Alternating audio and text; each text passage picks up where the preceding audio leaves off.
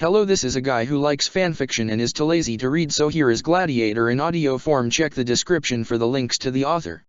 Chapter 26, Kyoshi's Air Savage Hook 3. The Grand Royal Dome was truly regal, there was no denying it. Zuko was amazed by every detail of its structure. The spotless marble tiles on the floor, the red carpets covering the stairs, and the red and golden ornaments gave the building a sense of magnificence he hadn't seen anywhere other than in the royal palace itself. Zuko had snuck out of his home clad in dark robes, wearing a hood over his face to conceal his features. He feared people might notice it was him no matter if he was dressed like this, but he had been right to guess they would leave him alone after spotting him in such a get-up. Guards weren't too keen on keeping watch on him nowadays. It was one of the sole things that he liked about being dejected by his father. Even the soldiers that saw him leaving the palace premises decided to let him be, knowing that, no matter whatever Zuko's business was, he clearly didn't want to be disturbed, and they had no reasons to disturb him anyway. He didn't know why he had bothered coming all the way to the Grand Royal Dome. Ty Lee had asked him to come, sure, but why had he gone with it? Why hadn't he just forgotten about her invitation? It probably would have been troublesome to ignore Ty Lee blatantly like that, but it would have spared him from spending a day in the girl's company, but he hadn't forgotten about their appointment. He had even been looking forward to it, despite himself. He guessed it was the price he had to pay for not having anything to do in the palace nowadays. He detailed the vestibule upon his arrival. People were leaving the stands after the fight between the light bearer and the pyro tornado, according to what he had seen in the board where the fights of the day had been written down. His eyes kept sliding towards the names of the two gladiators that would star on the upcoming combat, the Blue Wolf vs. Kyoshi's Air. His eyes narrowed at the thought of the Water Tribe man who had gotten to his bad side so easily only a week ago. He had fallen into such a troublesome situation because of him. He had spent the last days beating himself up for it, even when Mai and Ruonjian didn't seem to be upset about what had happened. He sighed and shook his head, trying not to think about that matter anymore. "Zuko?" asked the perky voice that belonged to his companion of the day, who had only just arrived at the dome. "Why are you dressed up like that? This is the arena, not some covered operation." "I wanted to be left alone," he replied, sighing. "Wearing clothes like these made it easier for me to get through the guards without having them force a palanquin on me." "Oh," said Ty Lee, blinking repeatedly. "Well, that's all good, I suppose. But we have to get moving already. We probably will get some lousy seats." With that, she grabbed him by the forearm and dragged him through the vestibule. Zuko had noticed two counters in the entrance hall, one behind which sat a young man who seemed to be in charge of the gladiators and their sponsors, and another one, behind which sat an older and chubbier man who dealt with the bids. "Didn't you want to go get good seats?" asked Zuko, frowning when Ty Lee stopped before the chubby man's counter. "Why aren't we going to the stands right away?" "Why, because I have to place my bets," said Ty Lee, happily. "It won't take long. Just give me a minute." Zuko sighed and waited for Ty Lee to finish writing in her bet on Sokka. He felt tempted to place a bet on the opposite gladiator merely out of spite, but he decided against it. He wasn't even carrying that much money with him, and what he had he wouldn't waste on something as pointless as a combat between slaves. Ty Lee proceeded to drag Zuko up the stairs once she was done placing her bet, and she led him towards a wide golden arch that opened the way towards the stands. Zuko couldn't deny the architecture of the arena had been thought out really well. The seats were properly spaced and placed in different heights, so that everyone would have a clear view of the sand pit below. Zuko gulped as he watched how the arena's maintenance staff cleaned the ring.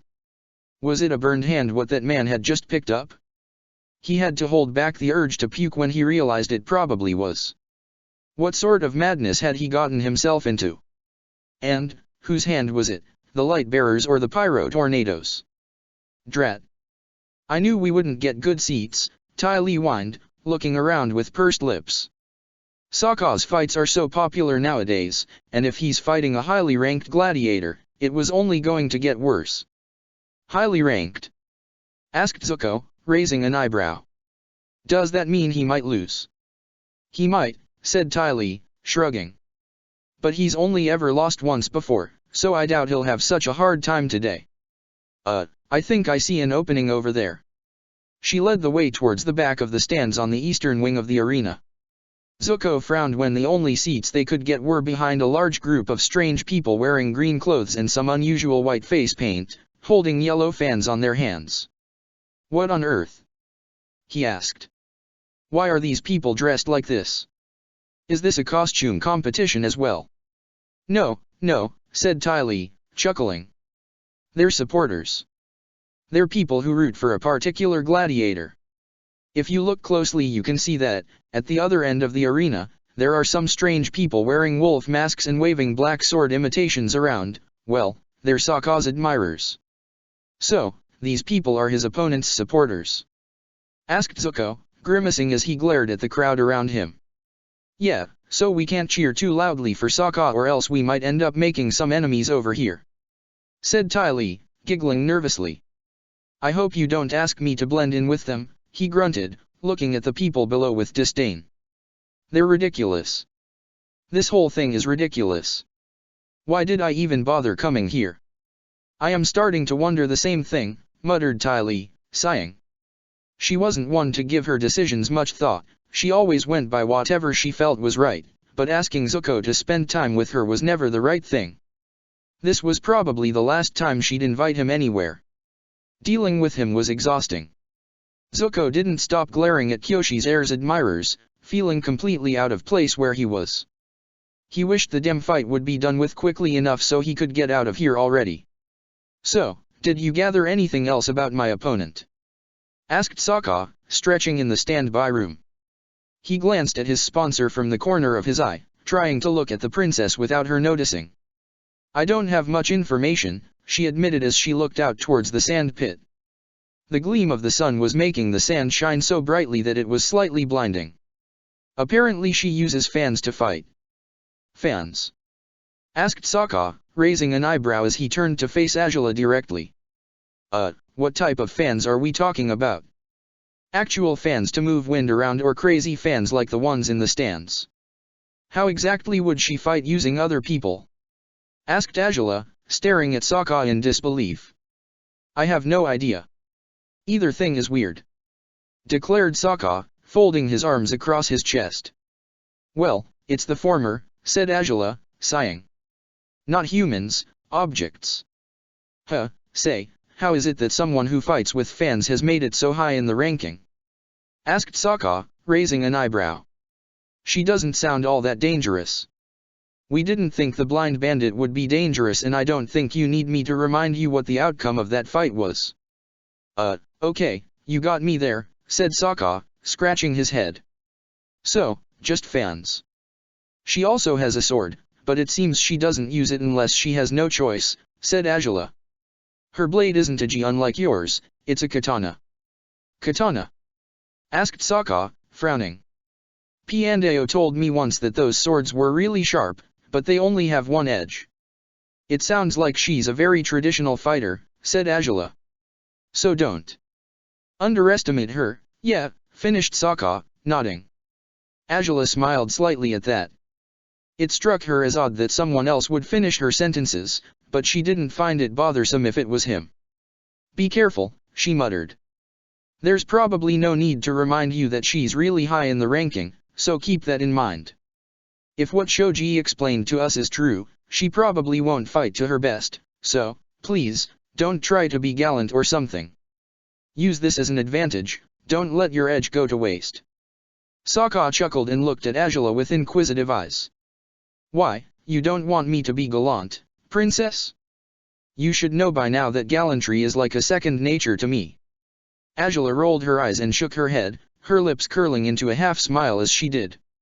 "A gallant savage, that's what some people would call a contradiction, you know.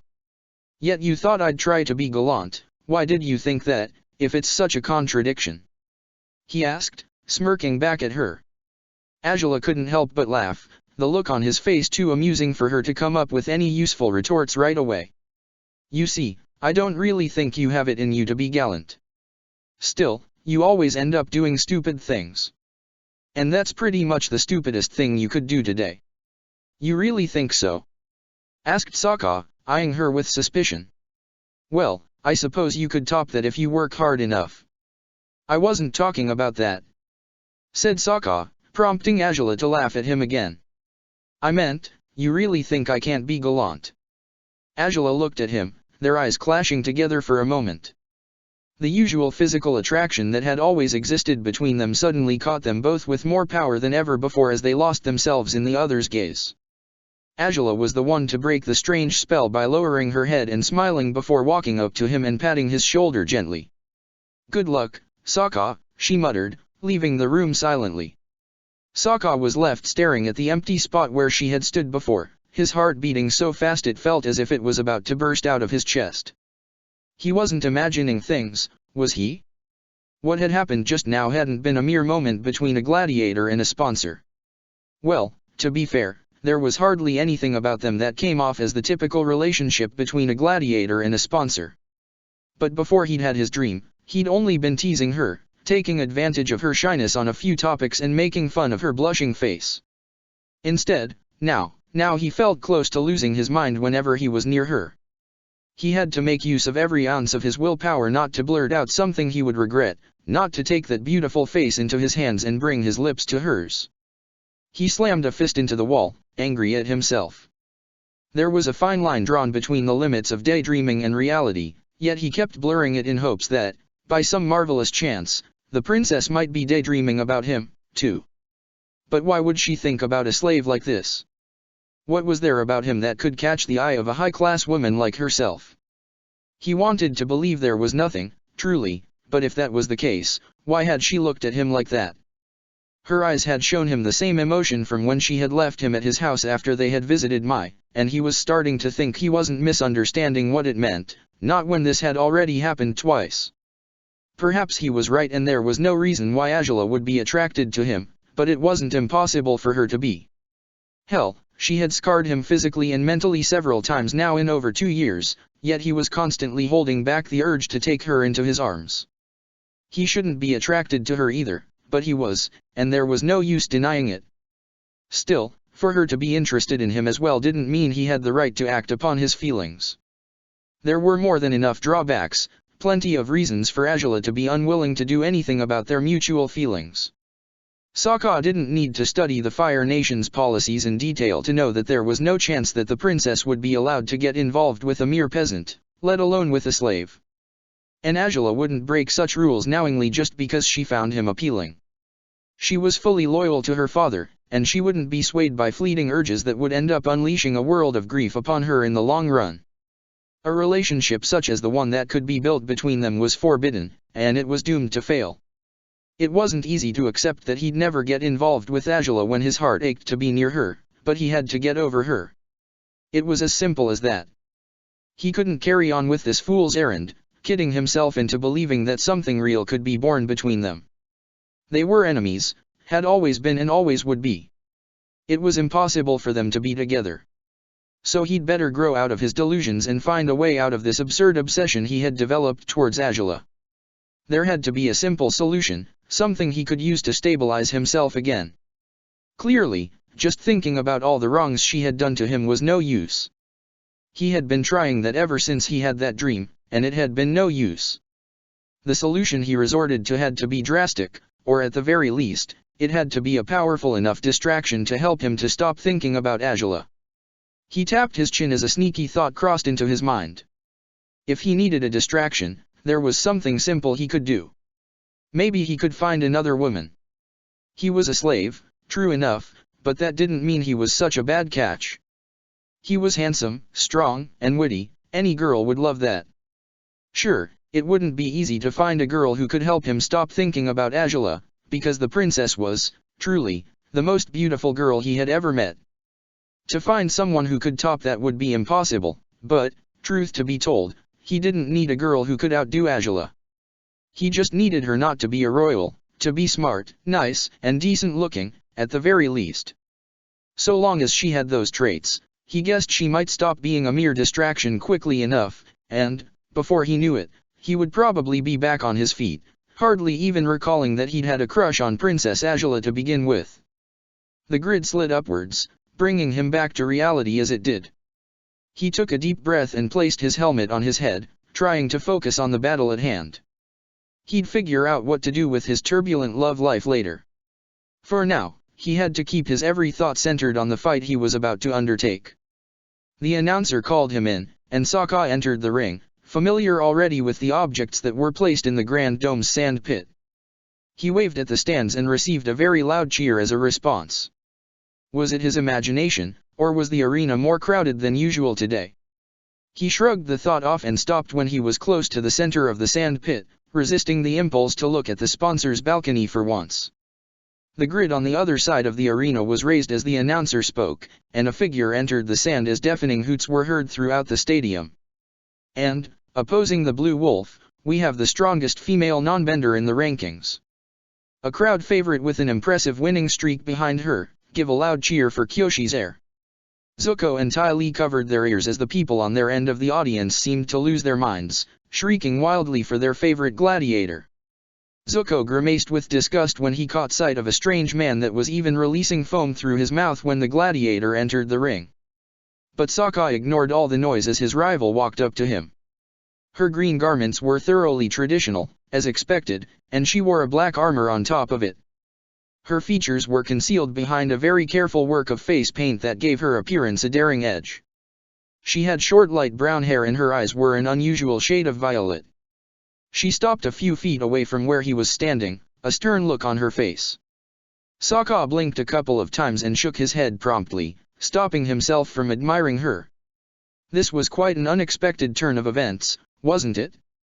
He would have never thought Kyoshi's heir would turn to be anything other than dangerous, and he was pleasantly surprised to discover otherwise. Perhaps his plans to get over Azula could be put in motion right away. The crowd finally settled down when the announcer ushered the fighters to begin sparring, letting them know the combat would last 20 minutes. Zuko frowned and looked at the two gladiators, not getting a good glimpse of the girl who would be Sokka's rival for today. Her horde of supporters had prompted him to dislike her before seeing her, expecting her to be a wimp, but as he saw how she stood, with her back perfectly straight and her fans at the ready, Zuko felt some respect towards her. Even if she was a gladiator, he could see she was a true warrior as well, and surely an honorable one at that. Kyoshi's heir held her two fans steadily in her hands as she eyed her opponent with intelligent eyes. Sokka frowned and realized she wasn't going to relinquish the fight despite the low bid. She wasn't likely to claw her way into victory, but it didn't mean she wouldn't attempt to triumph. The determination on her face made him smile as he unsheathed his sword, his eyes fixated on her figure. "Why, hello there," he muttered, smirking. Kyoshi's heir frowned slightly before replying to him. "Hello," she said, her voice kinder than Sokka had expected it to be. "Nice meeting you," he said, his smile widening at her response. "I'm glad you're a reasonable person instead of being as irrational as most people I've fought with. It's unusual hearing compliments in the sand pit," said Kyoshi's heir, clenching her fans tighter. She had been fighting in the gladiator business for over 7 years. It wasn't the first time she faced an opponent who tried to be a smooth talker. They used fancy words to distract her and they attacked when she least expected it, so she braced herself with that expectation in mind. "Is it, now?" asked Sokka, amused. "I wouldn't have thought so. The other gladiators must have been either too bloodthirsty or too stupid not to compliment someone like you." "Those who were stupid or bloodthirsty were defeated quickly," said Kyoshi's heir. "But I'll have you know that those who couldn't hold their tongues were beaten down as well." Sokka chuckled and swung his sword forward, finally getting in a proper fighting stance. "You've got the looks, got the personality, is there anything you're missing out on, Kyoshi's heir?" "The pride of having defeated the Blue Wolf, I suppose," she replied, smirking and leering at him, waiting for him to deliver the first blow. Sokka couldn't help but smirk at her sly remarks. This girl wasn't just any regular girl, was she? And, a few feet away, someone caught notice of the broad smile on his face. Azula's eyes grew wide in horror as she heard the words that were being exchanged down below. Her hands gripped the armrests of her chair firmly as she looked at Sokka with disbelief, unable to give credit to what was happening. What exactly was he doing? Why was he speaking like that? Why was he smiling at her? What was wrong with him? A man with quite a quick wit and a quick tongue too. Mused Kyoshi's heir's sponsor next to Azula, a man who had introduced himself earlier as Oyoji. You have hired a very interesting gladiator, princess. Angela ignored him, aghast as she was, snakes twisting up inside of her. This was merely a ploy Sokka had come up with to defeat Kyoshi's heir, wasn't it? He wasn't flirting with that woman, he wasn't. He couldn't be. There was no way he would do something like that with another gladiator. Our gladiator names are really cool, no kidding, said Sokka, moving Space Sword about as he spoke. But I'd really like to know what your real name is. Oh, so you want to get to know me better? Asked Kyoshi's heir, skeptical. How bold of you. I take pride on that, I'm not going to lie, Sokka snickered. Normally people introduce themselves before asking about someone else's identity, but, regardless. Started Kyoshi's heir, but Sokka interrupted her. Yikes, that's right. He said, chuckling. The name's Sokka, sorry about that. Kyoshi's heir's shoulders shook as she laughed as well, giving him a disbelieving stare. You really didn't need to say it, she muttered. I'll have you know I didn't come here to exchange pleasantries, I'm here to fight. So either you shift that flirty attitude of yours, or we're going to have a problem here. Hey, said Sokka, chuckling. Why the rush? We have 20 minutes. What's wrong about getting to know each other better? What's wrong is that you chose the wrong girl to play around with, Sokka, she said, shaking her head before lunging forward, her fans in tow. Oh, come on, said Sokka, jumping back and avoiding the stab Kyoshi's heir tried to deliver at his chest. You're quite forceful, you know. Why, I thought you liked girls with character, said Kyoshi's heir, opening her fans quickly and pivoting on her right foot, twirling and attempting to strike Sokka's shoulder now. Sokka noted she had a very interesting fighting style. Her movements were flowing and quick, and they would have been quite efficient if only she had reached her target. But she was faced against an opponent who knew exactly what to do to get out of her reach. Sokka leaped to the right, rolling on the sand and hopping on his feet again. Kyoshi's heir turned to face him and she held another stance, holding a fan near her head and the other close to her leg. By the stance, Zuko's eyes widened when he finally caught sight of the gladiator's face. Yes, her face was painted. Yes, she was wearing a huge golden ornament that didn't let him see her every detail. But the second his gaze fell upon her, he had felt something stirring within him. The determined look on her face, the position that she was currently holding, the harsh words she had spoken, all of them combined made her the most impressive woman he could recall having seen. Ty Lee, next to him, seemed a little surprised by Sokka's lady-killer attitude towards Kyoshi's heir, and she voiced her opinion a few times while the female gladiator hadn't been facing them. Zuko hadn't spoken his mind yet, and he was glad he hadn't. Now he had seen what she really looked like, he couldn't help but think that, if he had been in Sokka's position, he would have behaved in the same manner towards her. Or at least, he would have tried to behave in the same way. Okay. I can see you want to fight, so I guess I'll give you one, said Sokka, shrugging. But on one condition. We're working on conditions now.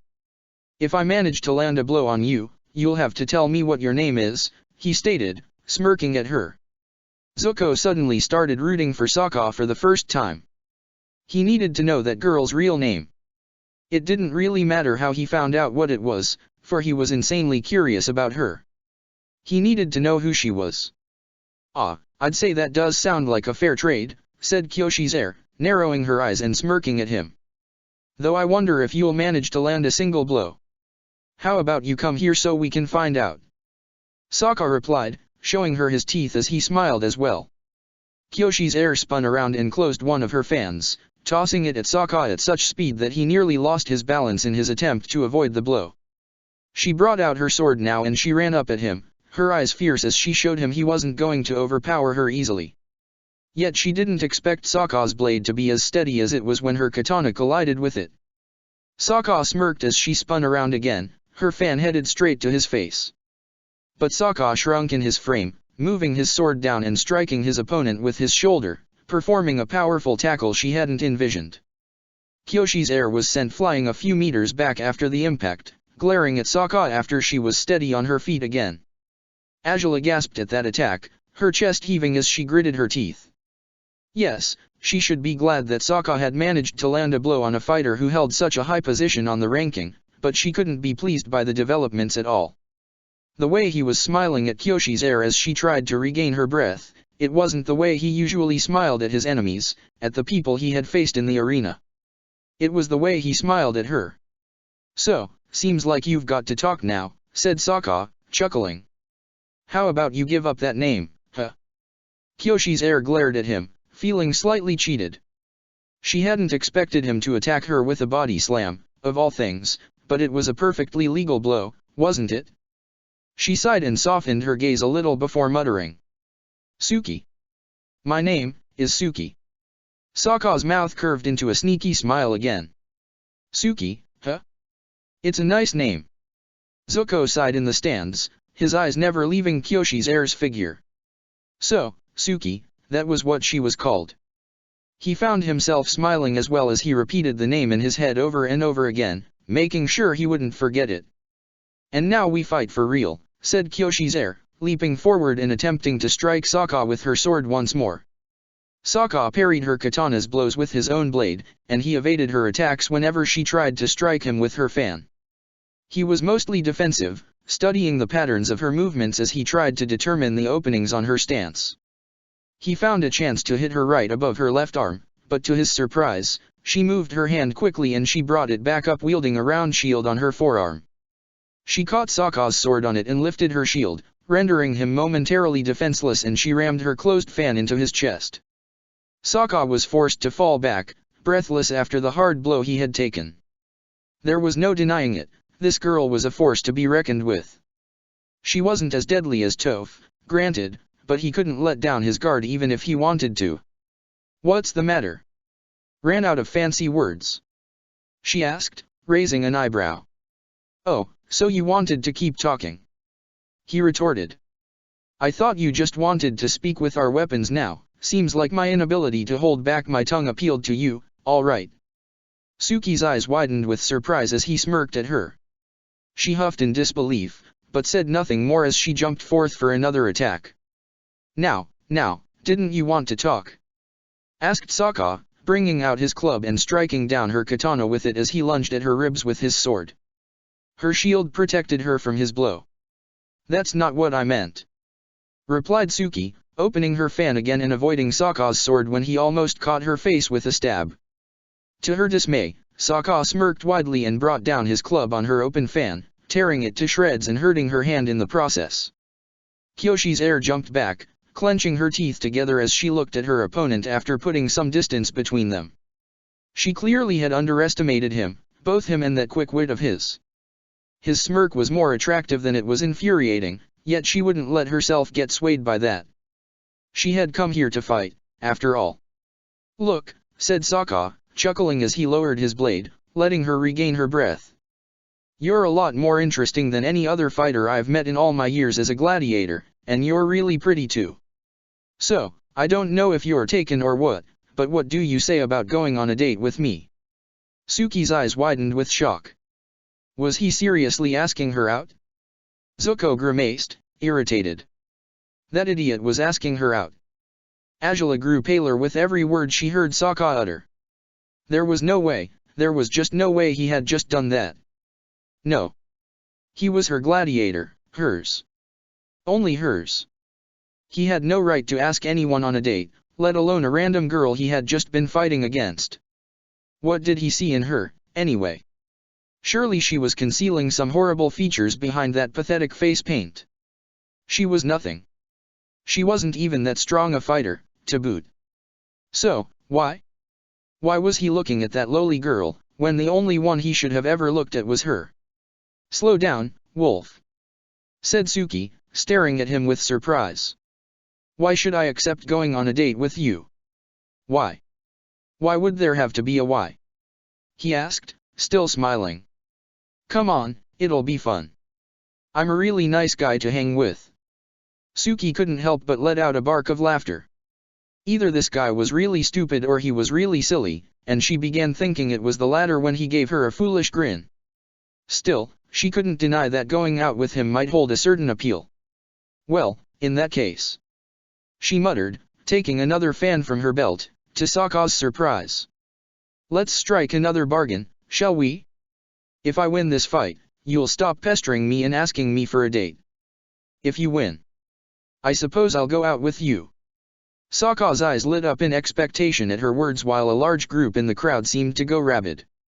The audience sitting at the eastern wing of the arena, comprised mostly of rabid Kyoshi's Heir's fanboys, began yelling at the Blue Wolf with rage, telling him to stay away from their goddess. Zuko himself wasn't too happy about the happenings, but he frowned and glared at Sokka, knowing there was no way he would beat Kyoshi's Heir if she fought to her best. A girl like her shouldn't lose, couldn't lose. Not to a flirty water tribe moron like Sokka.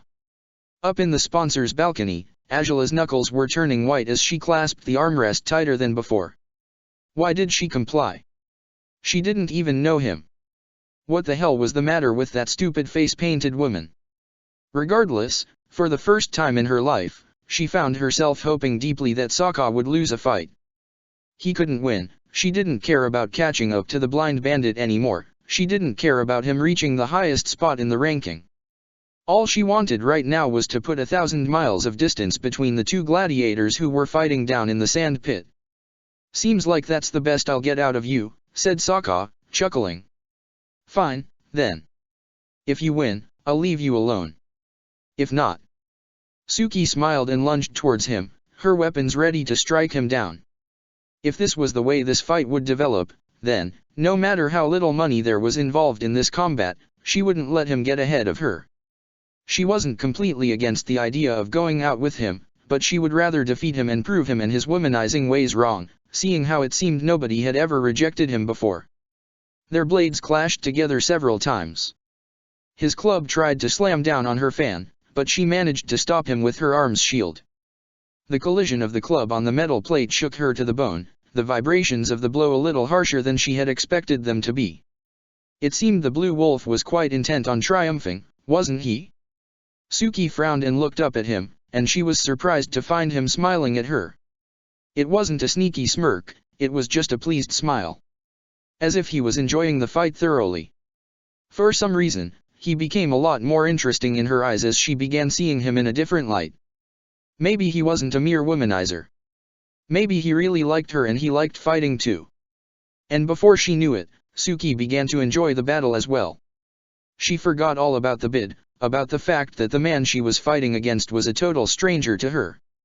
She continued attempting to strike him down, but now with a smile rather than a stern frown.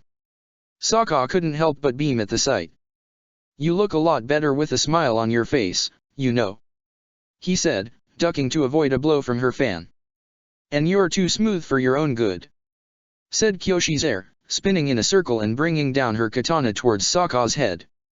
He jumped to the side and ducked, tripping and knocking her to the ground effectively. Suki was shocked, but she pushed herself back to her feet swiftly right before Sokka slammed his club down on the spot where her leg had been.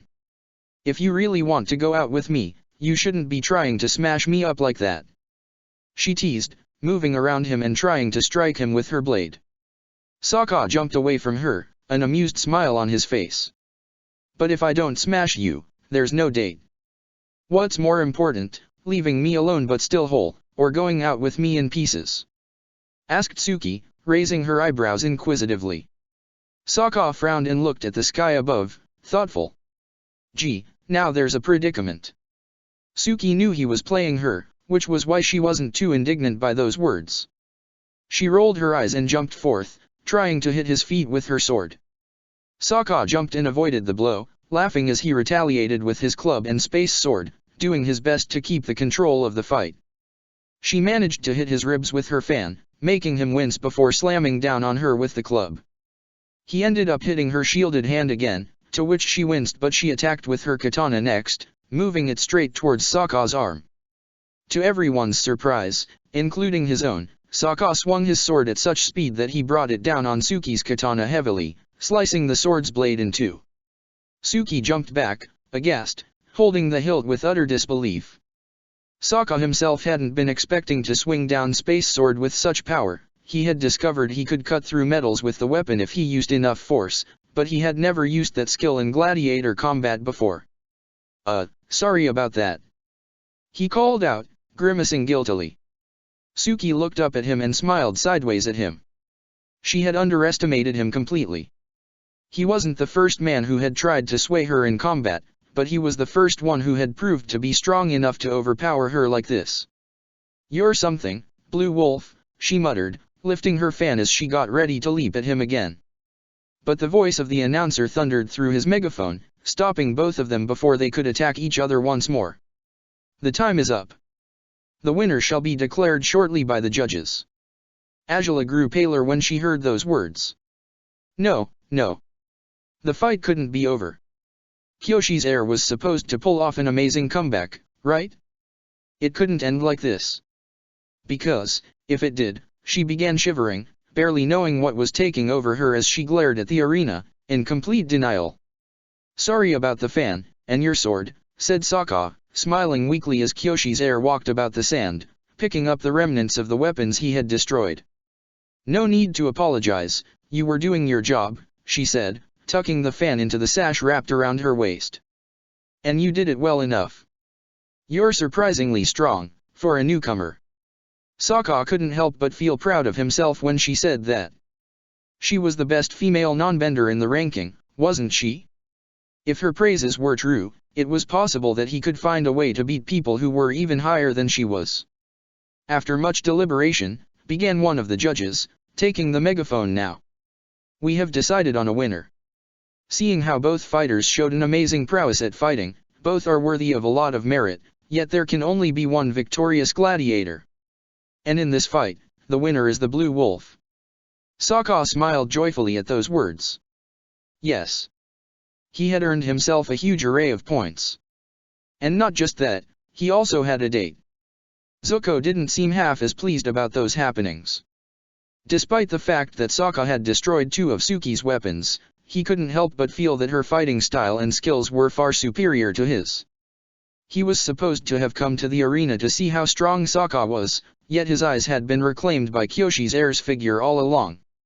As he watched her, all his problems, all his anger, all his sadness had faded away.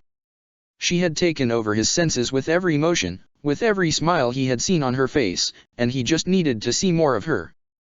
The gladiator business suddenly wasn't as disagreeable in Zuko's eyes as it had always been. Suki giggled, shaking her head in disbelief. She had never lost against someone so low in the ranking, yet she had been unable to keep up with the Blue Wolf's prowess. His skills were truly impressive. "So, you won," she muttered, and Sokka grinned broadly at her. "Yup. So, have we got ourselves a date?" he asked, eagerly. Suki couldn't help but laugh. Who had ever heard about a slave being able to go out on a date? She didn't know for certain what Sokka's circumstances were, but perhaps being the princess's gladiator held some perks she hadn't been aware of. It seemed he had no issues with hanging out with someone like her, with walking down the streets amongst the noblemen who would likely look down on them, but if he was such a particular man, she would likely enjoy his company. "Meet me at twilight, at Dong's noodle store," she said, smiling at him before turning around, headed back towards the standby room she had entered the arena from. Sokka couldn't help but beam joyfully at the prospect. It had been a good day. He'd won a big fight, and now he had a date. His lousy fortune was turning around lately, because now he had managed to take his first step towards getting over Angela.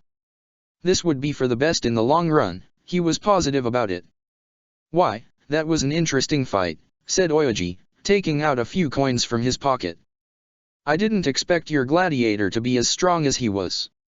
You have chosen a good man to sponsor, princess." He handed her the money, but he stopped on his tracks when he found the princess to be hunched over, her elbows on her knees as her hands went to yank her hair. Her strange posture made him blink a few times, utterly confused, before deciding to place the coins on her chair's armrest and taking his leave without another word. Angela didn't take notice of him or of the money he had left beside her. All she could do was shiver and continue telling herself that this was just a bad dream. Sokka, he couldn't have. Why would he have? But reality came crushing down on her, with more force each time. Yes, he had asked that girl out, she had heard his words clearly enough. So, what did that mean, then? What was this supposed to translate into? Did it mean that he would behave like this with any girl that caught his eye? Was it that he'd always flirt stupid and charmingly and ask them on a date if he liked them? He'd never asked her out like that. But then, did it mean all the teasing, all the laughing, all the smiles he had shown her, all of them had been lies? She couldn't believe it.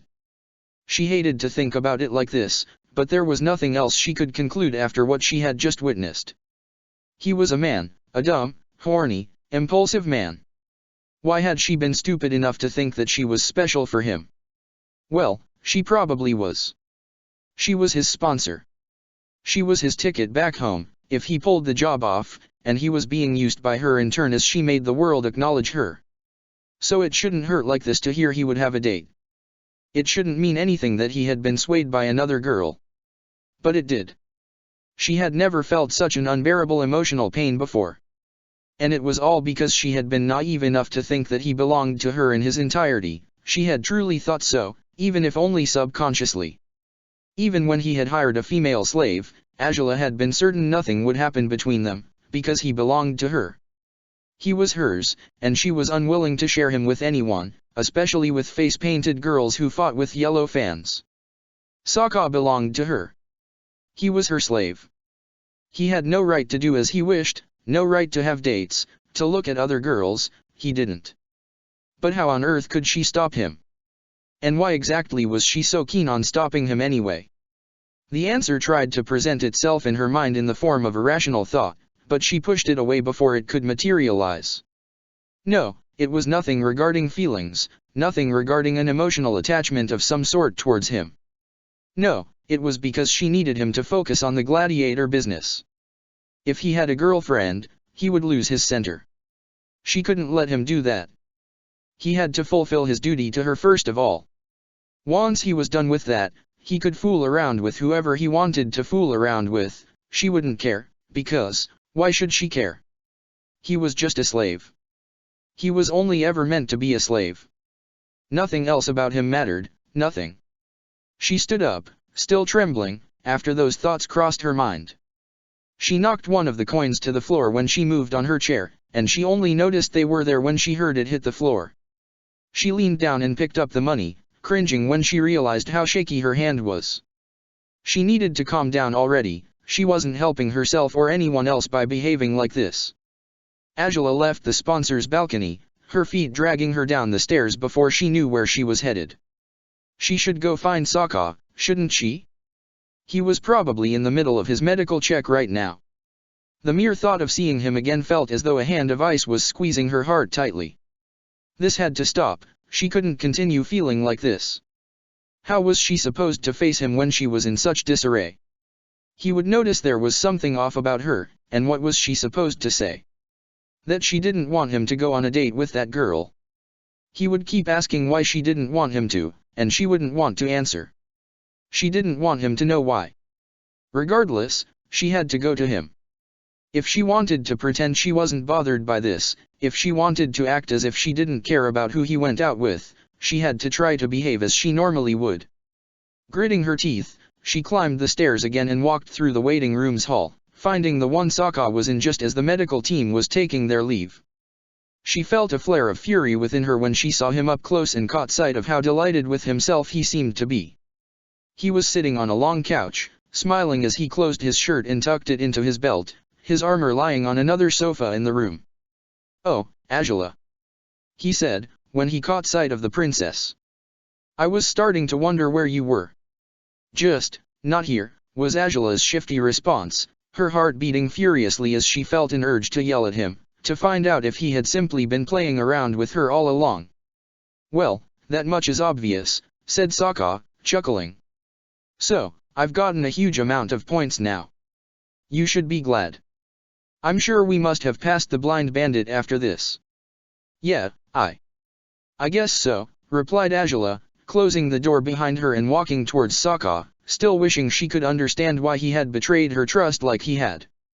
"I really think I outdid myself today," he said, smiling broadly. "That's probably the best fight I've put so far." "Huh. I mean, considering how strong she was. To think I was up to her level baffles me. I suppose I had a few advantages, but still." "Yes, You did, Angela agreed, gazing at the curtains that hung over the room's window. You already were counting on her not fighting to her best, and then you got yourself another advantage. It was quite creative, what you did out there today. Flirting to get her to lose focus? I would have never thought you'd do something like that. It seemed unnecessary to me.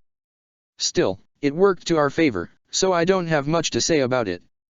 Whoa, whoa, whoa, said Sokka, raising his hands in signal of defense. I wasn't flirting just to get her to lose focus. Why you weren't? Asked Angela, feeling again that cruel icy grip around her heart as she continued staring away pointedly. So, you're saying you meant every word you said? Well, you saw her, didn't you? Asked Sokka, smiling again. She's really cool. She's strong, she's witty, she's pretty. Pretty? Asked Angela, with a skeptical laugh.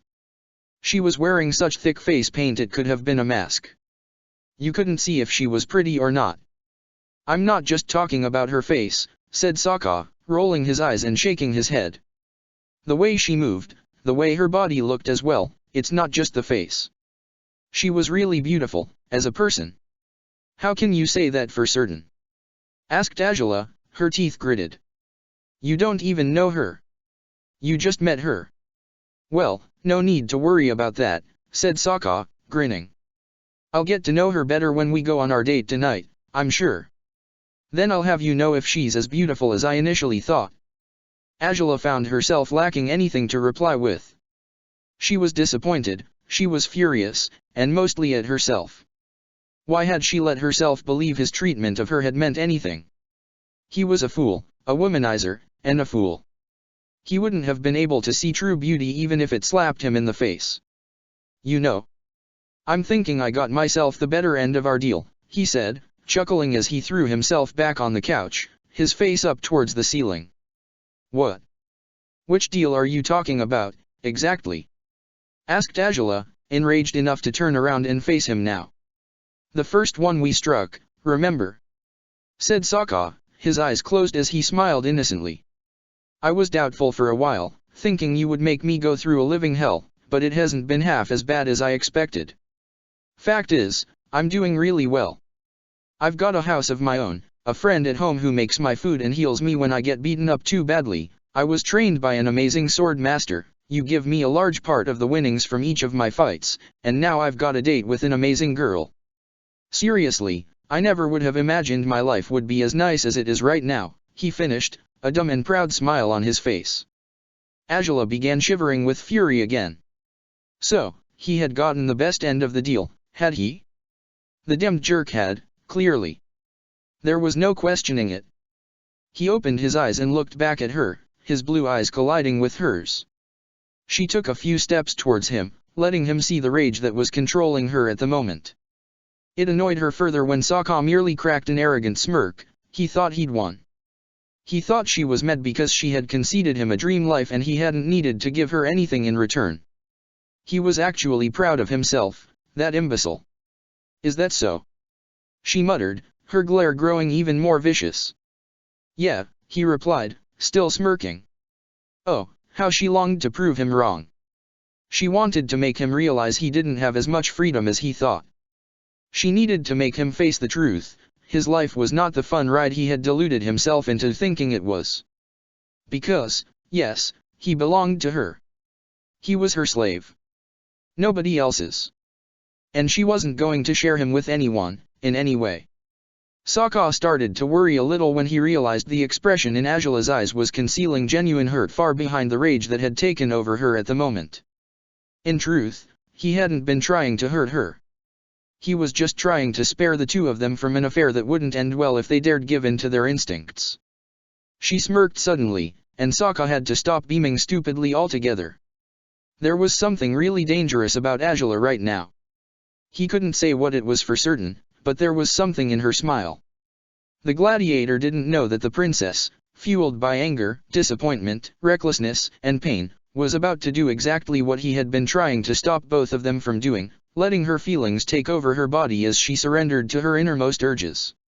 Her hands went to the couch at either side of Sokka as she leaned down, her eyes fluttering shut a second before her lips collided with his. Sokka did the exact opposite to what she had just done, his eyes growing wide in shock as he began to process what was happening. He gasped in surprise, and Azula took his motion to mean he was welcoming a deeper kiss. The second his lips parted from one another, she took the chance to slide her tongue into his mouth, her hands going to his neck now as she held him in place. Sokka was the one shivering now, not knowing what to make of this. There was no way Azula was kissing him. She couldn't be, it was downright impossible. Why would she do it? And after he had been flirting with another girl, to boot. Was she showing him that she wouldn't let him out of her grasp without a fight? Was she trying to prove him that she was far better than that other girl? Well, of course she was. She had always been. He knew she would always be superior to any girl he could ever meet. But she couldn't be his. They couldn't be together. Suki was a gladiator, a slave just like himself. Azula, she was a princess. And it didn't matter how thoroughly he enjoyed the taste of her lips, how he felt jolts of pleasure at every caress of her tongue, it could never happen. But it was happening. Sokka wanted to keep himself lucid, he didn't want to slip into this madness thoughtlessly, but how could he resist? Why should he resist, when she was the one who had flung herself at him? Azula was the one who had succumbed to temptation, not him, so he shouldn't feel so bad for letting himself go with it, right? Because he had wanted to do this for longer than he dared admit. To feel her lips against his, to inhale her breath, to have their tongues clash together. His eyes closed slowly and his hands made their way towards her, grasping her arms and pulling her to him. Azula was surprised by that response, she had half expected him to push her away, to ask her why she had done that. She had never thought his tongue would begin moving as well, his lips pressing to hers as he made her climb atop him. She had to place her hands on the backrest of the couch as her legs went to either side of him, his hands resting on her hips as he brought her closer to him. Azula couldn't quite process what was happening anymore, amazed as she was by his skilled motions. The way he kissed her sent shivers down her spine. She surrounded his neck with her arms as she gave him the reins of their endeavor, her fingers slipping into his hair. Sokka's mind grew blank as he devoted himself to the moment completely. Because, for all he knew, this might be the one time he would have her in his grasp. His hands moved to her back and then they slipped a little lower.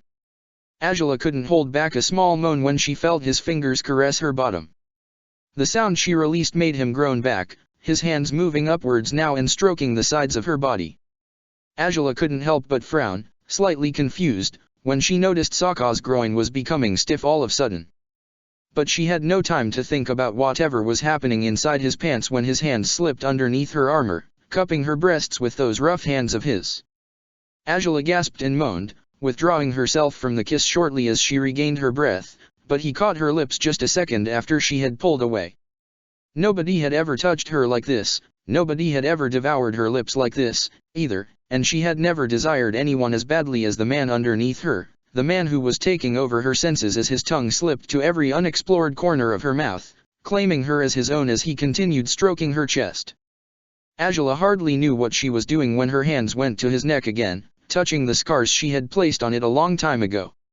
She dove into his mouth in an attempt to assess her control over him once more, as she attempted to slide her tongue out of his control and into his mouth. The struggle carried on for longer than they could tell, neither willing to surrender, as ever. His hand slipped down to her buttocks for the second time, hers went to his chest, the chest that had enticed her months ago at Piandeo's mansion. To think she had finally gotten her hands on it. Moans and groans were exchanged as their arousal grew. Azula had no doubts left regarding what the bulge between Sokka's legs was. She had no clue she could produce such an effect on a man. And it wasn't just any man, it was him. It was Sokka, it was Sokka. His hands cupped her buttocks tightly and she shivered at his touch. Goosebumps ran all over her body, and she tried not to lose control of herself, but it was becoming increasingly difficult to keep her head clear with every passing second. The unspoken words exchanged by their caresses and kisses were delivering a very clear message, the message she had wanted to convey through her actions: he belonged to her. And his response told her that she belonged to him as well. And nothing could change that truth, not a face-painted gladiator, not the prejudices regarding their positions in the world. None of that mattered. Right now, she wasn't a princess. He wasn't a slave. She was only Angela, he was only Sokka. And they were drawn to each other by forces of attraction that were completely beyond their control. Sokka's arms pulled her body closer to him, her legs spread wide as their bodies came into full contact, their tongues still involved in a wild dance until their lungs begged for air. Sokka relented to his need for breath despite not wanting to, still desiring more of her. He kissed her lips one last time as she pulled away, his hands now playing with her long dark hair. They panted, their chests heaving as their foreheads remained linked for a moment. Sokka opened his eyes at last, looking at her in awe. He hadn't had enough of her, he probably never would. Her lips were so delectable that he only wanted to kiss them again. But Angela moved her head to his shoulder, still breathing with difficulty. Sokka's hands went to her hips as he began processing the way he had touched her, the way he had kissed her, of all people. His sponsor, the Fire Lord's daughter. The more he thought about it, the more he wondered what the hell had gotten into him. This was exactly what he had been trying to fight against, but he just hadn't been able to hold his own against her seductive ways. Angela finally seemed to have regained her breath, seeing how her chest wasn't heaving as before. Sokka looked down at her for a moment, wondering what he should say, what could he do to make this situation less troublesome than it was. But Angela was the one to make a move. She lifted her head again, her lips going to his ear, as she spoke a sentence coated with poison. "Have fun on your date." Sokka's eyes snapped wide open when he heard her words. His date, he had a date. There was still a world beyond the waiting room in which they had been locked. And Angela had kissed him. She had jumped on him as soon as she had found a chance to do it. And she had finished her deeds of the day by uttering those words viciously at him. She knew. Somehow, she knew everything. She knew he had been dreaming about her, she knew he desired her with every fiber of his being, and she wanted him to keep feeling that way. She wanted to make him hers completely. She had noticed he had been about to break free from her spell, so she had cast it once again, with 10 times more power than before. She had done it all just to drive him into a corner, to make sure he would be completely unable to get her out of his mind ever again. Angela pushed herself off the couch, without sparing one last glance towards the gladiator. She walked to the door, her head held high, and she exited the room. Sokka followed her with his gaze. He had been played, he had been stupid enough to think he had the upper hand in the war they were fighting, and she had proven him wrong once again.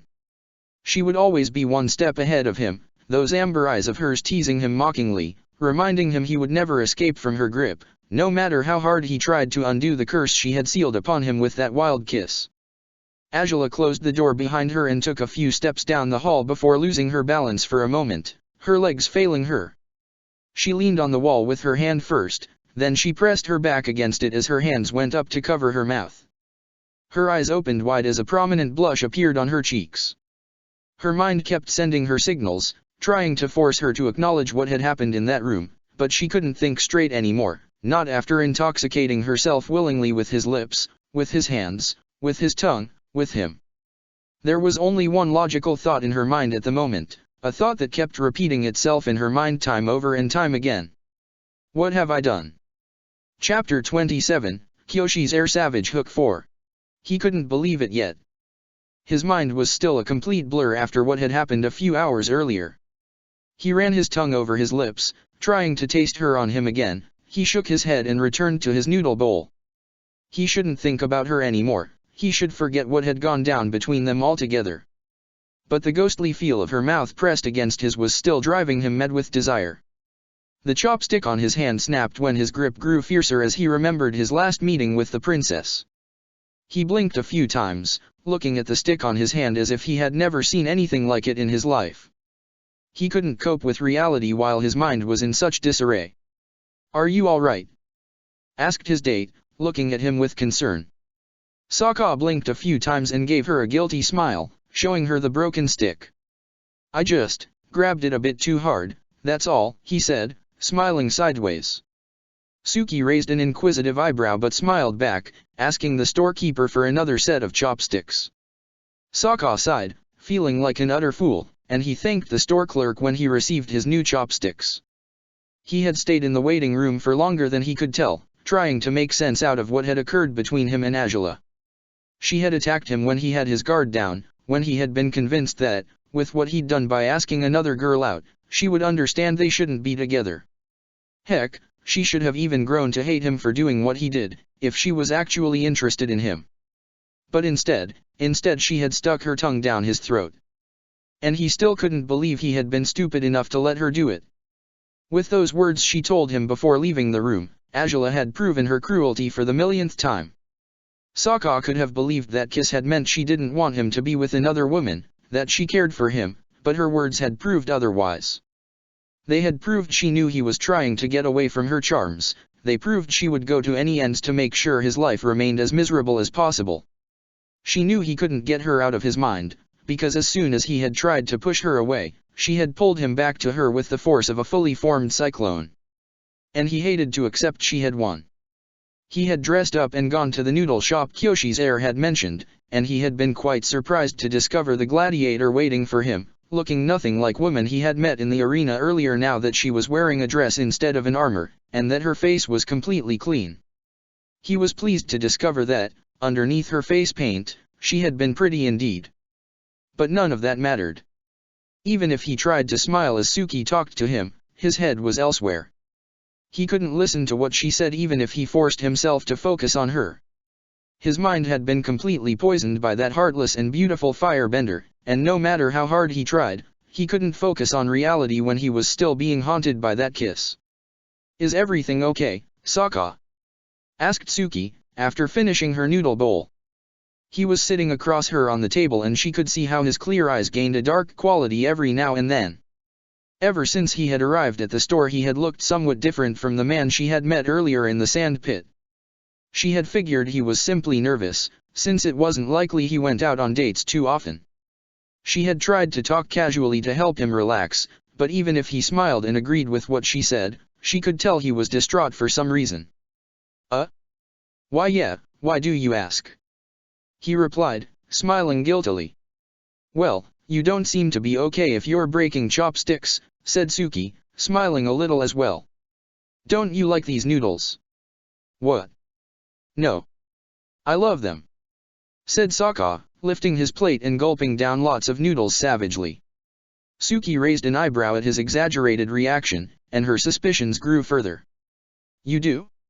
Really?" she asked. "Look, if you wanted to go someplace else you could have said." "And no, there's nowhere else I would have gone," said Sokka, interrupting her. "I don't even know any other places. So yeah, this was fine. A good place for a good date." Suki raised an eyebrow, still insecure about what he was saying. In her humble opinion, this wasn't that much of a good date. She had only been on one date before, quite a long time ago, and even though it had been disastrous, it hadn't been as strange as this one. At least back then she had been sure the guy was interested in her. "Well, good, then," she muttered, still looking at him with uncertainty. "Then, if that's not what bothers you, what's the matter?" "Why would you think something bothers me?" asked Sokka, trying to shake the matter off with a laugh, but his words came off as sarcastic instead. "Because you were way more enthusiastic about this when we were at the arena," said Suki. "Did something happen to you, or is it I'm not what you expected?" What? "No. You're perfect as you are," said Sokka, shaking his head frantically at first before sighing and placing his elbows on the table, his hands going to his hair. "Okay, I suppose there's no point in denying something weird happened to me, but I really don't feel comfortable talking about it. Not here, not now." Suki blinked a few times, surprised by his confession. So there was something bothering him indeed. "So, is that why you're acting like this?" she asked. "Yeah, and I'm sorry about it," Sokka muttered. "I didn't mean to be such a lousy date." Suki giggled slightly and shook her head, shrugging the matter off. "Truth to be told, it was all too good to last," she said, still smiling at him. "A strong, handsome gladiator, witty and interesting. There had to be something about you that wouldn't let this work out properly." What do you mean by that?" asked Sokka, aghast. "It's hard to explain," admitted Suki. I've been in the gladiator business for almost 7 years, and never had I faced an opponent like you. Granted, I've handled some men who are much stronger than you, but none had been witty and flirty as well. I'll try to take that as a compliment, said Sokka, smiling a little. But there's the thing, we are gladiators, said Suki, her eyes darkening a little. Even if it's fun to think we can have a life like the one honorary citizens have, we'd be kidding ourselves. We're supposed to put our necks in the line, fight to our best in that sand pit, and we don't even know if we'll come out alive. Romance seems ridiculous when that's the life you've lived for 7 years. I see now, muttered Sokka, pursing his lips a little. He had never thought about the matter under that light. Truthfully, his life was way too simple because Azula had granted him every little thing he could have asked for. Most gladiators didn't have the same luck. In that case, why did you accept to go out with me? I suppose I was intrigued, Suki said, shrugging. I wondered what it would be like for me to attempt to have a normal life, as if I wasn't actually a slave. And I guess I've let you down after this, said Sokka, grimacing. I'm sorry. Suki laughed and shook her head, patting his hand over the table. You're not to blame, Sokka. Yeah, I am, he said, looking up at her.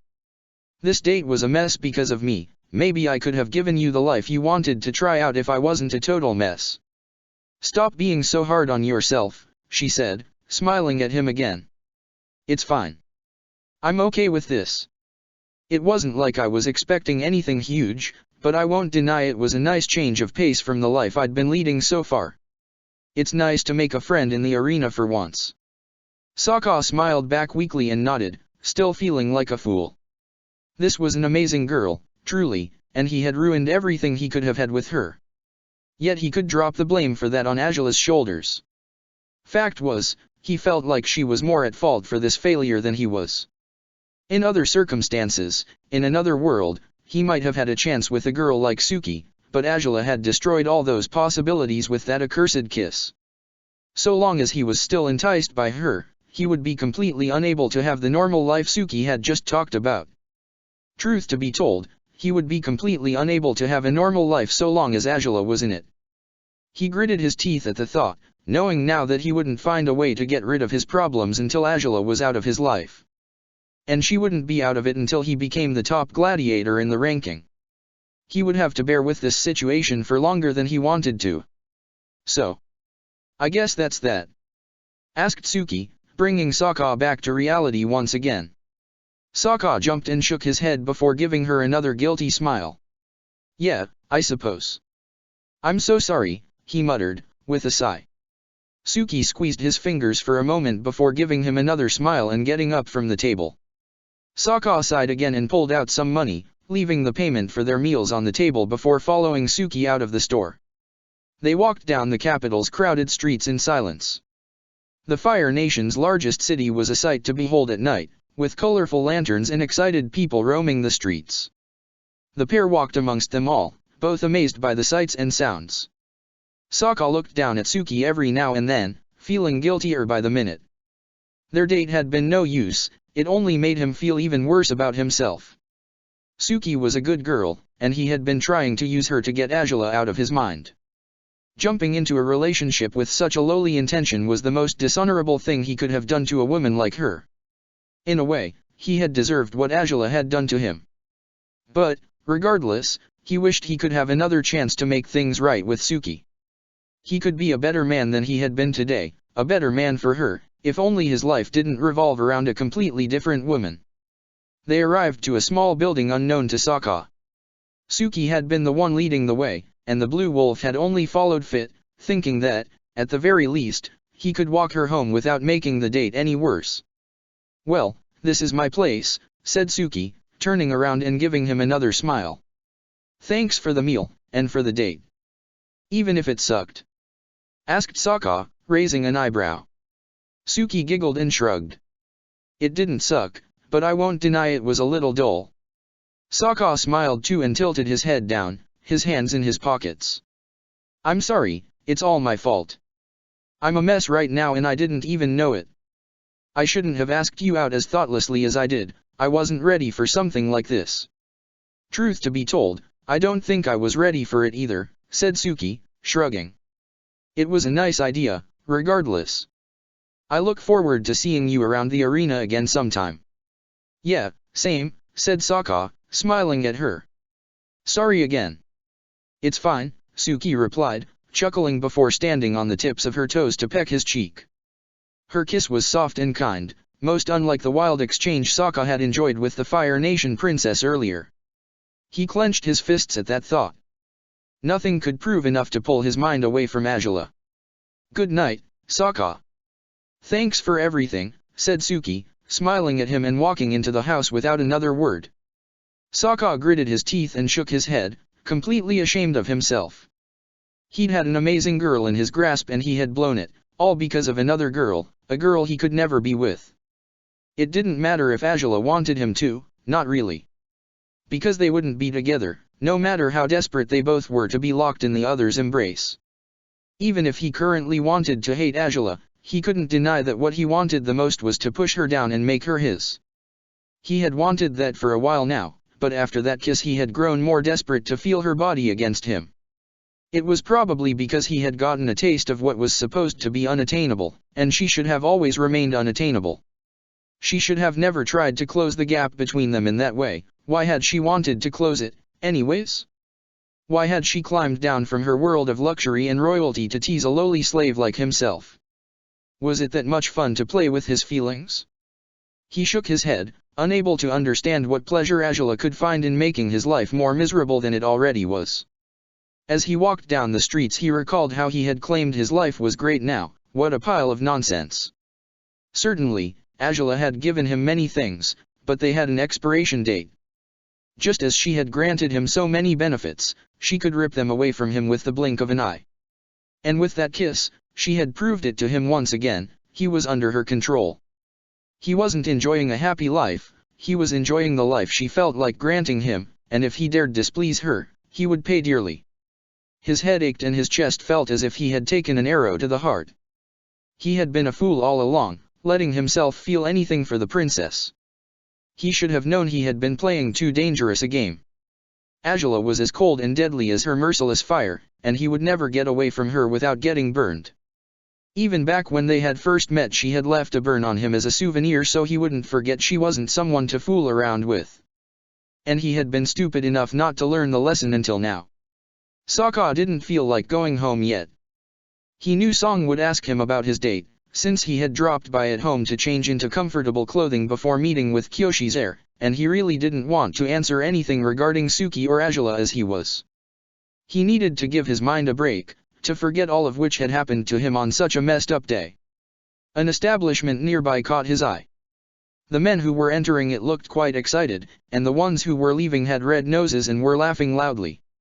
Apparently, not all noblemen in the fanciest circles of the Fire Nation behaved with dignity. But the tavern lured Sokka in. He had only drunk alcohol twice in his life, and he had never been too enthusiastic about alcoholic beverages. Still, he would welcome any form of liquor gladly right now. He wanted to forget all of what had happened, to close his eyes and pretend he was back home again, that there was no war to worry about, no Fire Nation taking over the world and no princess to lust after fruitlessly. The wheel of fire was powerful and steady, to her satisfaction. Azula blasted it with full force, casting it towards the scorched wall at the other end of the Agni Kai chamber. Azula stood alone in the platform, her golden eyes fixed upon the fire that was fading away now. She should have felt proud to see the blackened marking on the wall had grown more intense after her attack, but it wasn't pride she felt right now. She hadn't come down to the Agni Kai chamber hoping to singe the walls. She had resolved to return to the palace right after her legs had regained their strength and she could walk properly. She had ordered the palanquin bearers to take her back home immediately, and they had obeyed her without a second thought.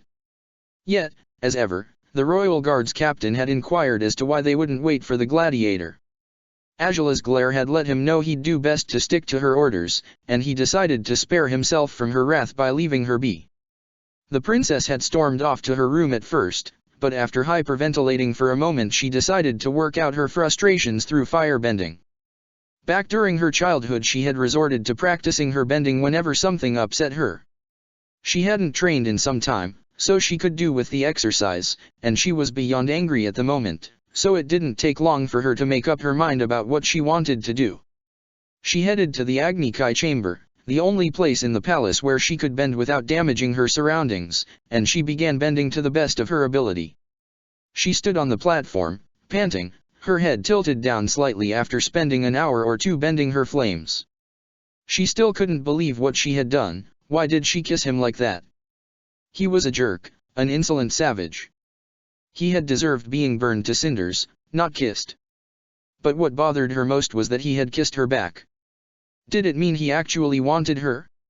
Did it mean she hadn't misinterpreted the signs he had sent her earlier? She gritted her teeth and sent an array of fire into the air with her legs, kicking her azure flames at invisible enemies. Yes, she probably had seen things for what they were. Sokka had wanted her, Sokka had been interested in her since the day they had met. That comment on her blue fire had been enough to betray the fact that he was attracted to her even when they were enemies. And now they weren't enemies, but there was still a wall between them they weren't supposed to climb over. Therefore, even though she was appealing to him, he would run off to find women who could provide him the fun that she couldn't give him. Well, if that was the case, fine. She didn't need him or his rough hands, or his forceful lips, or his dazzling blue eyes. She screamed in rage when her thoughts made her long for him again. Blue fire erupted from her mouth, spreading upwards as she held her hands balled in fists, releasing fire through them as well.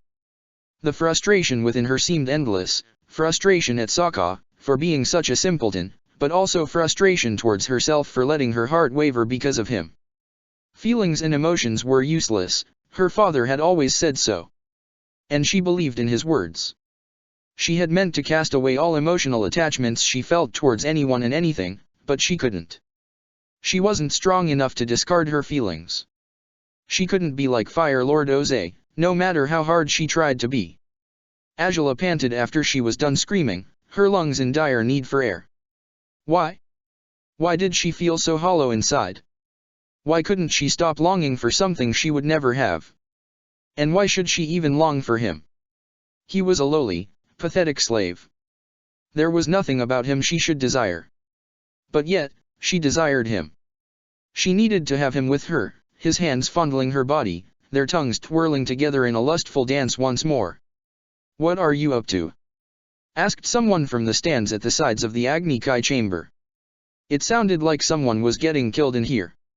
Angela turned around at the sound of that voice. The black-haired earthbender didn't look back at her for obvious reasons, but it seemed she didn't need her eyesight to figure out where Angela was. For the first time ever since she had met the blind bandit, Angela found herself wishing the girl had killed Sokka when she'd had the chance. "Get out of here," Angela snapped. "You have no business with me. You sounded really mad for some reason. I sensed your screams when I walked down the hall, and I couldn't help but wonder what was eating you," said Toph, shrugging. "Did the dog lose today?" He didn't lose," Angela muttered before she could hold her tongue. "Sokka's victories shouldn't be the blind bandit's concern." "Then what's the matter, Jewel?" asked Toph. "Seems like you're damn annoyed by something." "Don't call me that," Angela retorted, her eyes flaring at the sound of the nickname. "And, as I said, whatever annoys me is no business of a petty slave like yourself. Get out of here if you don't want me to burn you to ashes." "Huh," said Toph, smirking. "Burn me to ashes, you said? Sounds like fun." "What?" muttered Angela, surprised. "To me, it sounds like you're pissed as hell," said Toph, chuckling. "And I've heard a few things about your skills. Word is your fire bending is astonishing. So, why don't you show me what you've got? I'd like to know how strong you are, exactly." Angela frowned and eyed the earthbender with curiosity. That wasn't such a bad idea. Well, there was the chance they would destroy the palace in its entirety with their bending, but it was a risk she was willing to take, for her anger never failed to make her reckless as well. She had secretly wanted to have a good fight with Toph ever since she had watched her in the arena all those months ago. The girl seemed really powerful for her age, just like Angela herself. A match between them was likely to be legendary.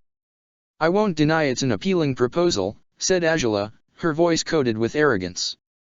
"Yet I'm afraid that, in my current mindset, I'll end up killing you by mistake. Oh, I'm so scared, said Toph, rolling her eyes. I would have thought that, after what I did to your dog, you'd know better than to underestimate me like that. You'll end up becoming a princess puree after getting squashed between two rocks. Ah, will I, now? Asked Angela, her lips forming a dangerous smirk. How about we settle, for once and for all, which one of us should be cowering in fear, then? Toph chuckled and raised her hands, ready to boost herself all the way to where Angela was standing with the help of her earthbending. What are you doing, Toph? Sounded another voice on the entrance to the chamber, startling the two girls. Iroh? Asked the earthbender, turning around and looking at her sponsor in surprise. She had been so focused on her squabble with Angela that she hadn't noticed his presence until just now. Oh, nothing. We're just going to have a friendly fight. A friendly? Asked Iroh, eyeing his niece with distrust. Angela delivered a fierce glare at her uncle, and he merely gulped, wondering what had ticked her off this time. He was no stranger to Angela's tradition of locking herself up in the Agni Kai chamber to work out her anger whenever someone displeased her. He didn't know she still resorted to it nowadays. You told me she's a pretty tough bender, said Toph, enthusiastically. You said she might be stronger than her father already, so I wanted to try her out for myself. Iroh continued staring at Angela, a frown growing prominent on his brow. He didn't doubt Angela might be stronger than her father at this point, but that only made him less willing to allow Toph to battle her. Yes, Toph was an amazing earthbender, but Angela looked mad enough to wreck the whole city with the strength of her blue fire.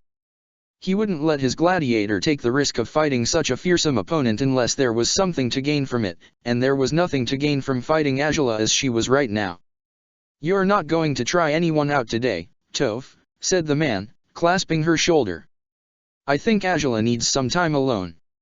Angela was glad for once that her uncle had managed to see through her. She would have likely ended up killing Toph indeed, and doing that wouldn't be any use to her right now. The only person she felt like hurting at the moment was a blue-eyed water tribe man, and, against her better judgment, she wanted to kiss him far more than she wanted to hurt him. But she was okay with it. Toph whined. Come on, spicy princess.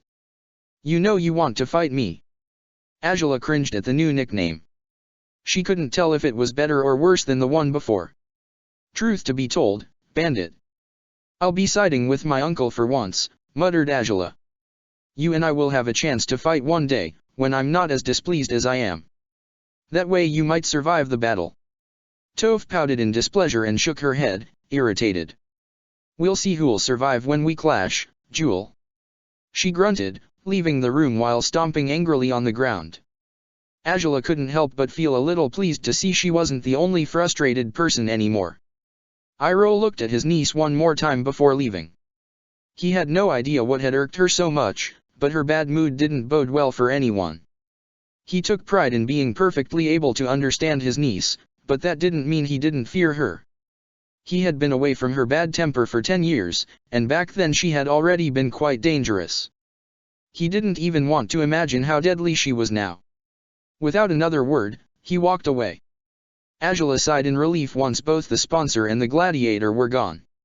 She looked down at the ground, a nasty feeling of loneliness making its way through her.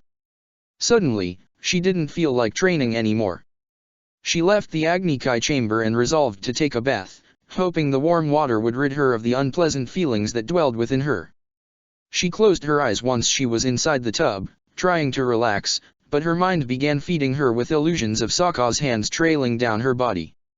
He had even groped her, no man had ever touched her like that before. She had never thought she would enjoy being caressed in such a manner. She had lacked physical contact with people during her entire life. It was a little hard to take during her childhood, seeing how the other kids she knew didn't have the same problem. But she had grown used to hardly ever being touched by anyone, and she had convinced herself it was better that way. Until now. She had been touched, kissed, and held by the man that kept taking her breath away. By the man who had flirted with her for months now. The man who was at the core of most her thoughts and desires. And then he had jumped straight into the arms of the next woman he had seen. She sank in the water at that dreadful thought, leaving only her nose and mouth out in the surface. She wanted to disappear, to fade away into oblivion. Why had she been so stupid? She really didn't mean anything to him, she was only a girl he could look at and tease, yet she'd never be more than that. She didn't deserve more than that, likely. She sighed and got out of the bath, feeling even worse than before. Her chest burned, but not with excitement, with disappointment. With sadness. With anger. And it was all directed at herself, because she had deluded herself into believing they could be something more. Because, indeed, she hadn't given much thought to the matter, but, subconsciously, she had thought something else would be born between them. And discovering otherwise had been heart-wrenching. She clothed herself before hearing a knock on her bedroom door. She stared at it, her heart filling her with hopes that, perchance, Sokka might have come to her. The door opened, and, to her dismay, a pair of old ladies stood behind it. How many times could she make a fool of herself in one day? Of course Sokka wouldn't come.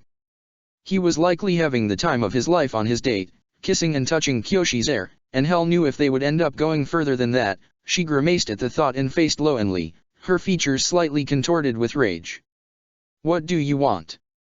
She grunted, her fists balling. We heard you were distraught, Azula, said Lo, looking at her with concerned eyes. We are here to ask about what troubles you, Li spoke. Azula couldn't help to let out a bark of disbelieving laughter. Please. I haven't seen either of you in weeks. Months, even. And all of a sudden you give a damn about what I'm going through? She asked, glaring at them angrily. There's no need to be so angry at us, we are only trying to help, said Li. You might need advice and counsel, and that's what we came to provide, muttered Lo. Oh, really? So now you are going to give me advice, are you? Azula shouted angrily. Where the hell were you when I needed real advice? What sort of advice could you give me now when I've already made a mess of everything? The twins were surprised by Azula's outburst. They knew her quite well, having taken care of her since she had been a toddler, yet they had taken a few steps back on their constant watch on Azula by the princess's command some years ago. Azula never went to them for guidance anymore. The twins still attempted to support her in any possible way, but they knew Azula didn't want them around anymore, even if they didn't mean any harm to her. Azula, we are concerned for your well-being, they spoke at the same time. Azula's glare grew fiercer than before as she lost her temper. Well, don't be. I don't want either of you around me anymore. I haven't wanted you nearby for ages now. So leave. Get out of this palace, out of my presence, and leave. The two ladies stared at the girl in disbelief before responding, attempting to retain their positions as the princess's advisors somehow. Azula, you are very upset. That decision is something you'll come to regret once you're level-headed. Azula laughed again and shook her head, not looking at them anymore. No, that decision is something I've been mulling over for too damn long and I hadn't found the willpower to say it out loud, she growled. But here it is, at last. And you can go beg my father to revoke my words, but my decision is final. Get out of here. I want nothing to do with either of you anymore. I don't need either one of you. So go. Leave. The two women stared at the princess in shock. After all these years they knew better than to oppose Azula whenever she was this frantic, but for her to cast them away like this was unheard of. What had happened to the princess? Why was she so furious? And had she really wanted them gone for a long time now? They both recalled the way she had pushed them away ever since a certain conversation between them a few years back. Azula meant it. She had been thinking about throwing them away for a long time, and she had finally found the drive to do it. All those years of advising her and trying to support her had gone to waste. They had no choice but to obey her. The two women bowed down and walked away, closing the door after they left. Azula gritted her teeth and stabbed her bedding with a fist, slamming her hands down on the mattress in despair until she collapsed, her shoulders shaking brusquely with each sob. Lo and Li, they were no good for her. They had been no good since a few years back, when Azula realized she couldn't count on them for what she planned to accomplish as a Fire Lord.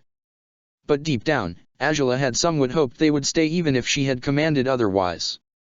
She wished someone would stay, but no one ever did. Not her mother, not Lo and Li, not Lu Ten, not her brother, not Sokka, Nobody.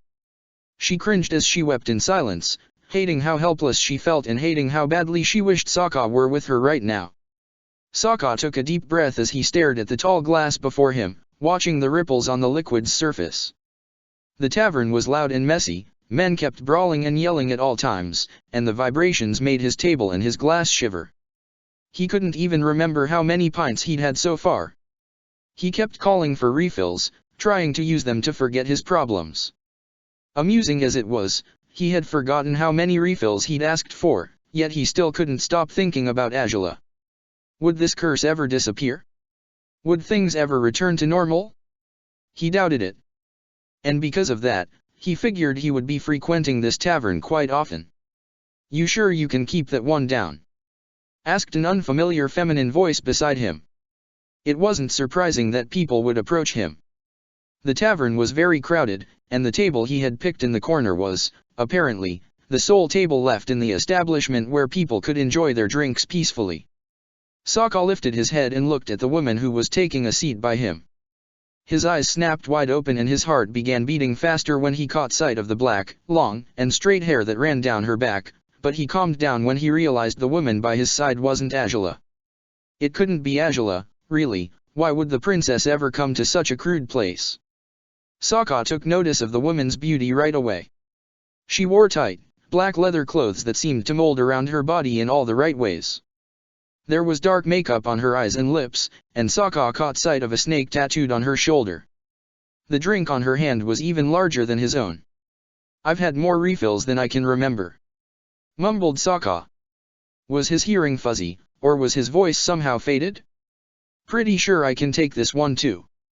"You seem to think you have good endurance, do you, really?" asked the woman, raising an eyebrow. "You don't look all that resistant to me." "I haven't thrown up yet, if that's what you want to know," said Sokka, shrugging. "In that case, you're a man all right," she replied, taking a sip from her glass as she watched the brawl a few tables away. "So, what's the story? Did she dump you?" Sokka frowned and glared at the woman. "You think there's a girl in the world that would dump a guy like me?" he asked, raising an eyebrow arrogantly. "I'm just being logical," said the woman. "You're alone in a bar, with a look on your face that says you've been through hell and back again. If your problem is a girl, it's only natural you'd end up coming here. It's why plenty of men come to places like this. And you just drop by this bar and talk to every sulking man you find?" asked Sokka, bitterly. The woman couldn't help but chuckle and look at him with curiosity. "Truth is, I'm not from around here. I'm hunting for a job, and since I was nearby, I decided to drop by a pub and enjoy myself some. I normally would rather go brawl." "Really?" asked Sokka, surprised. "But I'm a little late and I have no clue what they're fighting about, so I'll leave them be. Yours was the only empty table around, so I decided to pay you a visit. And since you're so cool and tough, you think you're entitled to sit down here, uninvited," Sokka said, grumpily. "This is a tavern, kid," said the woman. "Nobody is uninvited." "Huh. And since you don't know that, I think my previous guess is completely spot on. You're not the type to frequent taverns," she said. "So, who's the heartbreaker?" "Why you, what gives you the right to pry into anyone's business just like that?" Sokka squeaked, glaring at her. The woman sighed and looked at him, her brown eyes displaying honesty. "I've seen lots of men like you, brooding in the corners of pubs, trying to mind their own business and doing their best to be ignored by the rest of the world. They want to drink and forget, but not even the strongest booze will be of any use. Even if you managed to let go of whatever's bothering you, it'll come back at you again when you wake up with a nice hangover to spice up all your problems." Sokka looked away for a moment before glaring at her again. So, what most those men need is to talk their problems out," she said. "It's not going to solve their issues, but it helps them think clearly.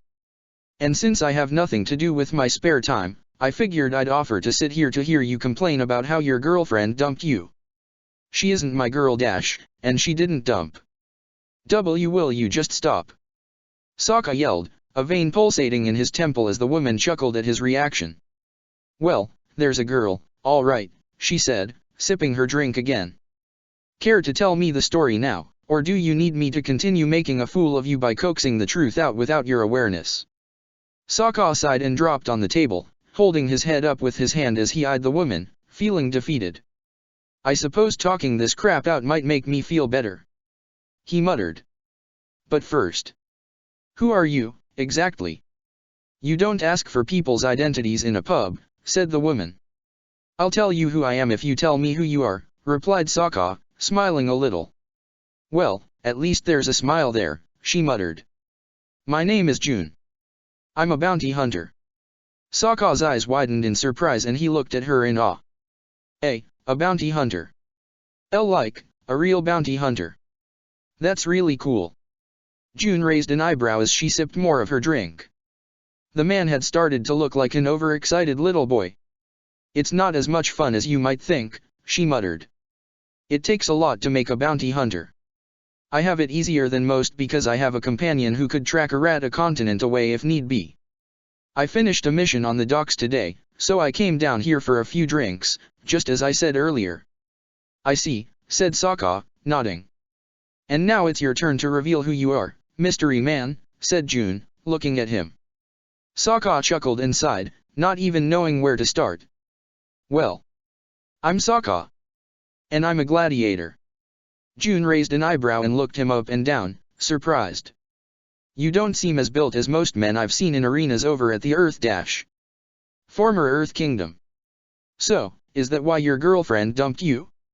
She doesn't like seeing you get beaten up by big guys. Huh? No, said Sokka, shaking his head.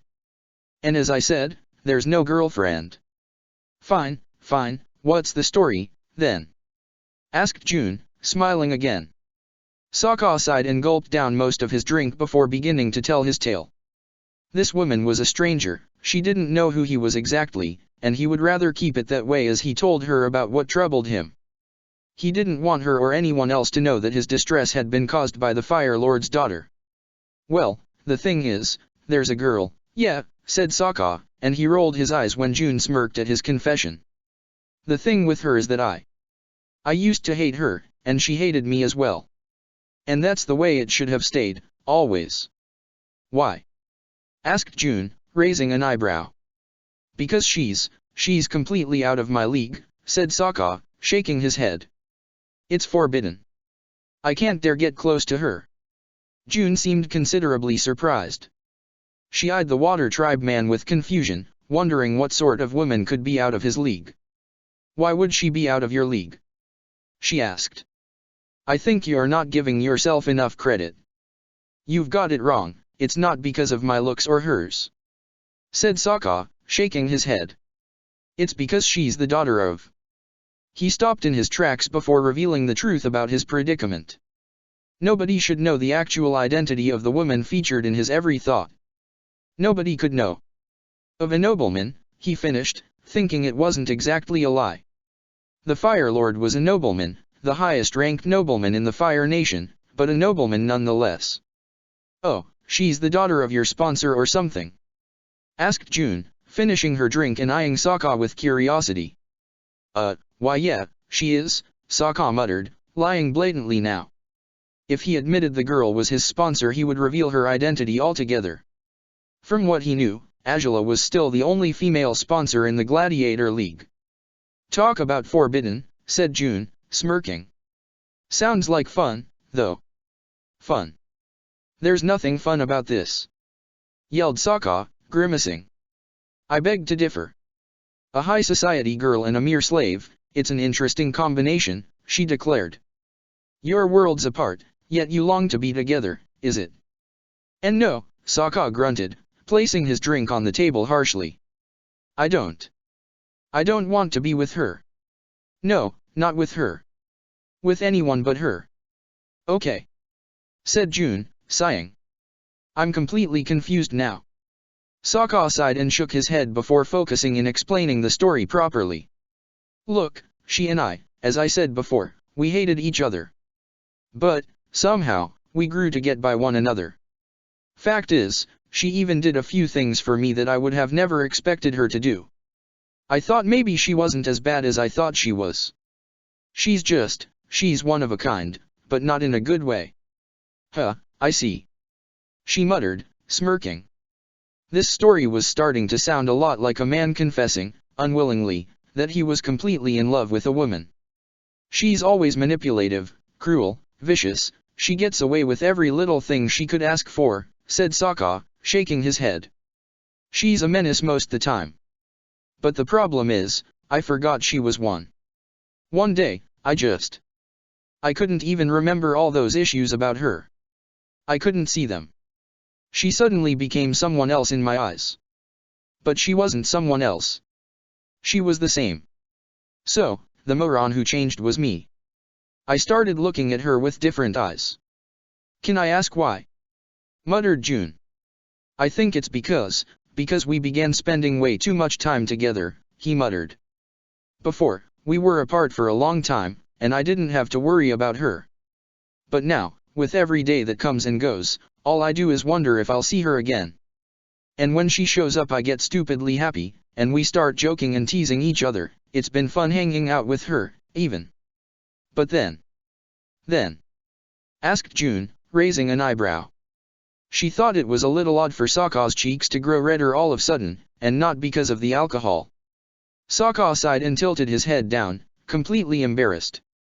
I'm not proud of it, but I dreamt about her. You dreamt about her? Yeah, and it wasn't a simple, regular dream, he mumbled. She was giving me a, well, why you can fill the blanks, can't you?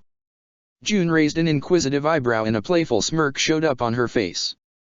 I don't think I can. There are so many possibilities. Giving you a pet? Giving you a bucket of Komodo sausages? Giving. Okay, I get it, said Sokka, growing slightly impatient. Between gritted teeth, he muttered. She was giving me a blowjob, okay. Oh, my, said June, sarcastically. Such a dirty-minded fellow. What's that supposed to mean? I'm just amused, she muttered, smiling. You're a lot more innocent than I figured, being so shy about admitting you had an erotic dream. What's with that? It's not like I'd never had erotic dreams, he blurted out. Just, never with her. Oh, really, now? Who was the previous lucky girl, then? Asked June, raising an eyebrow. Just some woman I met back in Hawaii. What the hell am I talking about now? He exclaimed, glaring at June, who couldn't help but cackle at his reaction. Quit harassing me. If that's what you came for, you can just leave me alone. So dramatic, she said, once she was done laughing. So, what's so wrong about having an erotic dream about your girl giving you a? She's not my girl, yelled Sokka. She sure as hell will never be mine. June eyed him with interest at that last phrase, noticing he said it with anger and frustration, but there was also a hint of resignation on his voice. And that hint cleared up how badly he wished his mystery lady would become his, no matter if he tried to cover it up with his displeasure. Fine, not your girl. What's the big deal anyway? Men dream about stuff like that all the time. Why are you drowning your sorrows in liquor over a dream? I'm not finished, Sokka muttered, his hand going to his forehead. Ever since I had that dream, I started behaving differently around her. I couldn't help but smile and try to make her laugh, and whenever we looked into each other's eyes I just wanted to ask her to make your dream come true. Asked June, chuckling. Why yeah, something like that, said Sokka, sighing. It went on like that for a week, and I realized I couldn't keep behaving as I did. She was, as you said before, a world away. She would never look at me in the way I was looking at her. She was too far away from me. But then, we had a weird moment. A few of them, really. Weird moment? Asked June. Well, we just stared into the other's eyes, I think, said Sokka, sighing. And, damn, those eyes. I see so many things in them. But that's only the surface, you know? There's so much more underneath. But then as I stared at her I realized she was looking back at me in the same way I was looking at her. As if she was in love with you. Finished June. I don't think this is love, really, muttered Sokka, narrowing his eyes as his chest pained him. Oh, you don't think so? Asked June, amused. Well, let's put that aside for now. What happened then? She had to leave me for a moment, and I just stopped to think, and I realized that, even if she liked me back, this could never happen, he muttered. Maybe we long for each other, but we can't be anything. We can hardly be friends, there's no way we could become something more than that. So I made up my mind to get over her. And how did you plan to accomplish that? Asked June, suspicious. That's the biggest issue in the story, admitted Sokka. I met another girl just a little while afterwards, and I asked her out. Oh, and then a jealous fiend came to bite you in the rear. Asked June, chuckling. Something of the sort, muttered Sokka. It was even worse than you think, because I asked the second girl out right in front of the first one. June's eyes snapped open and she looked at him in shock. Okay, either you're really brave, or you're really stupid. I'd say it's the latter, Sokka said, sighing as a hand went up to his head. The second girl said she'd go out with me, and I thought this would work out great. I mean, it would probably be a mess at first, but with this, the first girl would likely realize that I can't be with her. The other girl, she's a slave just like I am. We're on equal standings, so for me to be with her, well, it wouldn't be such a problem. Heh, and how exactly did the first girl take this explanation to your actions? Asked June, curious. Well, I didn't get to explain, said Sokka, sighing. I was trying to act as if the attraction between us wasn't really there, you know? Ignoring it, making it seem like I was far more into the second girl than her. Then I said a lot of stupid things, there's no denying it, but that's when she. Asked June, raising an eyebrow. She kissed me. Sokka's hands were tugging at his hair now as he muttered the truth with a small voice. She kissed me? June raised an eyebrow at first, but then she smirked. Now that's some girl. She admitted. Making you see you belong to her, wasn't she? Well, yeah. But that's just wrong, okay? Sokka retorted. It was a damn amazing kiss, I won't deny it. But then she pulled away and muttered, have fun on your date. June couldn't help but stare at Sokka in awe. She said that? Really? Damn, she sure sounds like a handful, she declared, her shoulders shaking as she laughed. You've landed yourself on a very troublesome boat, Gladiator. That kind of girl is way too much for you to handle, I'll have you know, but she's going to get you, even if you don't belong with her. Brace yourself. Before you know it, you'll wake up in bed with her. Huh. I rather doubt it, Sokka grunted. I don't want to wake up in bed with her. Well, okay, I do. But I won't. If she gets her way, no doubt you will, said June. So, did you have fun on the date? Sokka's head fell onto the table as he sighed again. No, of course not, he mumbled. It was a lame date because I could only think about the other girl. I'm a disaster. The worst part is that the second girl is really nice and pretty, and if I had a relationship with her, I'm sure things could work out. But the heart wants what the heart wants, said June. Apparently, Sokka replied, distraught. I was the worst date she could have asked for. And honestly, I had it coming. She was too good for me, and I blew it all, and I just can't stop thinking about the other girl anyway. So, explain to me, why did you try another girl in the first place? Asked June. I thought maybe I was just sexually frustrated, said Sokka, shrugging. I figured that was a large part of my problem, and that maybe I just needed to be with a girl, any girl, and my crush on her would fade away eventually. But it didn't work. June frowned and looked at him, slightly confused. I'm lost. You said your date had been lousy, didn't you? Yeah, so? Asked Sokka, raising his head and looking back at her. So, unless that other girl is stupid enough to get it on with you after a bad date, your plan wasn't even executed. Or did you manage to get into her pants anyway? And no, said Sokka, shaking his head. I didn't, No. The most she did was kiss my cheek before parting ways. Well, then, your idea of getting your frustrations worked out on another girl wasn't even played out. No, it wasn't, sighed Sokka. But even if it had been, it would be the same thing. I'm too lost to be saved anymore. I just lust after her like a fool, because I know nothing can ever happen. And even if I try going with another girl, all I'll do is think about her. June frowned and rested her elbows on the table, thoughtful. She's all I can think about, Sokka continued. It's as if she had poisoned me, and there's no antidote. The one thing I thought would be an antidote probably won't work. Well, you wouldn't know unless you actually went all the way with another woman, would you? Asked June, raising an eyebrow. No, I'm positive it would be useless, said Sokka, shaking his head. Even if I kissed someone else, I'd just be thinking about her.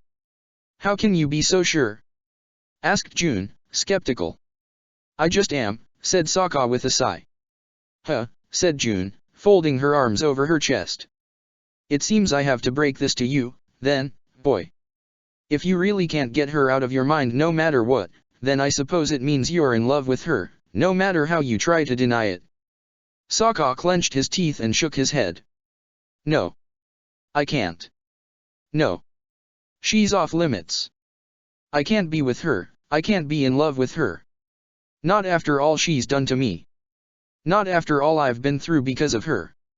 June sighed and rolled her eyes. Can you make up your mind? She asked. Do you love her, or don't you? I don't. Sokka claimed. June seemed to grow irritated by his statement and she looked at him with a grimace. Sokka sighed and shook his head, looking at her apologetically. I just don't want to be in love with her, okay? He muttered. The whole point of going to Suki was to try and get over her. But that was no use. I insist, though, said June. If you made it nowhere with that Suki, as you just called her, you really don't know for certain if it was any use or not. Sokka raised an eyebrow, confused. You're saying I should go see Suki again after that horrible date? He asked, shocked. You're not as sharp as I thought you were, Sokka. She snickered. Well, what are you saying, then? June chuckled and licked her lips, eyeing him with narrowed eyes. You really don't need it to be that girl, you know? The only thing you can't change is the fact that you've got a crush on the nobleman's daughter. But the second girl is merely a ploy to trick your body and get rid of your sexual frustration. But if sexual frustration isn't the problem, you'd really have a problem. Bottom line is, you can get any woman to fill in for the second girl. It doesn't have to be Suki. Sokka frowned and looked at his almost empty glass before draining the last remnants of the liquor, wiping his mouth with his hand after he was done. So, you think I should just go find another woman? Asked Sokka, frowning. Just so that I get laid to get rid of my frustration. It's a possibility. Even if it's not bound to work. Said Sokka, skeptical. And, for starters, what sort of woman would be okay with being used just by a guy like me to work out my sexual frustration on her? June couldn't help but smirk widely, shaking her head in disbelief. How exactly should I spell this out for you, Gladiator? She asked, raising an eyebrow. Sokka frowned first before realizing what the woman was suggesting. He blushed deeply and looked at her in utter shock. No denial, she was quite beautiful, but that had to be the lowest thing he could ever do. He began shaking his head and June looked at him in surprise. Why? I'm not your type, I take it? She asked. No.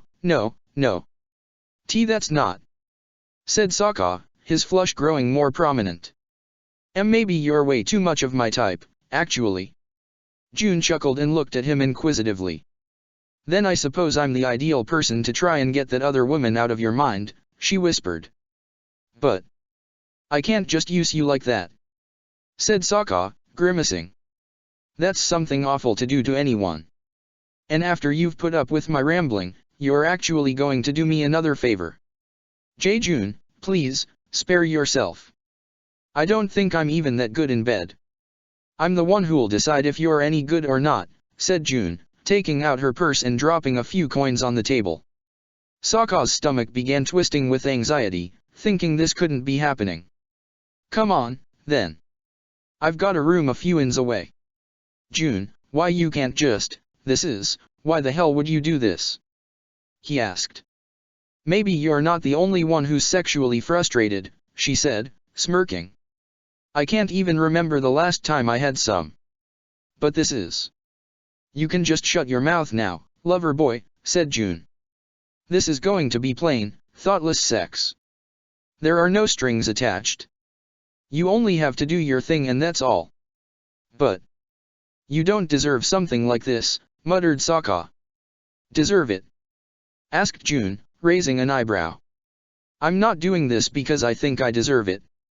I'm doing this because you look like you'd be a good partner in bed and you need to find out if you're in love with your girl or not. It's a win-win situation for the both of us. I don't see a problem with it.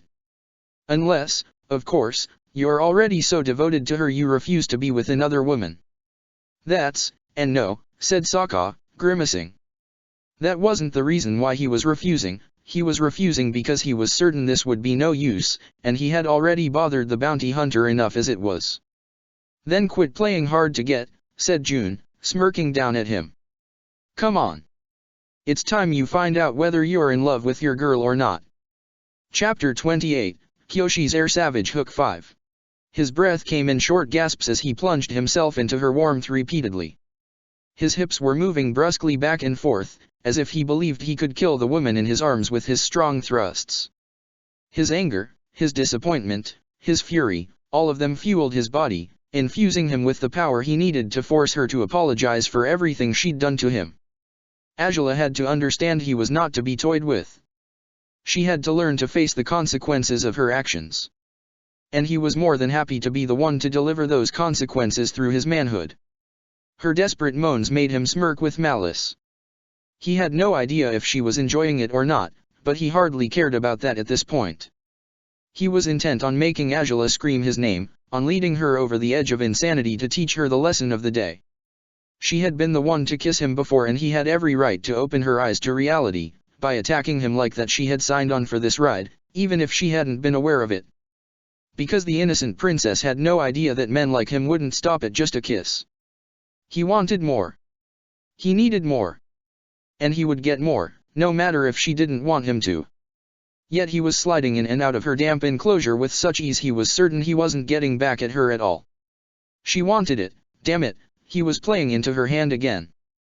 The roughness didn't bother her at all, did it? His hands were settled on her hips, her back facing him as her black hair grew more disheveled with each of his thrusts. He tried to stop the groans from leaving his throat, but it became increasingly difficult every time he felt that pleasant friction wrapping around his length. He didn't want her to know he was enjoying their tryst so much. Her pale skin beckoned him to lean down and press his lips to her shoulder, sucking at her soft skin as he continued moving in and out of her.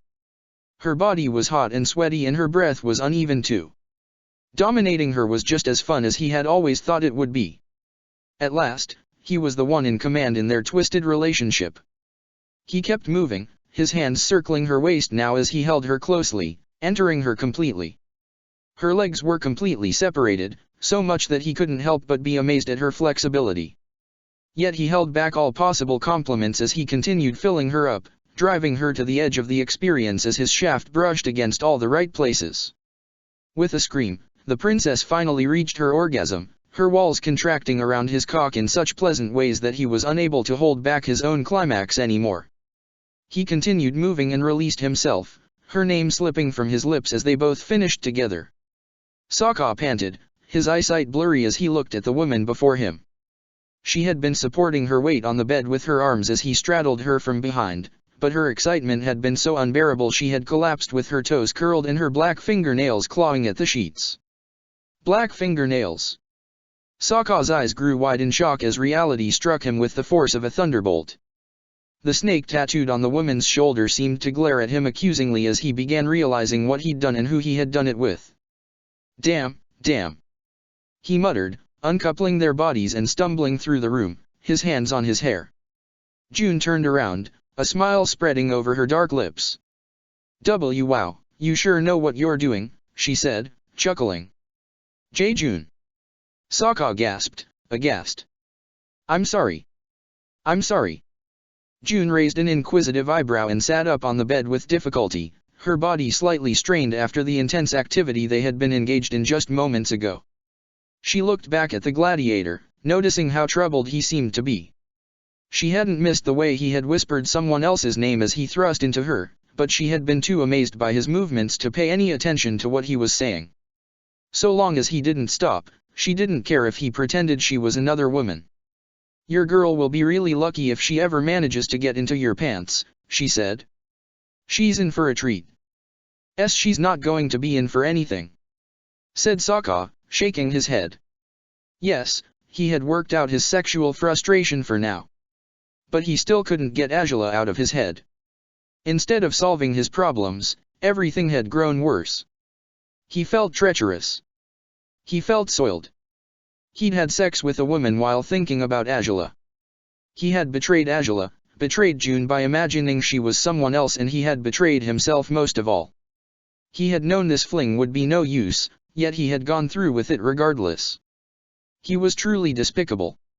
I'm sorry, he muttered again, unable to raise his gaze to meet hers. June rolled her eyes as she picked up her clothes. Their meeting had developed into what had been, most likely, the weirdest sex she had ever had. At first he had been awkward, insecure, but all of a sudden he became more focused, more intense. All of a sudden he had began devouring her, and he had turned her around, taking her from behind. And she knew why he had changed his demeanor halfway through their encounter. It had been around then that he had begun whispering that other name. Had he noticed he was calling out for the girl he was infatuated with? June rather doubted it. You don't owe anyone an apology, she said as she began dressing. Sokka collapsed on the floor, appalled. I was an idiot to think this would be any use, June, he muttered, shaking his head.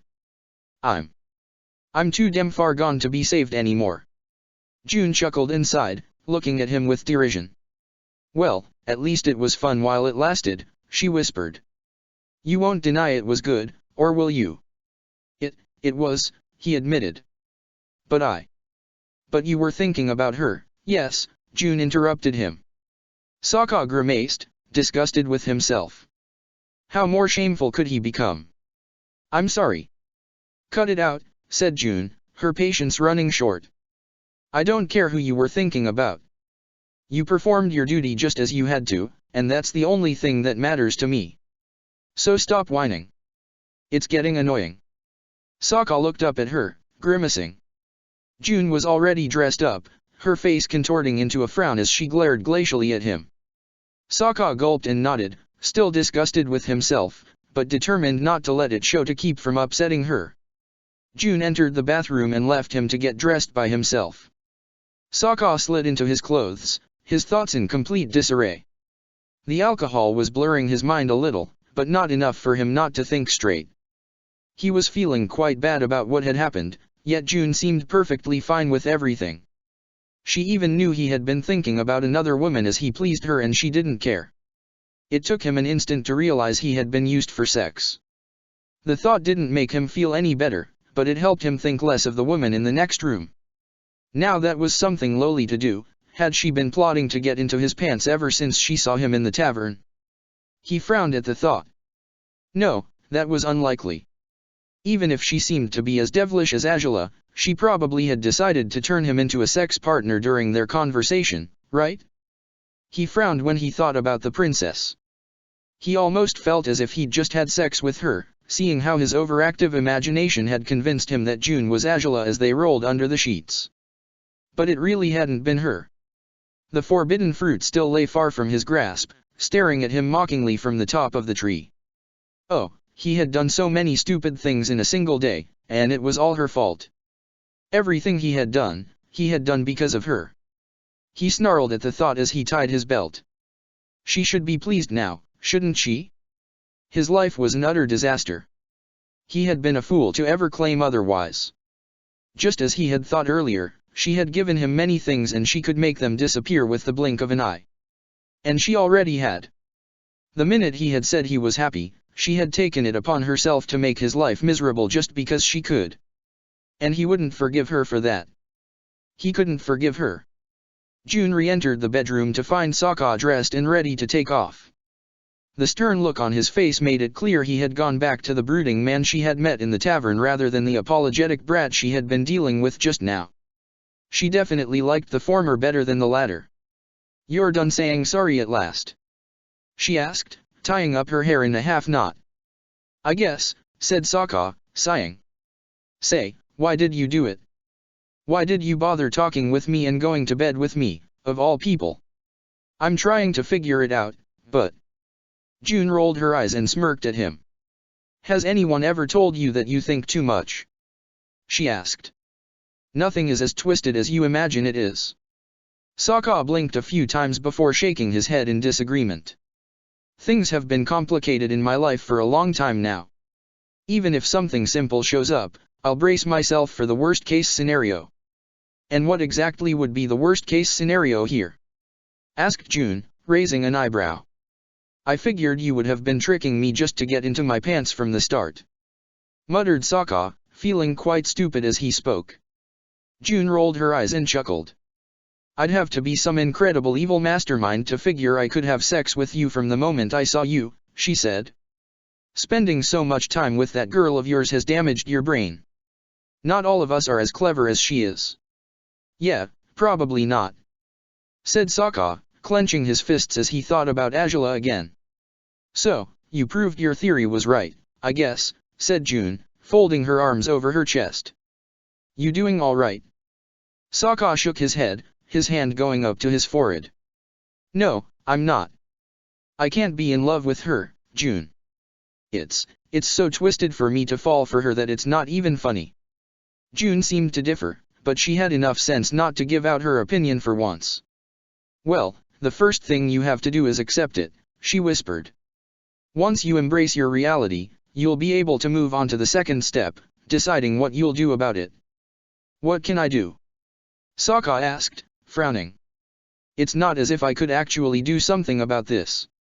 Believe me, if I had a say upon this I wouldn't be in love with her altogether."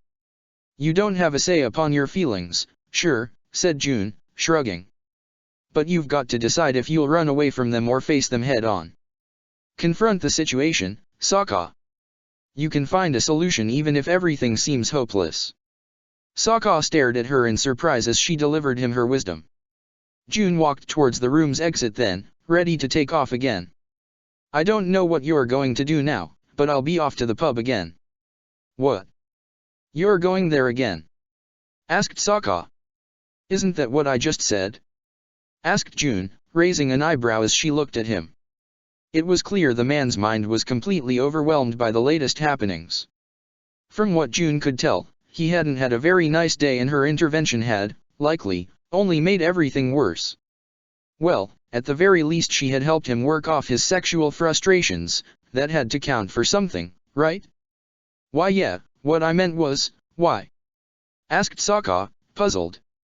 "I didn't get to drink enough, and I might be able to get involved in the brawls this time," said June, smiling. "In any case, you can stay in here for a while if you want to. You could use some time to clear your head." "Yeah, I think I could," said Sokka. "But I should go home for the night." "Then this is where we part," said June, looking straight at him. "You're not half as bad a person as you think you are, Sokka. Good luck with Lady Mysterious. Maybe you'll manage to overcome her spell if you work hard enough, or maybe you'll be stuck in her grasp forever. But it's all up to you. Fight back or give up. It's your choice, Sokka." The gladiator was slightly surprised at first, but he nodded promptly at her advice. "It was nice meeting you. See you around," she finished, leaving the room without another word. Sokka's back found the nearest wall and he rested against it as he tried to make some sense out of his blurry mind. He was relieved that June hadn't said anything about seeing each other again. He had landed himself a lucky hit with the woman. Just as she had promised, there were no strings attached to their one-night stand. She didn't seem one to commit to relationships, and, in his current state, neither was he. She had been, truly, the right girl at the right time. But the time for getting involved with random women foolishly was over now. Because, just as she had said, he had proved his theory correct, he couldn't get Angela off his mind. To make everything worse, he could tell his performance in bed had improved when he had started to imagine June was Angela.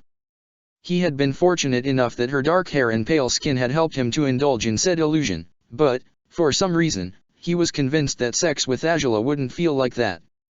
He couldn't place what was missing, other than the fact that June wasn't actually Angela, of course. And that was, most likely, the biggest problem. Sokka sighed and yanked his hair in despair. He couldn't accept being in love with her, it would only make everything worse than it already was. She was his personal brand of poison, but there had to be an antidote out there somewhere. Other women wouldn't be the ones to save him from his doom, he was perfectly convinced of that after all of what had happened today. But there had to be something else, anything. June's words rang in his ears again. Once he accepted his situation, he had to decide whether to confront the issue or run away from it. Had he come to accept it already? No, he didn't accept it. He couldn't. But he could go down to the next step right away, couldn't he? What would he do? Run away from it? What did running entail? He didn't know. Truth to be told, he didn't feel like running anywhere. Confronting the problem, then. Oh, yes. That was quite an appealing idea. Meeting Angela and giving her a piece of his mind. Letting her know she wouldn't get her way even if she thought otherwise. He walked to the door with a determined frown on his face, leaving the room after deciding what his next destination would be, the Fire Nation Royal Palace. Angela had always liked sitting on the palace's open hallways. Staring at the gardens from afar would soothe her whenever she felt troubled. Focusing on smaller things helped her forget what distressed her, even if said small things were comprised of laughing under her breath whenever the turtle ducks from the pond tripped and fell as they tried to walk on firm ground instead of swimming. She had been summoned to see her father a few hours ago, seeing how Loenli had told the Fire Lord about the decision his daughter had made. Oze had been quite surprised by the developments that had led Angela to fire the two women that had supported her since childhood, but when he saw the determined look on the princess's face he had assumed Angela had her reasons to send them away. He didn't need to know what those reasons were, all he needed to do was trust his daughter's sharp judgment. If she wanted the two old ladies gone, he would approve of her decision. Angela had been surprised by her father's support. She had half expected him to realize she had been crying even though she had done everything she could to make herself look as perfect as ever, but she feared he would notice a sliver of unusual weakness in her demeanor anyways. She felt weaker, and her father wasn't one to tolerate weaknesses. It was the reason why he had always preferred her over Zuko. She could always pretend to be flawless even if she was dying inside. The more she thought about it now, the stupider she felt. Yes, perhaps Loenli had it coming, but pushing them away so promptly could mean trouble in the long run.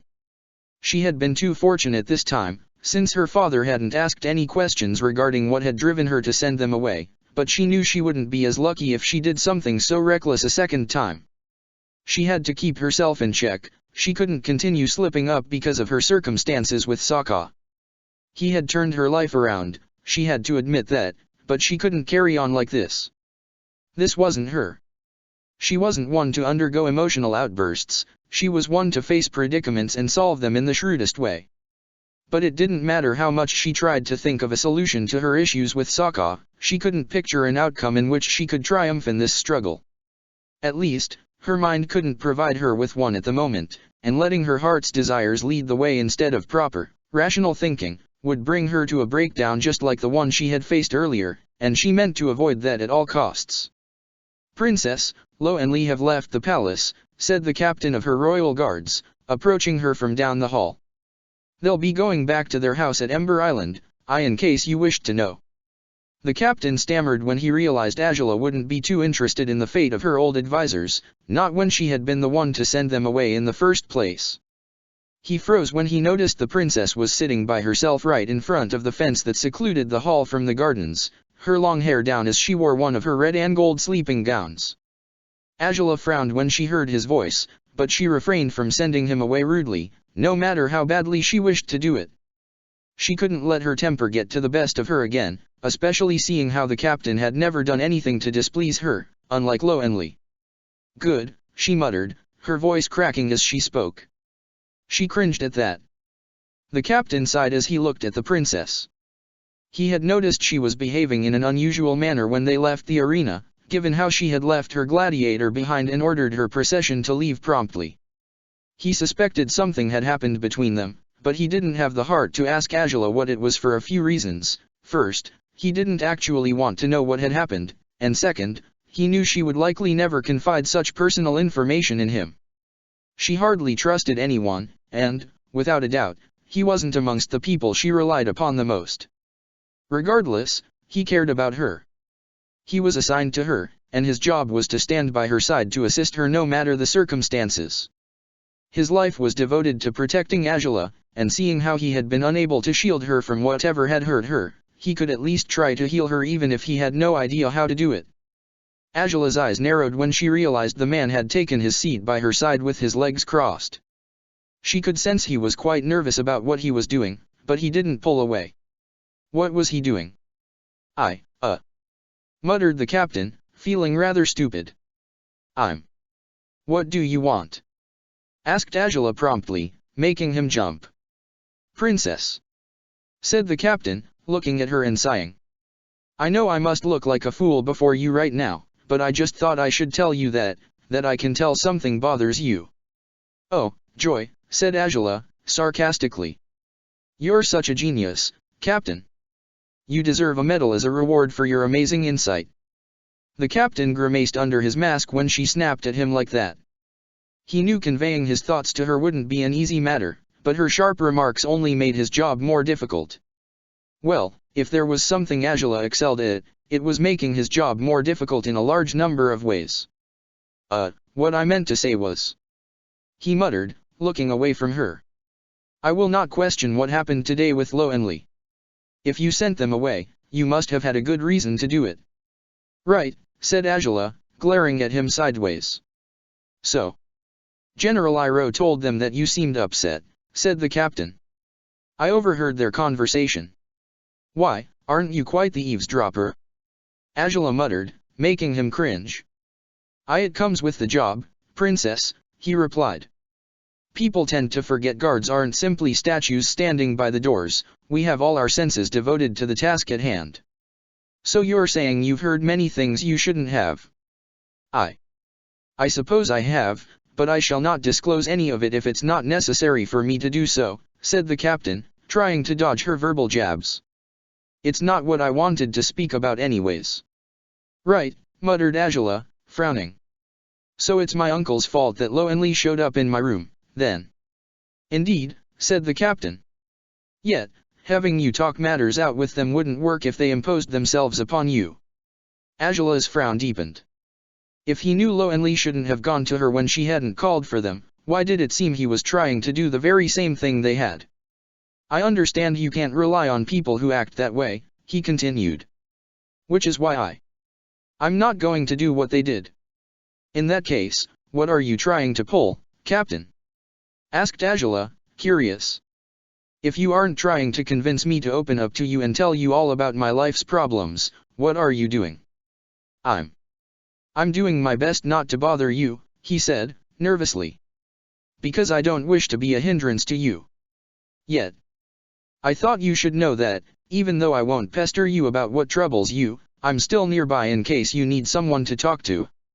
Angela looked at him with derisive eyes. When exactly did you think our relationship had reached the point in which I would feel comfortable by talking about personal matters with you? At none, princess, the captain admitted. I understand you wouldn't wish to share your innermost thoughts with a mere guard. Then what are you doing, Captain? Asked Angela, glaring at him. What do you think you can accomplish with this? The captain sighed and dropped his head promptly. As a guard, I'm obligated to follow your every order.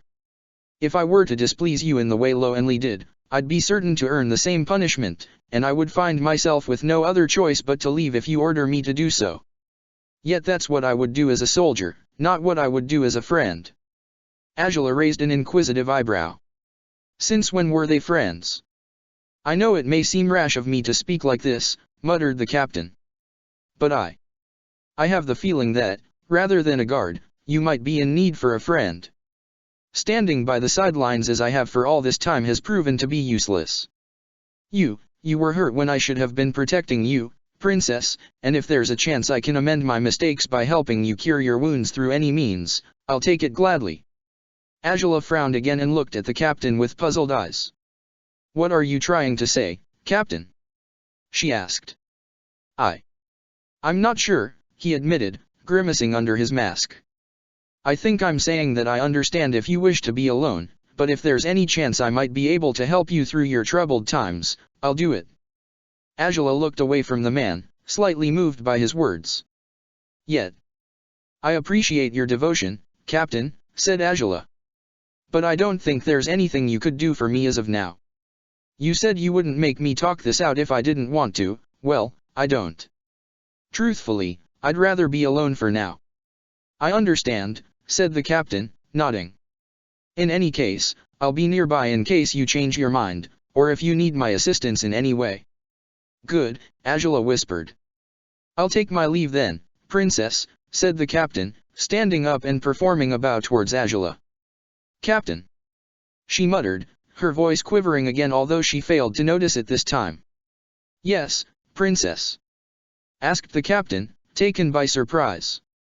Angela struggled with the words for a moment. It wasn't every day she felt the urge to let others know she had a softer side. Thanks, for everything.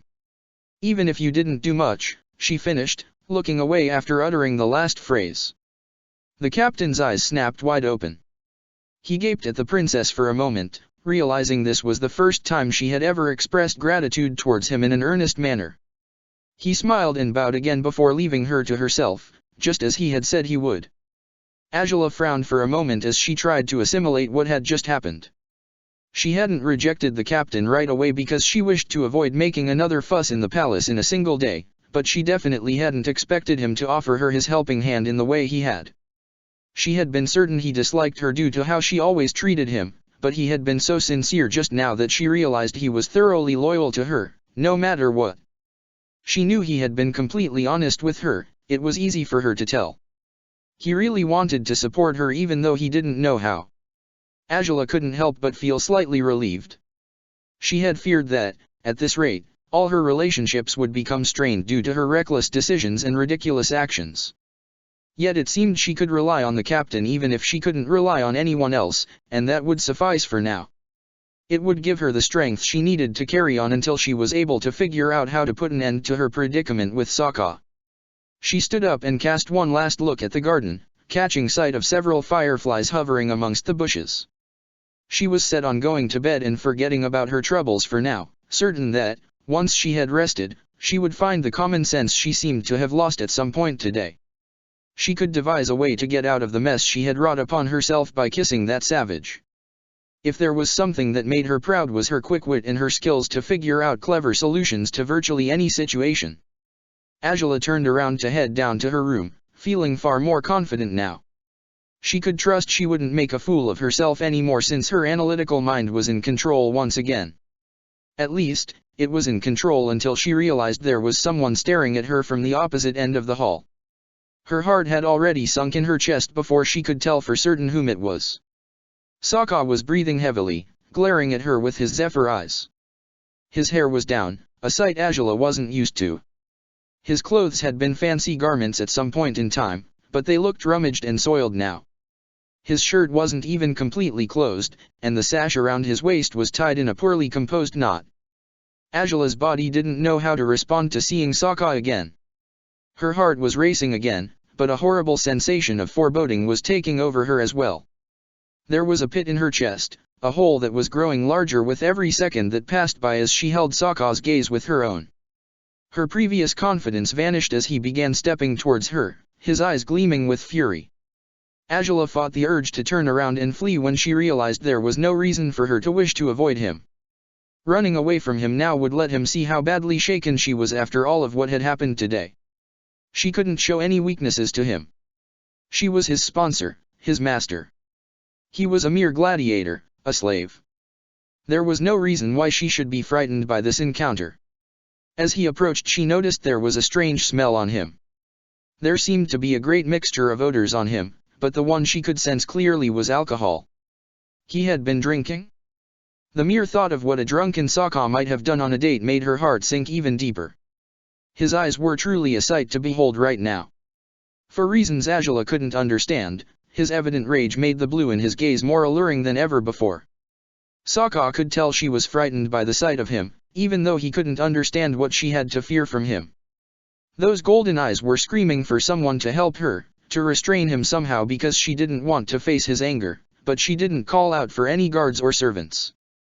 Still, her body, clad solely in a gown, was posed as if she were ready to make a run for it.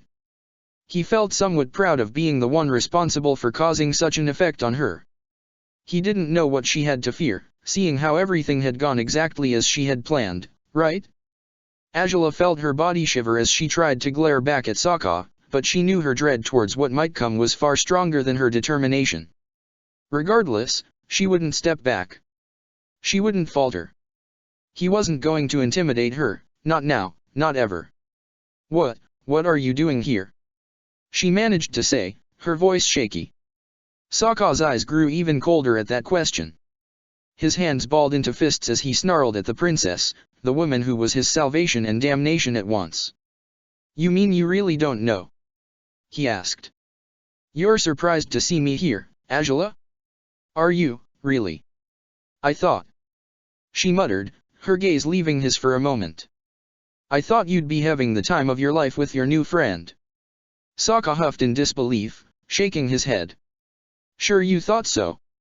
Sure you thought I'd be able to spend the night with another woman without thinking about what you did to me? About what I? Said Azula, cringing. Wait a minute. You're actually going to pretend you didn't know what you were doing? Really, Azula? He yelled. What the hell are you talking about? That damned kiss, that's what. He shouted, his chest aching at the memory of her lips on his. He could hardly believe he was actually confronting her about it. Azula took a step back at those words. Well, it was a relief to know she hadn't been the only one shaken up by what had happened between them in the waiting room. Yet he was angry, very angry, and she couldn't figure out why. He had gotten everything he could have asked for, a date with that gladiator girl, a kiss from her. Why was he so upset? What about it?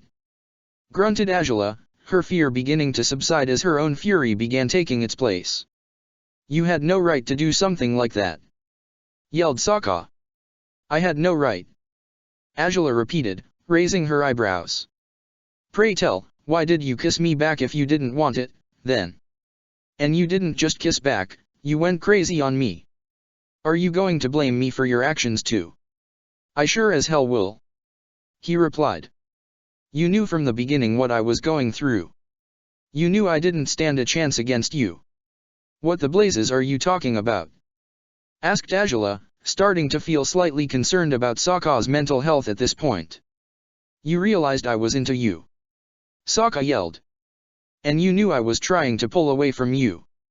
You didn't care if I was trying to spare us from the hell, because you're so selfish you just needed to have me to yourself, didn't you? What the? You were, into me. Azula repeated, blinking rapidly as she tried to stomach what he had just admitted. Don't act as if you didn't know. You damn well did. Sokka declared, baring his teeth at her. Azula's eyes dropped for a moment as she realized she hadn't been wrong. Yes, he had smiled at her in a special way. Yes, he had flirted and joked around with her. And all of it had happened because he had liked her. Sokka liked her. Or at least, he used to like her. Well, she said, seeking for the courage to look into his eyes again. Excuse me for not swallowing your lies right away. You were into me, you said? In that case, why the hell did you go with someone else? Because you and I will never be together. Sokka yelled. We can't be. And you should know it better than I do. Azula cringed at those words. True, there were forces in this world that would set them apart if they gave in to their innermost urges. There were a million reasons why they should have never opened the door towards the possibility of becoming something more than just being a sponsor and a gladiator. But they had opened it. What now? I needed to get away from you so that I wouldn't feel tempted to do anything out of bounds. Sokka shouted. I had to get away before I was in too deep to save myself from drowning in you. And I thought I could do it, damn, I probably could have. But then you kissed me. You kissed me, Azula. What the hell was going through your mind? What were you thinking? Azula found herself at a loss for words all of a sudden. What was she thinking? What had she been thinking back then? She had thought he was hers, and she didn't want him to pull away from her, indeed. She had wanted him for herself, to keep him by her side in whichever way possible, and she had kissed him to show him that whatever he thought he could have with another woman, he could have it with her, too. But he was right. They couldn't be together. It couldn't be done. So. Tell me. Why did you do it, Azula? He insisted, coming closer. Azula wanted to push him away, but she refused to falter. She had no idea if she would win or lose this time, but she was going to fight him to the end regardless. You're mine, she finally replied, her eyes glinted with the very same rage that shaded his. You're my slave. I'm the one who calls the shots in your life, no matter what you think. And if I don't want you to trample with strangers, then I'll make sure you won't. Why the hell does it matter to you who I trample with? Sokka threw back at her. You're the princess. I'm just a stupid slave, just like you said. Why should you care about what I do with my life? You and I had a bargain, or are you too drunk to remember it? Azula yelled. You're going to get to the top of that ranking, and until then, you only answer to me.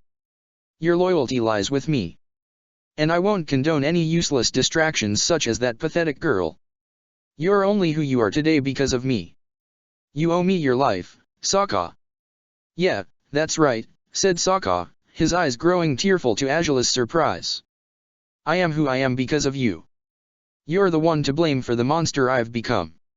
I can't even look at myself in a damn mirror without feeling that's not me. Ever since I met you, you've made my life a living hell. Yeah, you wanna know the truth? I lied back there. No, my life isn't wonderful. No, I'm not satisfied with what I've got. No, I didn't get the better end of our deal.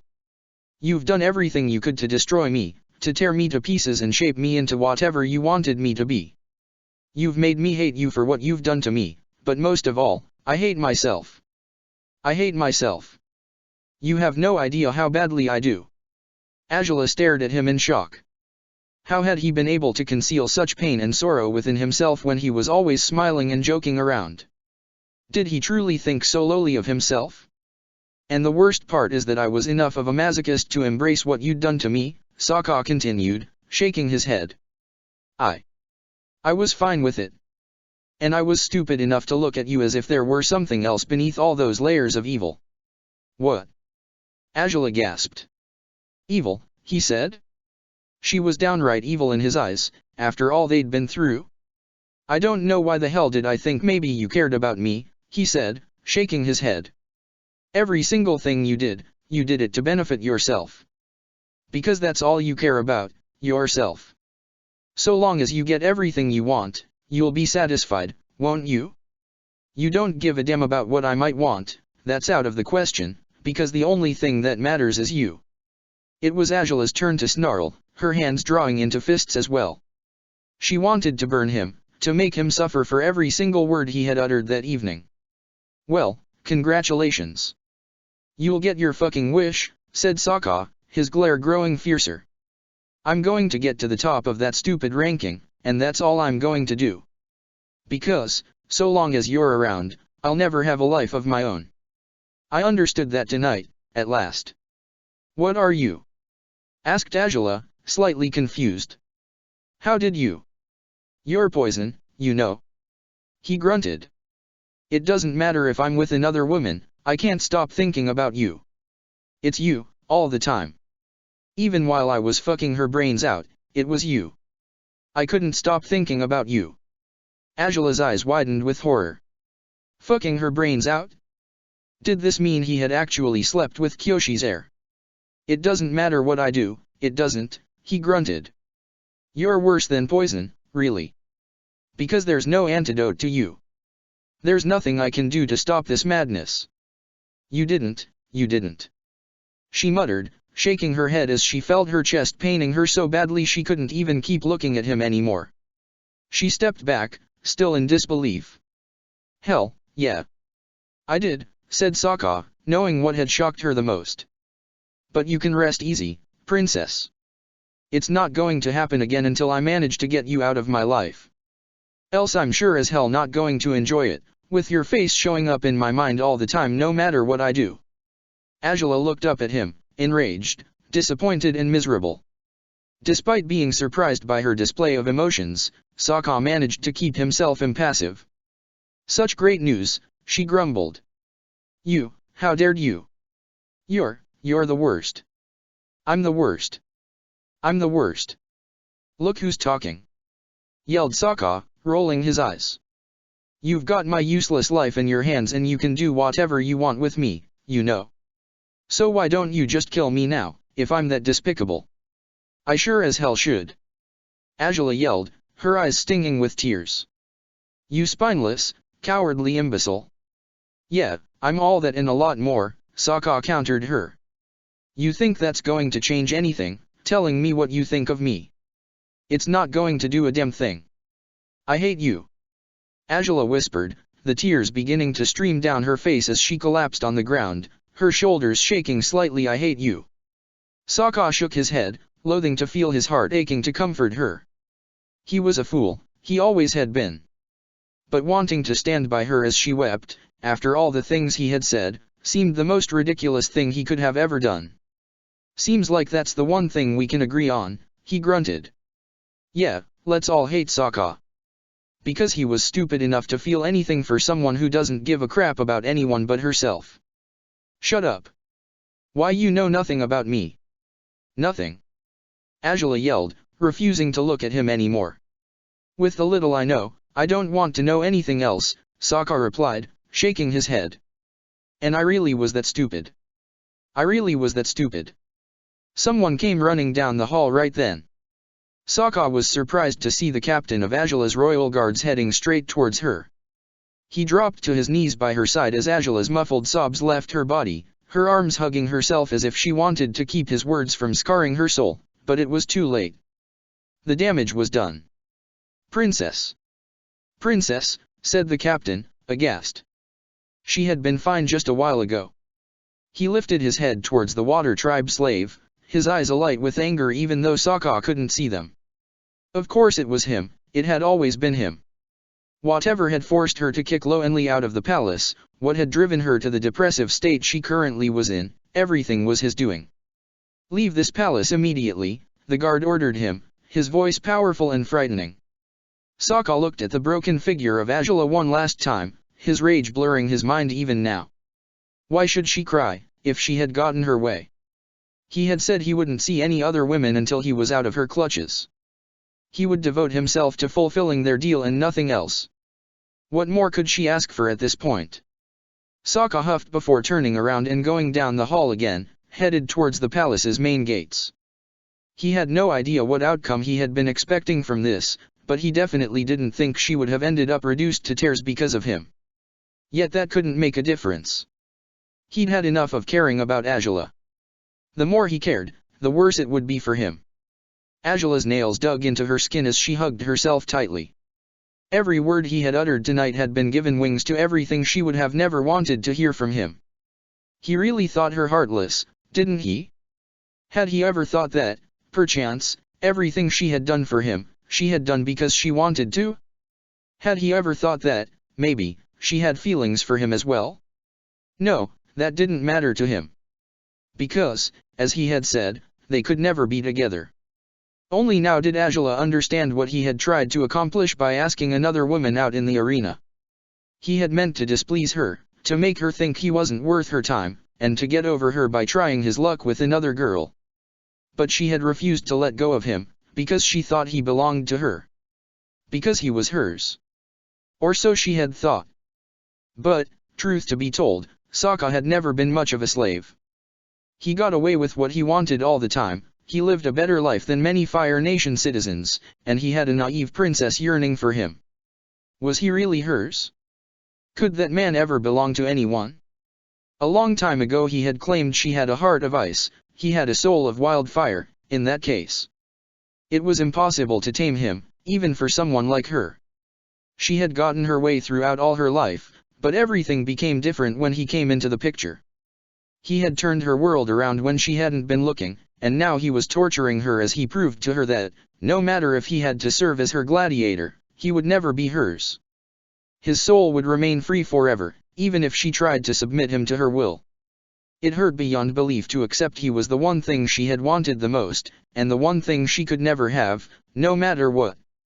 Because even if there had been no prejudices to hold their potential relationship back, Sokka had grown to despise her. He hated her. And no matter how she wished to reciprocate the feeling, she really couldn't bring herself to do it. It didn't matter if she had felt as enraged as she had, she knew she didn't hate him. She wanted to run after him and say she was sorry. She wanted to ask him if he could let everything return to the way it had been. She wanted to be his friend again, the sponsor he had come to rely upon. She wanted to see him smile instead of seeing him scowl. She didn't even care if their relationship would be stuck in that simple friendly stage for the rest of their lives. Even though that wasn't what she truly wanted, it would be better than the hellish situation they had fallen into.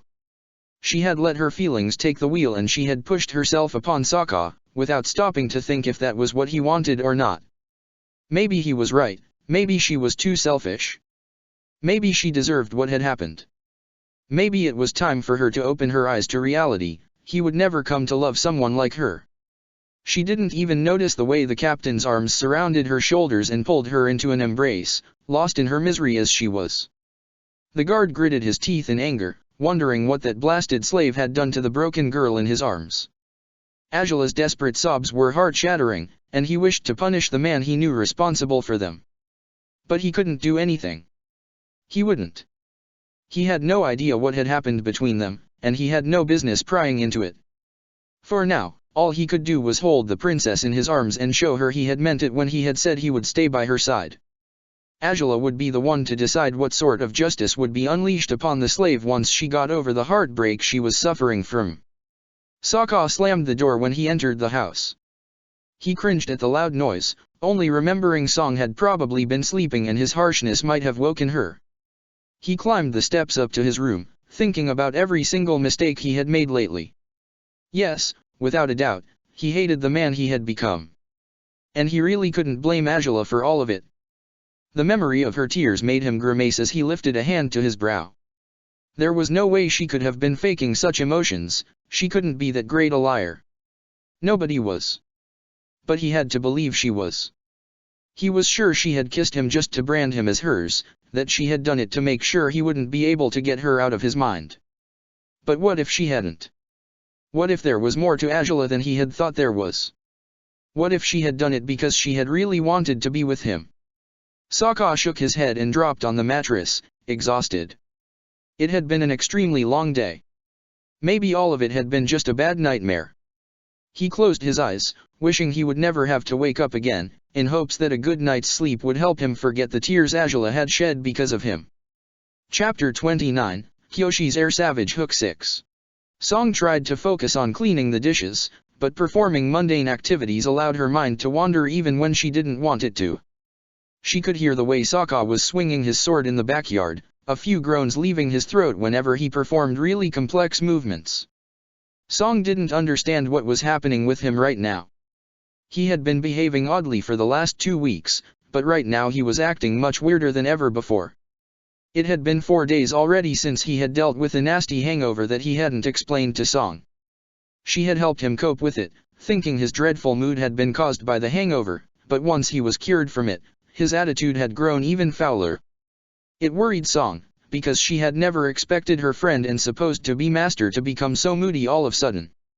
He'd always been so relaxed and cheerful, what had happened with him? Had it been that date of his? Did it go awry? Song placed the last plate into a drawer after drying it properly and she walked to the living room, from where she could look out at the backyard. Sokka was twirling with his sword, his brow contracted in a perturbed frown. Song had seen him train before, and he usually moved with enthusiasm, seemingly at peace with himself. There was no doubt something had happened to him, something bad. Nobody changed his demeanor so radically without a reason. Song sighed and looked for her duster, with which she began cleaning up the furniture. She had already cleaned the day before, but there wasn't much she could do to busy herself with anything other than her concern over Sokka. What could have happened on that date? It was hard to figure it out, truly, but maybe the date wasn't the issue. Song frowned and lowered her rug as she remembered how he had arrived home after his fight at the arena. Sokka had looked distraught, troubled. He had taken a bath and gotten dressed quickly, but then he had taken a seat at the couch for a couple of hours, his head between his hands. That had been really odd too. And if she thought about it, he hadn't talked about the princess ever since that day. She hadn't dropped by to bring any new prospects to be his sword master, or just to check on him, and that was most unusual. Sokka hadn't left the house to see her in the palace, either. Maybe that was it. Maybe something bad had happened between them. Song bit her lip. There was an odd sense of dread at the thought of something bad happening between Sokka and the princess. The worst part was that she knew there would be little to no chance for their conflict to be solved if it depended on Sokka. She didn't know the princess too well, but she had come to realize Sokka was incredibly stubborn whenever he wanted to be. And judging by his current behavior, he wasn't going to talk matters out with the princess anytime soon. So, it would be up to the princess to come to Sokka, right? Song dropped the duster as she made up her mind about what she had to do. She would go to the princess and tell her about how troubled Sokka seemed to be, and she would ask her as courteously as possible to talk to him about what had happened between them. But what if the princess wasn't the problem? Well, if that were the case, she would likely have no qualms in dropping by to see Sokka, and she could help him sort out whatever troubled him. The last she'd seen of them, they had been acting as good friends. She was sure Azula would want Sokka to turn back into the man he used to be. It was only a matter of talking to her, requesting her to come over, and everything would be settled. She smiled to herself and went into the backyard for a moment, clearing her throat. The unexpected sound stopped Sokka as he moved his way through his stances. The gladiator looked at her, his cold eyes surprising her even though it had already been 4 days since she had first seen how harsh his gaze had become. I am going to see. She stammered, feeling slightly nervous all of a sudden. If the princess was the cause of his distress, he wouldn't take kindly to knowing she was going to look for her. What? He asked hoarsely, frowning. I am going to see if I can find some chili, she improvised. I was going to make lunch, but it seems we ran out. Huh, muttered Sokka. Normally Song wouldn't tell him she was going out unless she needed him to carry the groceries for her. And if she only wanted chili, she wouldn't need help. She had no need to lie over what she was going to do, seeing how Sokka trusted her not to get involved in anything stupid. But if she felt the urge to lie, he might as well please her by pretending she had fooled him. Good luck with that, Song. Thanks, said Song, smiling. Great. She hadn't given herself away. I'll be right back.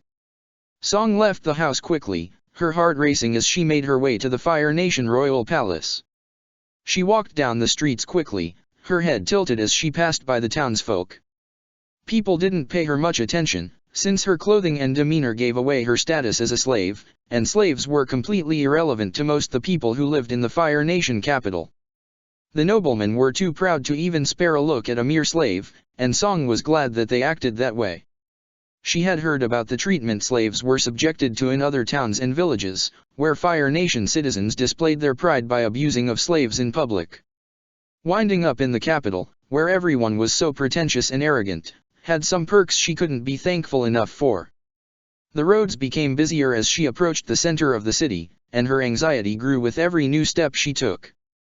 She wasn't worthy of walking into the royal palace, she was only a slave girl, but she had to see the princess, for Sokka's sake. She felt her mouth running dry when she stood before the immense gates that led into the palace. They were wide open, and there were several guards standing in formation before them, daunting anyone who had no business in the palace. But Song had something to do, and she refused to go home empty-handed. She had to see Princess Azula. Good day, she said, once she was before the guards. Song hadn't realized these were different men from the ones who usually escorted Angela in her palanquin. Their clothes were black, they wore helmets with horns in them and they wielded spears. And they had no idea who she was. "Run along, girl," said one of the guards. "You have no business in the Fire Nation Palace." I do, actually," she muttered. "You see, I'm the slave of the princess's gladiator." "The slave of a slave?" asked the guard, skeptical. "How the hell does that even work?"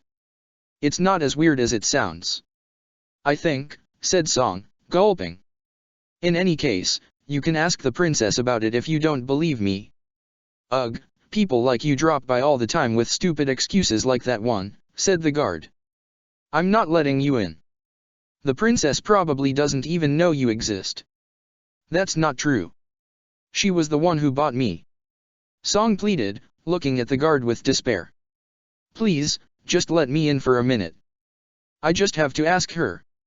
"You have no business in the palace," declared the guard, taking his spear into a fighting position and threatening Song with it.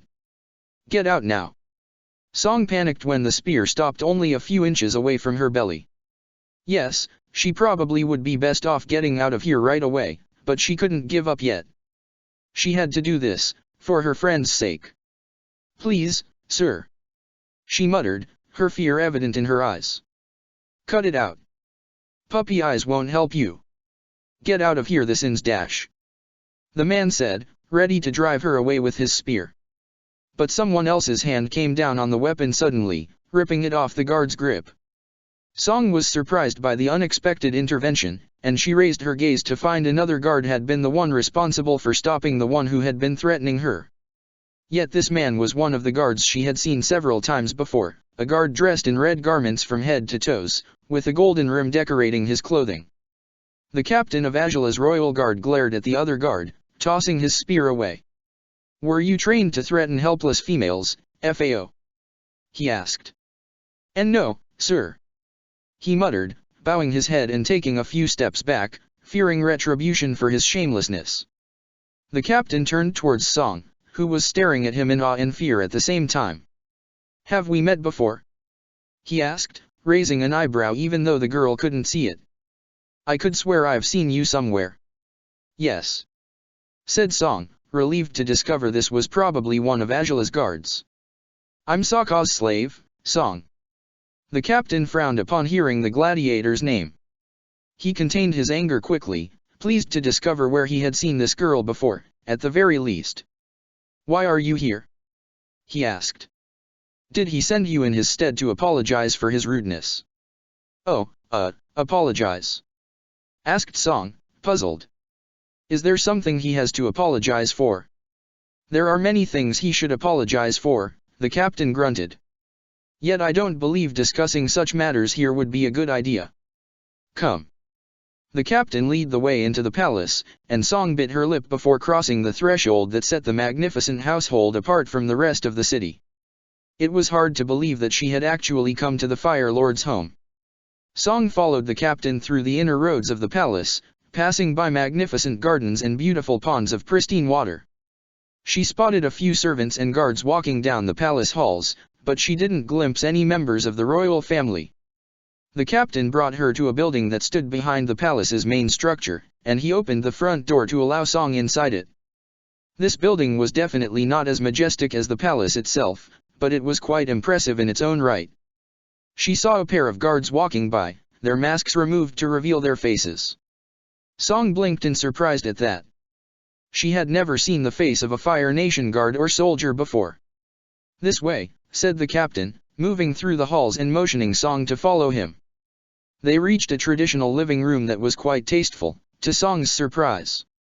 The captain ushered her to remove her shoes before stepping onto the soft tatami flooring. There was a table in the center of the room and several cushions positioned by it. "I'll bring us some tea," said the captain. "Take a seat, I'll be back soon." Song nodded and obeyed as the captain left the room. His hospitality was quite a pleasant surprise. She had never thought there was anything underneath those guards' masks other than heartless and mindless soldiers willing to go to any ends to obey the Fire Lord's wishes. She felt stupid by only realizing now that they were just as human as she was. There were large windows in the room that allowed Song to look at the gardens outside. It was unusually relaxing, sitting in this room. She almost felt as if she were back home in the Earth Kingdom. The captain re-entered the room after a few minutes, bringing a pot of tea and a pair of cups on a simple tray. "We don't have as luxurious accommodations in the guards' barracks as the ones in the royal palace," he said, setting down the tea and the cups on the table as he sat across Song, his legs flexed under him. "But we have everything we need here. It's a good place to live." "I'm glad," said Song, smiling. "I'm a little confused, though. Weren't you going to bring me to the princess?" The captain frowned and shook his head, folding his arms across his chest. "I'm sorry, but the princess is in no condition to see anyone as of now. If you have any messages you wish to deliver to her, I can pass them on. But, for both your sakes, it's best if you don't meet with her." Song grimaced and nodded, biting her lip nervously once again. The captain poured the tea on a cup and handed it to Song. "Thank you," she muttered. "So, what brought you here?" the captain asked, pouring his own tea now. "Well, I'm not sure, actually," she said, after sipping her beverage. "Things haven't been as lively as always with Sokka. He seems troubled by something." The captain frowned and placed his cup in the table, thoughtful. "I won't say that displeases me. He should be troubled." "Then you know what happened to him?" asked Song, surprised. "Not all of it," admitted the captain. "But I overheard something." "You overheard?" asked Song, raising an inquisitive eyebrow as she looked at him judgmentally. The captain sighed in irritation. Yes, guards overhear conversations even when we don't mean to," he growled. "Most of us don't do it on purpose. But that's why I brought you here instead of talking at the gates. This isn't a conversation I want other guards to listen in on." "Why? Don't you trust them?" asked Song, surprised. "It's not a matter of trust," said the captain, removing his hood. "It's a matter of privacy." Song stared in awe as the man shook his head, his long black hair locks flipping as he did. His eyes were a shade of gold, not as intense as the color in Princess Azula's eyes, but they had the spark of the firebender's power in them. His skin was quite pale, something that wasn't much of a surprise, given how he was always clad in layers of clothing that covered every inch of his body. But what surprised Song the most was to discover he wasn't as old as she thought he would be, going by his voice tone. He was likely in his early 30s, if not younger. "I'm sure you can understand that," he said, taking a sip of his tea as Song blinked rapidly, to stop herself from gaping at him. "Oh, yes," she said, not even remembering what they had been talking about before he removed his hood and mask. "So, you were saying the gladiator seems troubled?" the captain asked, frowning. "Why yes, he does," said Song. "He arrived home after midnight about 4 days ago, and he hasn't left the house ever since. He's always sulking and frowning, his appetite isn't as wild as always. I know something happened to him, but I haven't found the courage to ask him about it. It seems he wants to be alone, so I decided not to bother him."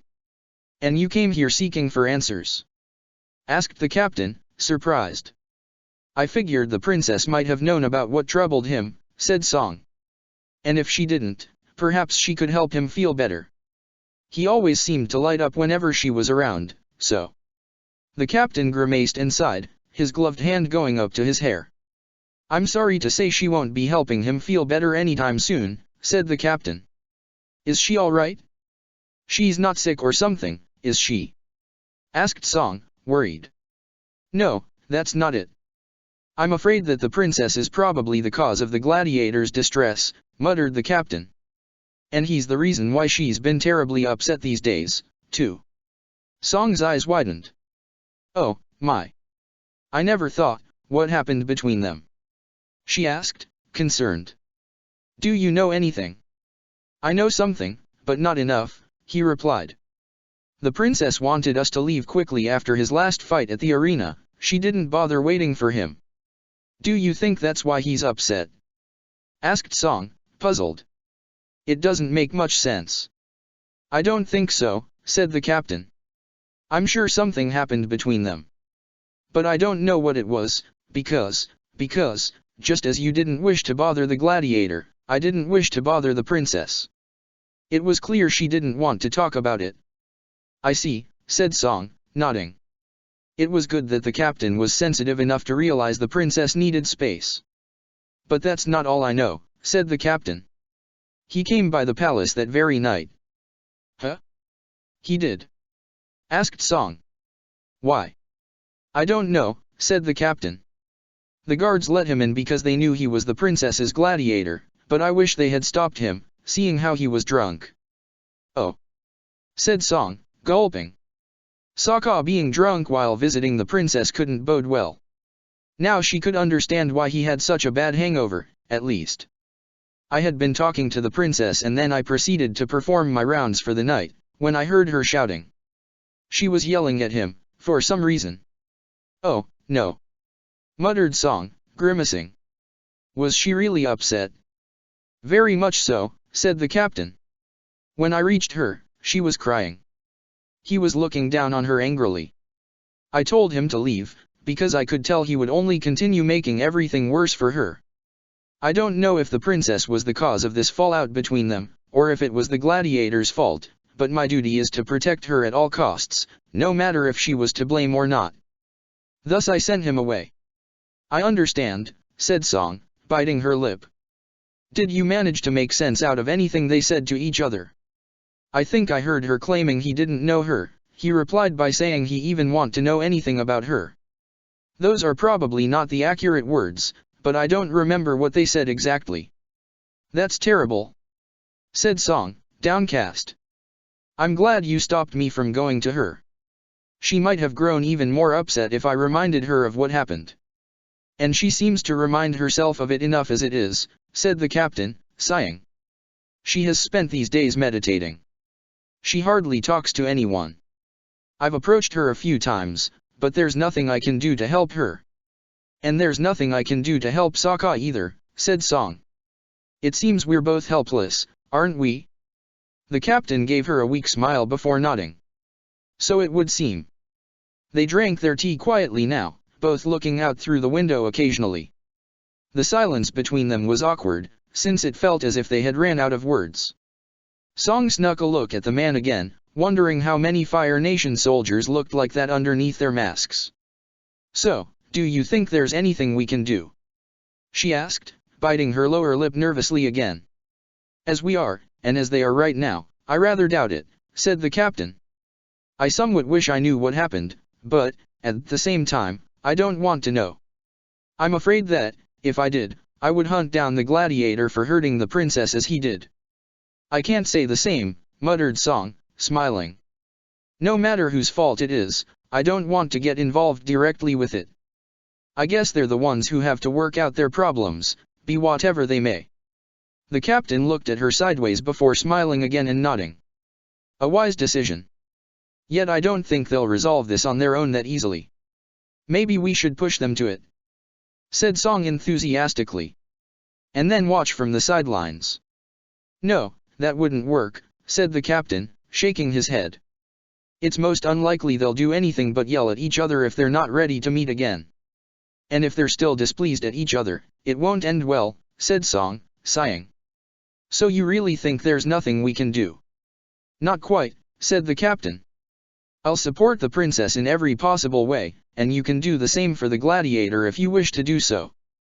But other than that, I understand, said Song, nodding slightly. The captain gazed at the girl, noticing she seemed quite discouraged to discover there was little to nothing she could do for her master, or friend. Seeing such a sad expression in the girl's face prompted him to try and soothe her somehow, even though he had no idea what to do. Listen, maybe. He started, only to get interrupted when another guard entered the room rashly. The princess has commanded her royal guards to assemble, said the guard, hardly noticing there was a random girl in the room.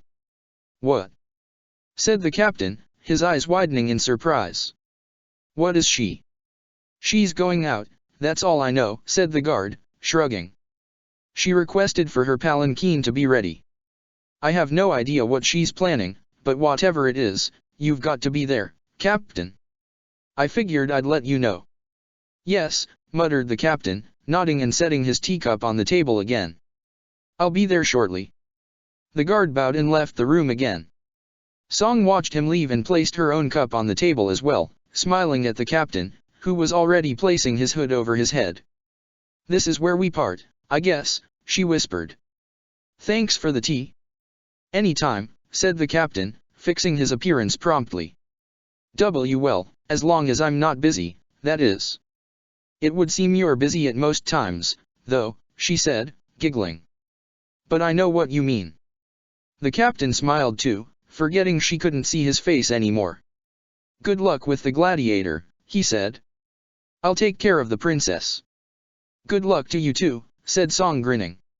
It was odd to think that, after all she'd been through, she had befriended a Fire Nation soldier, but the captain was quite a nice man to talk to. Discovering not all soldiers were heartless and cruel was quite a relief for her. She left the palace without having seen Princess Angela, but Song didn't feel like she was leaving empty-handed at all. 4 days of moping around were more than enough to get Angela on the move again. She had spent the first day trying to ignore her anguish to no avail, yet on the second day she began to realize the world hadn't ended despite of what had happened between her and Sokka. The sun would still rise every morning, birds would chirp enthusiastically, servants would keep to their duties faithfully. There was no reason for her to continue feeling so miserable. Sokka's words and deeds were in the past, and that was where they should stay. Because, what had she been expecting? The more she thought about it, the stupider she felt. She hadn't tried to think things through, she had played almost everything by ear when it came to Sokka. She had underestimated him in many levels, thinking she could handle him. No, she had never really thought she could handle him. She had always known she couldn't handle him. And that was what had made him most interesting. It was what had made it all the more fun to spend time with him. But before she knew it, she had been hoping for something beyond what they already had, expecting things to develop further if she only gave it time. Her hopes of becoming something more for Sokka had been foolish and naive. Now she was certain she didn't want anything else with him. Because you and I will never be together. Those words rang in her head time over and time again. She kept thinking about them, trying to understand if she had been the one to make a mess of things. She didn't think so. Perhaps she had kissed him, but if he had thought it so wrong, he could have pushed her away instead of giving in. It wasn't entirely her fault, really. But he had been trying to pull away. He had wanted to spare them the hell, because yes, it would have been hellish indeed. If she had gotten involved with him and word of it had reached her father, Fire Lord Oze would have likely killed Sokka and stripped away Angela's right to succeed him on the throne without a second thought. She had obligations to tend to, and slaves, no matter how good-looking, amusing and interesting they were, couldn't drive her away from what she cared about the most, her role as her nation's future sovereign. She had done everything in her power to become the best heir her father could have asked for. What she had done by taking Sokka as her gladiator had been for the purpose of earning the recognition she deserved, showing all those who undermined her that being a woman was no hindrance to surpassing anyone who dared stand in her way. But she had gotten sidetracked because of that man and his blue eyes. And it had been to no avail, because he didn't want her. He hated her. He thought she was selfish and wanted to get away from her. And what hurt the most was to think that he might be right about her. Not once did she think that maybe he was resisting the attraction between them, and she didn't respect his wishes when he decided to try his luck with other women. She hadn't bothered thinking about what he might have wanted, and that had been her downfall. If only she had backed off and realized that they couldn't be together, they wouldn't be in this mess. Letting her fleeting feelings for him take the wheel had been a huge mistake. She had always reached her decisions through cold logic and ruthless cunning, so why hadn't she stuck to that this time around? Probably because, from the minute she met him, Angela knew Sokka wasn't the kind of guy she could read with ease. As soon as he declared he would fight her no matter what, she knew he wasn't one of the men she was used to dealing with. They'd had their arguments, most their views of the world contradicted the others, but they had managed to get along despite it all, because Angela had decided to respect Sokka as a person. As an equal. Her mind seemed to sneer at her at the thought of being equal to anyone. Of course she wasn't. She was superior to him, superior to his charms and to all the idiocies he'd done these days. But why didn't it feel that way? Why couldn't she convince herself of the fact that caring for a lowlife like Sokka was a waste of her time? There was nothing she could do about their situation at this point. She couldn't win anymore. This fight was over, and she'd do best to accept her loss instead of clawing recklessly in attempts to earn a victory she didn't deserve. Her selfishness had landed her here, so it was time to quit acting on impulse. Sokka was out of her reach now, and he would never come back to her. And that would likely be for the best, seeing how he had no qualms in sleeping around with random women in attempts to get over her. The thought of Sokka and Kyoshi's heir together made her feel as if an invisible hand was reaching into her body and twisting her organs around. She couldn't make heads or tails out of that. If he had been so troubled after she kissed him, why had he gone so far with another woman? How come had he had the nerve to tell her about it, too? Was he just playing women at will? Thinking about the matter filled her with loneliness and rage. She should have proved able to read him better than she had. Not getting involved with him had been for the best, definitely. And pondering this now would be no use. It wouldn't change anything for the better. The more thought she gave it, the worse she felt. For now, the best thing she could do was focus on what was important, the Gladiator League. It took her a few more days to actually let that conclusion sink in. She watched as time passed her by, waiting for a sign of some sorts to bring her out of her misery. Yet no signs of the sort appeared. Why would they appear in the first place? The world had never cared for her troubles, not back when she was a child, not now, so, instead of hoping everything would slow down for her sake, she would have to keep up with the rest of the world. If everything was to remain the same, then she would pretend to be the same person as well. Her wounds wouldn't heal anytime soon, but she was skilled at making it seem otherwise. She could keep her calm charade for as long as it was necessary. So she would simply wait for the day Sokka had to fight in the arena once again. She could resist the urge of checking on him. She wished there was a way to bring their relationship back to what it used to be, but her gut told her it would be hopeless to expect him to behave rationally when they met again. Fixing things between them could wait until after he was done fighting the Savage Hook, was it? Angela frowned when she realized she didn't know anything about Sokka's next opponent. She forced her memory back a few weeks, when Shoji had issued out their challenge to the Gladiator's sponsor, and she remembered what had happened right away. Mai's servant had showed up and interrupted Shoji before he could give them information regarding the hook. Angela gritted her teeth in irritation when she realized she had forgotten that detail completely. Knowing his enemy was an important edge to Sokka's fighting style. Without the advantage of having information about his opponent, Sokka wouldn't do as well in the ring as he always did. Focusing on the idea of talking to Shoji seemed to help her forget about Sokka, if only for a little while. Angela had summoned a guard and ordered him to assemble her palanquin bearers and royal guards, and, after fixing her appearance to its usual flawless state, she had climbed aboard her palanquin and told them to head to the Grand Royal Dome. She was pleased to see her guards remained as stoic as ever. Even the captain, who had witnessed her breakdown after that horrible conversation with Sokka, had done his best to behave as if nothing had happened. She was grateful for that. Indeed, even if he was an eavesdropper, he was an earnest man. She could rely on him. She climbed off the palanquin once they arrived to the capital's arena. As usual, she ordered the guards to remain outside the building and she crossed the double doors by herself. The people in the vestibule stared at her in awe, as ever, but this time she failed to care about it. Being adored and revered would always give her a feeling of satisfaction, but not this time. Not when she was still in such a deep emotional turmoil. Things might return to normal eventually, but, as she was now, she couldn't enjoy being worshipped. "Oh, princess," said Shoji, smiling when he caught sight of her.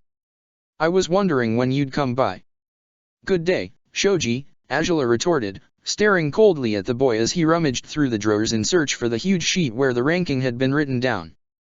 "I have good news for you. The ranking was fully updated only yesterday," said Shoji, scrolling down the names with his hand. "So I'm still getting adjusted to the changes. Was it a little lower?" "Oh. Here it is." "What is?" asked Angela, raising an eyebrow.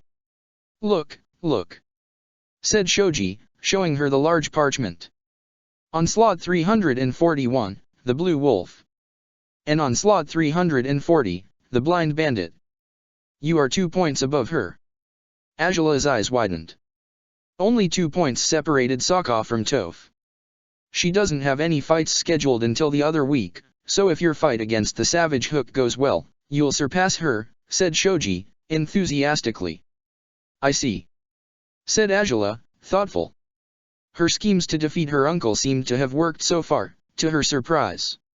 She should be delighted to know as much, but she couldn't bring herself to be happy right now. How many points would we earn if we were to beat the Savage Hook? Said Shoji, moving on to the first half of the scroll. You'd get 323 points. That's a lot more than the Blind Bandit will earn in at least 2 fights, if she wins them both. Finally, good news, Angela whispered to herself. How are our odds against the Hook? Oh, said Shoji, his cheerfulness vanishing. Well, the wolf shouldn't have it that hard, seeing how he even beat Kyoshi's heir. Angela shivered at the mention of the gladiator's name. She tried to remain stoic, although she couldn't help but clench her fists in anger. But the Hook, he's a handful, said Shoji, gulping. He's not easy to handle at all. What can you tell me about him? Asked the princess, folding her arms across her chest. Well, I don't know all the details, Shoji admitted. But, according to what I gathered some time ago, he used to be a criminal. A criminal? What kind of criminal? Asked Angela, frowning. He flooded a Fire Nation colony back when the Earth Kingdom still stood strong, said the boy. Apparently he was the leader of a teenager gang of delinquents. Some members of the gang were killed by the group of elite Fire Nation soldiers that were sent to catch them. The survivors became gladiators. That sounds familiar, muttered Angela, thinking back to a war meeting she had attended many years ago. Her father's council had discussed something regarding a group of rebellious Earth Kingdom kids. A battalion of Fire Nation soldiers had been sent to restrain them, but Angela had never heard about the fate of the captured rebels, mostly because she hadn't cared for it. Well, that's supposed to be the reason why the Savage Hook has such a wild attitude, said Shoji. He fights using twin hook swords, and, if he can get away with it, he fights to the death. Angela's eyes widened. To the death, you said? Has he killed other gladiators in the Superior League? Many times, said Shoji, gulping. There are a few gladiators who go as far as to kill their opponents if they can get away with it, and he's one of them. He's especially harsh against firebenders, but he always goes for the kill. How skilled is he with those blades of his? Asked Angela, her eyebrows contracting. Quite skilled, said Shoji, sighing. I wanted to warn you of this beforehand, he's not the kind of foe anyone can defeat. He's been deadly, well, at least over 40 times. He killed his last opponent on a fight a few weeks ago. Angela gritted her teeth, wondering what she'd gotten herself into, what she'd gotten Sokka into. 2 points separated them from the Blind Bandit, but was it worth fighting the Savage Hook to earn them? I wanted to warn you about this before sending the challenge, said Shoji. But circumstances were against me. There's no need to worry, Shoji, said Angela, finding confidence even though she hardly felt any. My gladiator has been involved in fights to the death before. It shouldn't be a problem. You sure? Asked Shoji, grimacing. I can send a cancellation to the opposite sponsor. Angela pondered that option only for a short moment before shaking her head. We won't back down, she declared. The fight may be difficult, but it's not impossible for us to win. The Hook has lost before, hasn't he? Oh, yes, he has several losses so far, said Shoji, nodding. Most of them are knockouts, though. When he's in the arena, the Savage Hook is worse than an untamed beast. Since he goes for the kill, the only way to stop him is to knock him out. I haven't heard of him running out of time in his fights. So with him it's either kill or die. Asked Angela, sighing. Doesn't seem to be a good perspective, but I'll keep this in mind. Do you know if he has any weaknesses that could be exploited in battle? Not really, no, said Shoji, thoughtful. Other than the fact that he's reckless and breaks a lot of furniture. So he's not the type to ponder what he's going to do? Asked Angela, raising an eyebrow. No, I'd say it's mostly because he doesn't need to think things through, said Shoji, shrugging.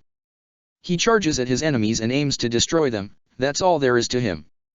There doesn't need to be much more than that if that's gotten him the job done so far, said Angela. What would you suggest to defeat him? Oh, me? Asked Shoji, surprised.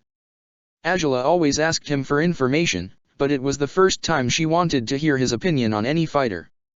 Well, I think you should tell the Blue Wolf to keep it cool and think fast. He could beat the Hook if he's smart enough about it. Angela nodded, seeing how Shoji's words were exactly what she had been thinking. Brute strength could be beaten if you made sure it didn't beat you first. I appreciate the information you've provided me with, Shoji. I'll see you again soon, said Angela, nodding towards him and turning to the doors. See you, princess, said Shoji, waving as she walked away. There was a prominent frown in Angela's brow as she made her way back to her palanquin. Knowing Sokka's opponent would be a handful was a little worrisome. In a way, she wouldn't mind it if he got beaten by a stronger foe, but she wanted him to win. She needed him to win. Only 2 points stood between them and the blind bandit. If they made the most out of this fight against the savage Hook, they could leave her behind at last and make their way to the top of the ranking without a fuss. But, even though she hated to admit it, she was completely powerless in a situation involving Sokka once again. It would be up to Sokka alone to put some distance between them and the blind bandit. Chapter 30, Kyoshi's Air Savage Hook 7. The knock on the door took Song by surprise. She had been busy working on lunch when she heard it. She left the duck she had been preparing, and she made to open the front door while wiping her hands with a handkerchief. Her eyes snapped wide open when she found a royal guard at the other side of the threshold. And it wasn't any guard, the golden hem on his outfit gave away his identity right away. Oh, good day, said the captain, bowing down respectfully towards Song, who gaped at him in surprise for a moment before imitating him. Gee, good day, Captain, she mumbled, her voice faltering when she realized she didn't know his name. Had he told her what he was called? She didn't remember if he had. To what do we owe the pleasure? The Gladiator has a fight today, replied the captain, a frown on his face. Didn't he inform you of that? No, he didn't mention, said Song, frowning. She hadn't been talking much with Sokka lately, but he should have told her about his upcoming combats. Maybe he had forgotten about the fight? She peeked over the captain's shoulder and caught sight of the royal procession. Everything looked the same on the outside, but Song could tell something was wrong.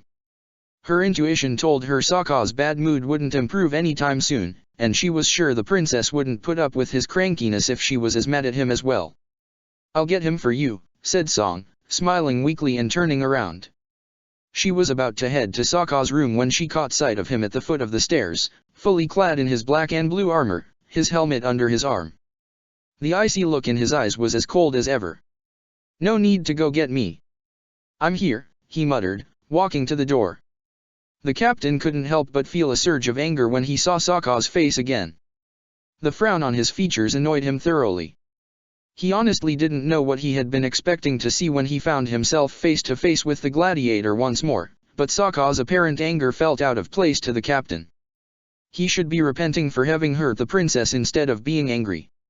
Let's get this over with, grunted Sokka, glaring at the captain as if he could tell that the man was scowling right back at him. Good luck, Song whispered. She would have been distraught because Sokka hadn't told her about his fight, but the tension in the atmosphere was such that she didn't even think about reprimanding him for it.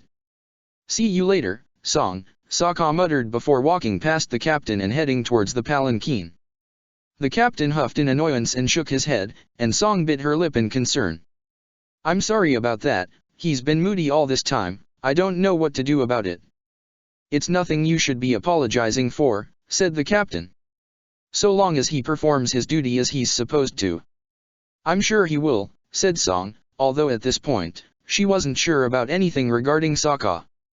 Farewell, said the captain bowing at her.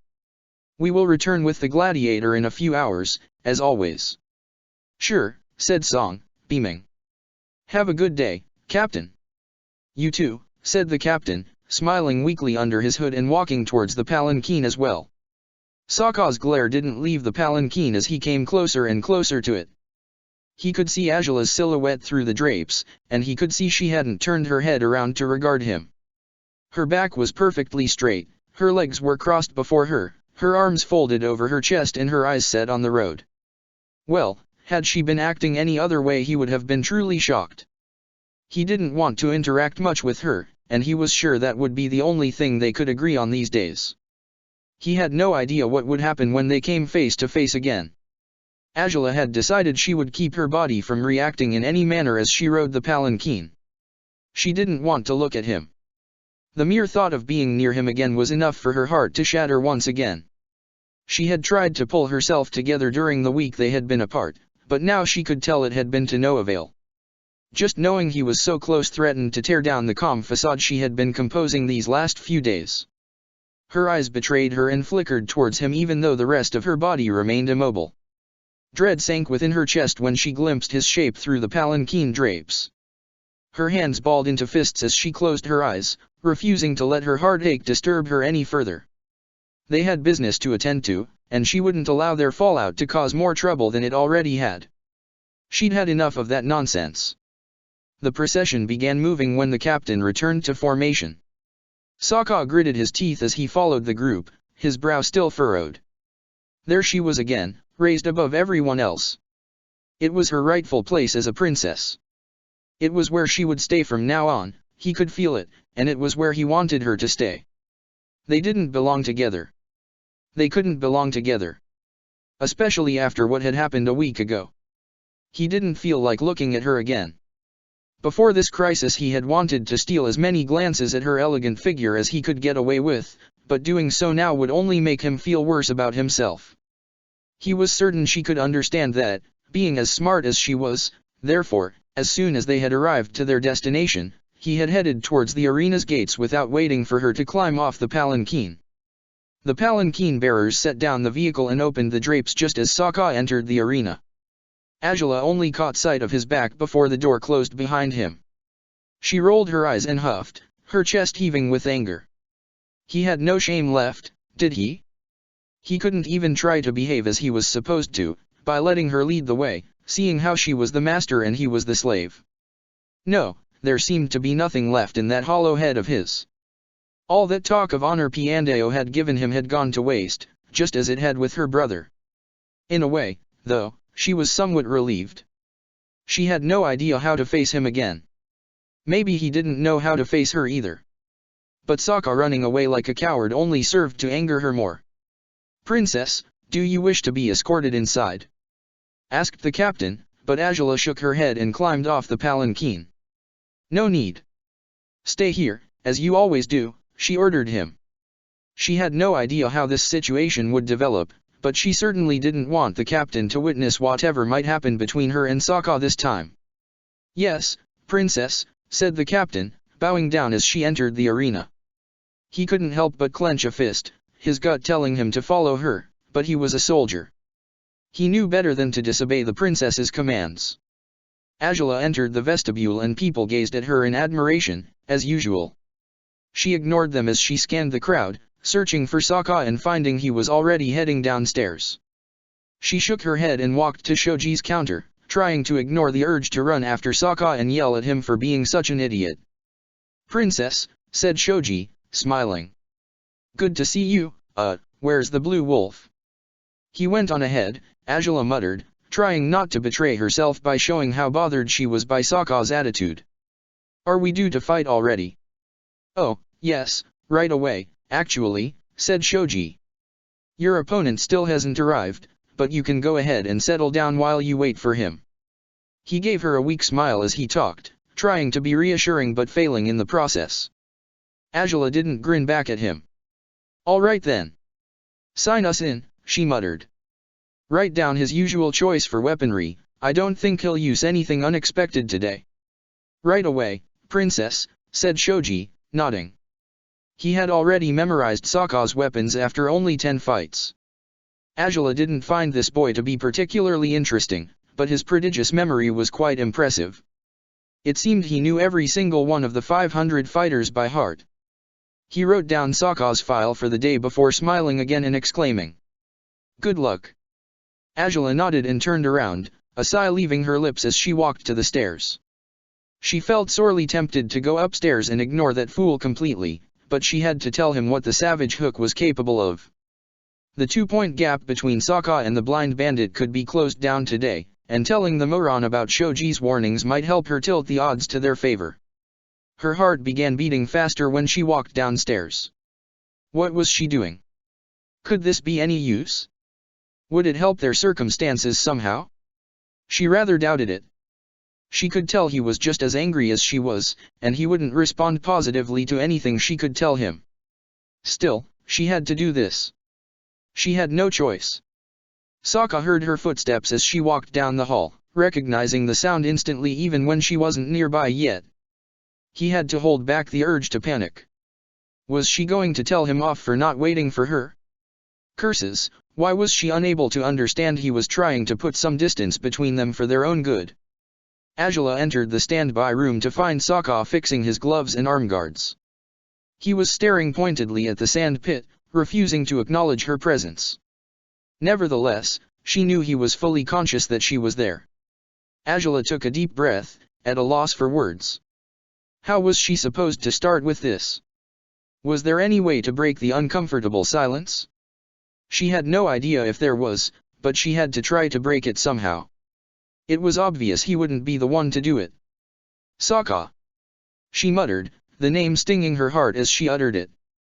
You didn't have to come down here, he stated suddenly, taking her by surprise. As a matter of fact, I did, Azula growled back. Perhaps if you hadn't stormed off as you did, this conversation wouldn't be developing as it is. Oh, so it's all on me? Said Sokka, rolling his eyes. Yeah. Sounds about right. Will you stop behaving like the fool you are for 10 seconds and just listen to what I have to say? Azula was exasperated. She kept glaring daggers at the nape of his neck, catching sight of the scars she had placed there a long time ago. Oh, why hadn't she struck a vital point and killed him when she had the chance? If that had happened, she wouldn't have suffered through so much because of him. Letting him live was, without a doubt, the biggest mistake she had ever made. Sorry to say I can't stop being the fool I am. It'd be the same as if I asked you to stop being the princess you are. Can't do it, can you? It's engraved in your soul. Well, being a fool is my personal curse. Can't get out of it no matter what I do. Azula brought a hand to her forehead, growing more impatient by the minute. Fine. But you can shut your mouth for now, or are you plainly unable to keep your jaws together? You know, I've had about enough of that, Sokka grunted, turning to glare directly at her. Stop it. I feel bad enough about myself these days for you to try and make it worse. Oh, you feel bad about yourself? Asked Azula, raising an eyebrow and baring her teeth at him. You're saying you feel so bad you've regretted every single decision you've made in the past 2 years? You're saying you feel as if your heart had been torn right off your chest and you can't stop the pain no matter what you do? Is that how bad you feel, Sokka? Is it? Sokka froze for a moment, the emotions in Azula's eyes taking him by surprise. And the part that makes you feel the worst? Grunted Azula. Is that you've brought this hell on yourself. You were naive enough to read everything as you wanted to instead of thinking things through. Azula. He muttered, making her cringe when he whispered her name. His hand moved on its own accord towards her, but Azula jumped back at the sight of it. She wanted to keep those hands as far from her as possible. She wanted to keep Sokka altogether as far from her as possible. No, no, she said, shaking her head. Forget it. This isn't worth it. You're not worth it. Go out there and get yourself killed for all I care. Az. Sokka started, but her fierce glare was enough for him to freeze where he was. She stormed out of the room without another word. Sokka grimaced and struck his forehead with the palm of his hand. No, this didn't mean anything. It didn't mean she actually cared about him. It didn't mean her tears had been real. Yet why did his heart ache when he looked into those conflicted eyes? Why did he stare at that enticing gold that would always make him feel at a loss? Glancing into her eyes felt as if he were glancing straight into her soul. And he could see the disappointment, the anger, and hurt that dwelled within her. And all of those emotions had been born because of him. Yet it didn't change anything. It couldn't change anything. If he had hurt Angela so badly, it should serve to keep their relationship as platonic as it should be. Maybe she hated him now, but that wasn't going to change anything either. The words she had uttered a long time ago crossed his mind once again. Nobody said you had to like me. If things had worked back then, they could work now as well. They were only supposed to be a gladiator and a sponsor. That was the way it should be. The way it should have remained at all times. He sat down on a bench within the standby room and placed his head between his hands, wondering what on earth had he gotten himself into when he had accepted the deal she had offered him so long ago. The princess's frown deepened as she fueled her rage towards Sokka. To think he had dared accuse her of being selfish, he had no idea what he had put her through. And he didn't even care. Was it the first time he had ever taken into account that his words could hurt her? Yes, he had claimed she was poison, yet so was he. And he had stung her worse than he imagined. All she could do was resist an attempt to survive that venom of his that hoped to destroy her. She entered the sponsor's balcony and dropped on her seat, throwing her head back as she tried to cool herself down. Letting his idiocy affect her would do her no good. She had to perform to her usual standard, never showing any weaknesses to anyone. He would likely learn his lesson about listening to her by the hand of the savage Hook, and, hopefully, he would understand his place in the world after the wild lunatic she had heard about was through with him. The door creaked when someone else entered the room. Angela hardly registered the sound, her mind so invested in hating Sokka that she hardly realized she wasn't alone anymore. She straightened her back and stared at the arena determinedly, hoping the opposite sponsor would understand she wasn't to be bothered today. "Ah, I can hardly believe I'm finally before you, princess," said a man's voice, bringing Angela out of her musings. She frowned before letting her eyes shift towards her left to study the man she had challenged. He looked to be at least twice her age. He had a Manchu hairdo, his long strands of black hair composed a braid that scrolled down to his waist. He also had a long and slender mustache, and his green eyes matched the green garments he wore, which Angela found quite inappropriate. Green was the color of the Earth Kingdom, which no longer existed. A gladiator could wear green to show he was an earthbender, but a sponsor doing the same was quite displeasing. It felt like an affront to her father and to the Fire Nation. "I'm afraid I can't say the same," Angela spoke viciously, her previous anger peaked when faced with a stranger she had come to dislike instantly.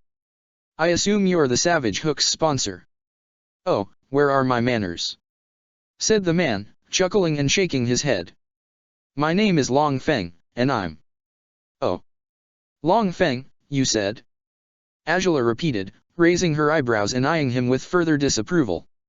"It seems I actually know who you are, despite what I thought." "You do?" asked the man, smiling as he took his seat next to Angela. "You attempted to double-cross the Fire Nation when the war was at its peak," Angela muttered. "You were Ba Sing Se's Grand Secretariat, and also head of the Ba Sing Se Law Enforcers, the Daily. You were striking bargains with the Fire Nation in secret, knowing there was no way you would withstand the power of our armies if they attacked your city, yet you hardly ever kept true to your own deals. When the comet came for the second time, Ba Sing Se and all its leaders were forced to surrender to our forces, and even though you had already proven your quality as a traitor to your own, you sought to retain all your titles and positions by claiming allegiance to the Fire Nation. My father knew better than to trust a man like you, though." "I'd say otherwise," muttered Long Feng. "I had nothing to gain by betraying the Fire Nation once more."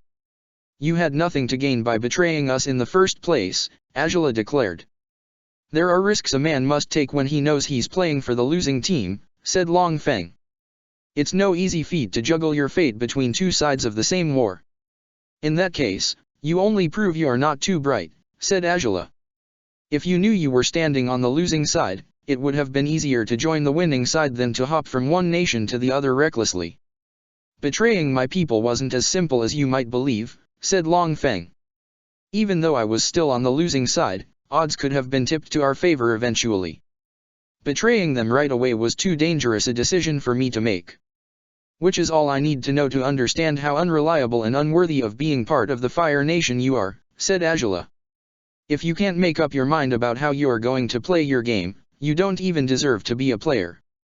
Harsh and powerful, just as the rumors said, Long Feng commented, smiling. I only hope your gladiator is as sharp as your tongue, princess.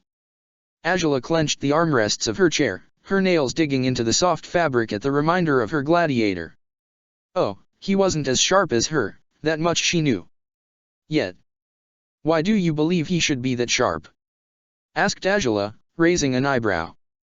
Oh, the man I sponsor is not like me, princess, said Long Feng, chuckling. He knows what side he's playing for. And what side might that be? The side that is willing to slice his opponent to shreds, said Long Feng, smirking cruelly. Angela frowned, wondering if he truly believed Sokka could be reduced to nothingness so easily. His trash talk was somewhat worrisome, yet Angela kept reminding herself that he was a betrayer. He wasn't to be trusted. He sounds far more reliable than you, if that's the case, said Angela, just as another person entered the room. Princess, Lord Long Feng, said an arena staff member, bowing down at them. Angela frowned at hearing him address the man by her side so respectfully. Despite Oze had removed him from his seat of power, Long Feng remained in control of the enforcers and retained a lordship he had been granted by Earth King Ki many years before. She hadn't approved of that decision when it had been made, and she most certainly did not approve of it now. What shall the time limit be?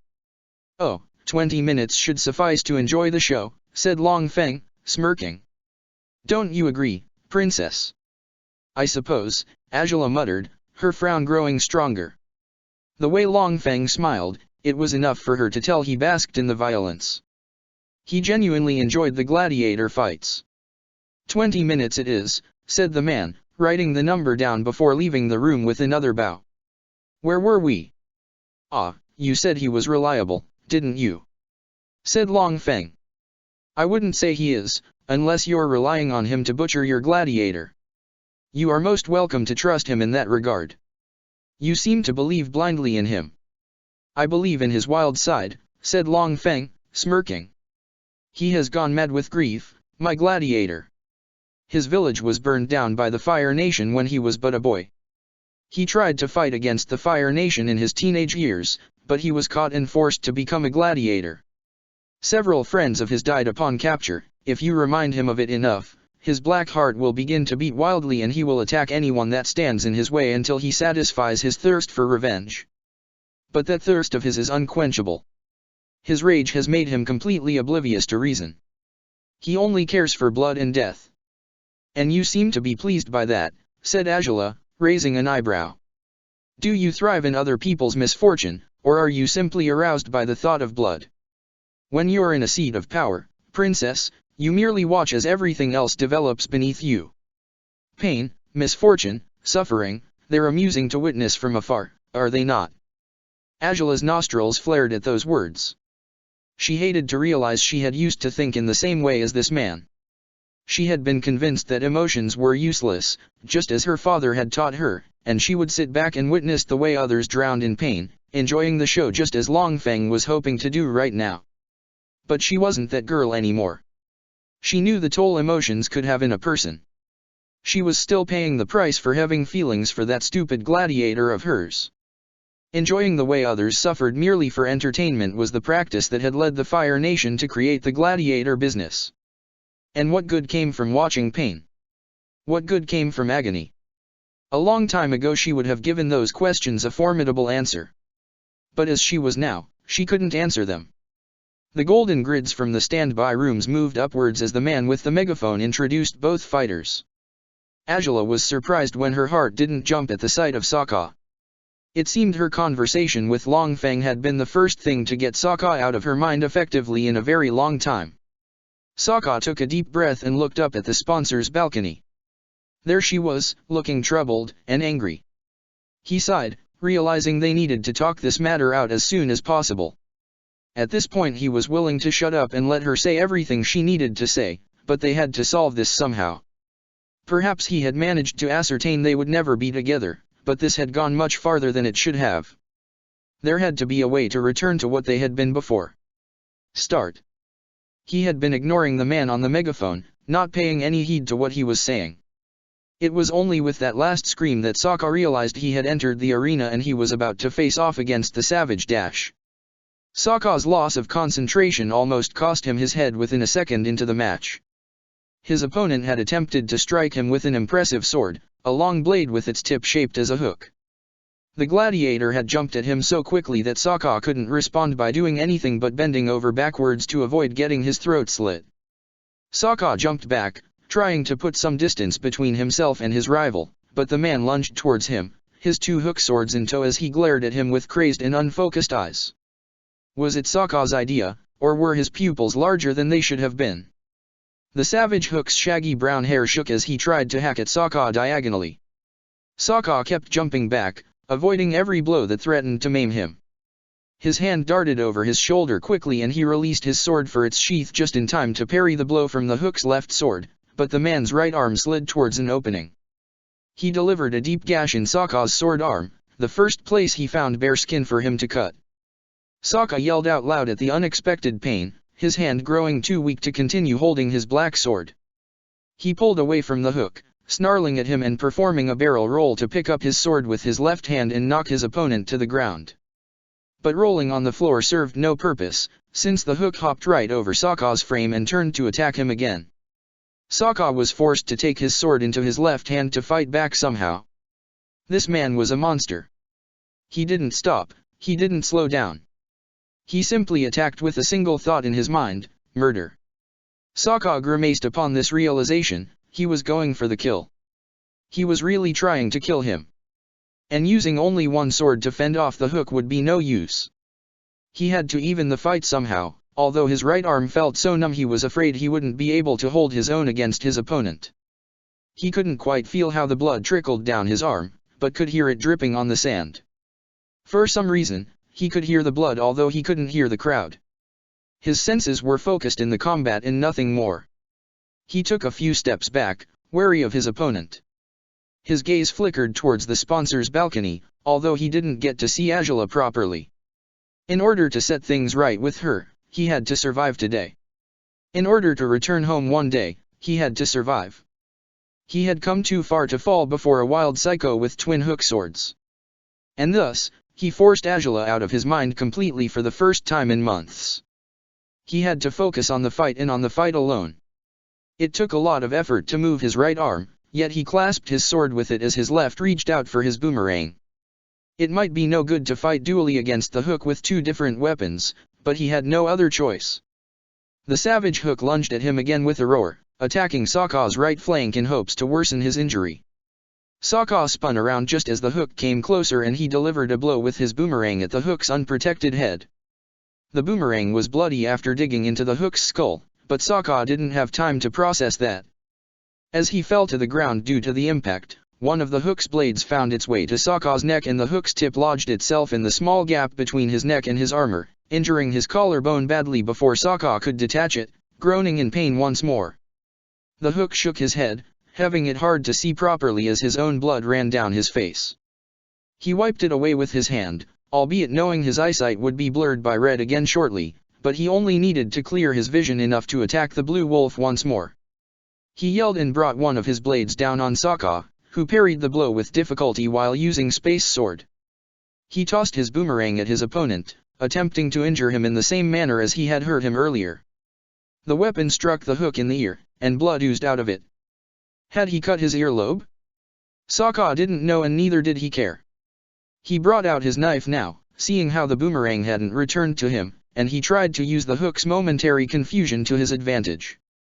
He had to jump back when the hook linked his swords together by their hooks and swung them around dangerously, keeping Sokka at bay effectively.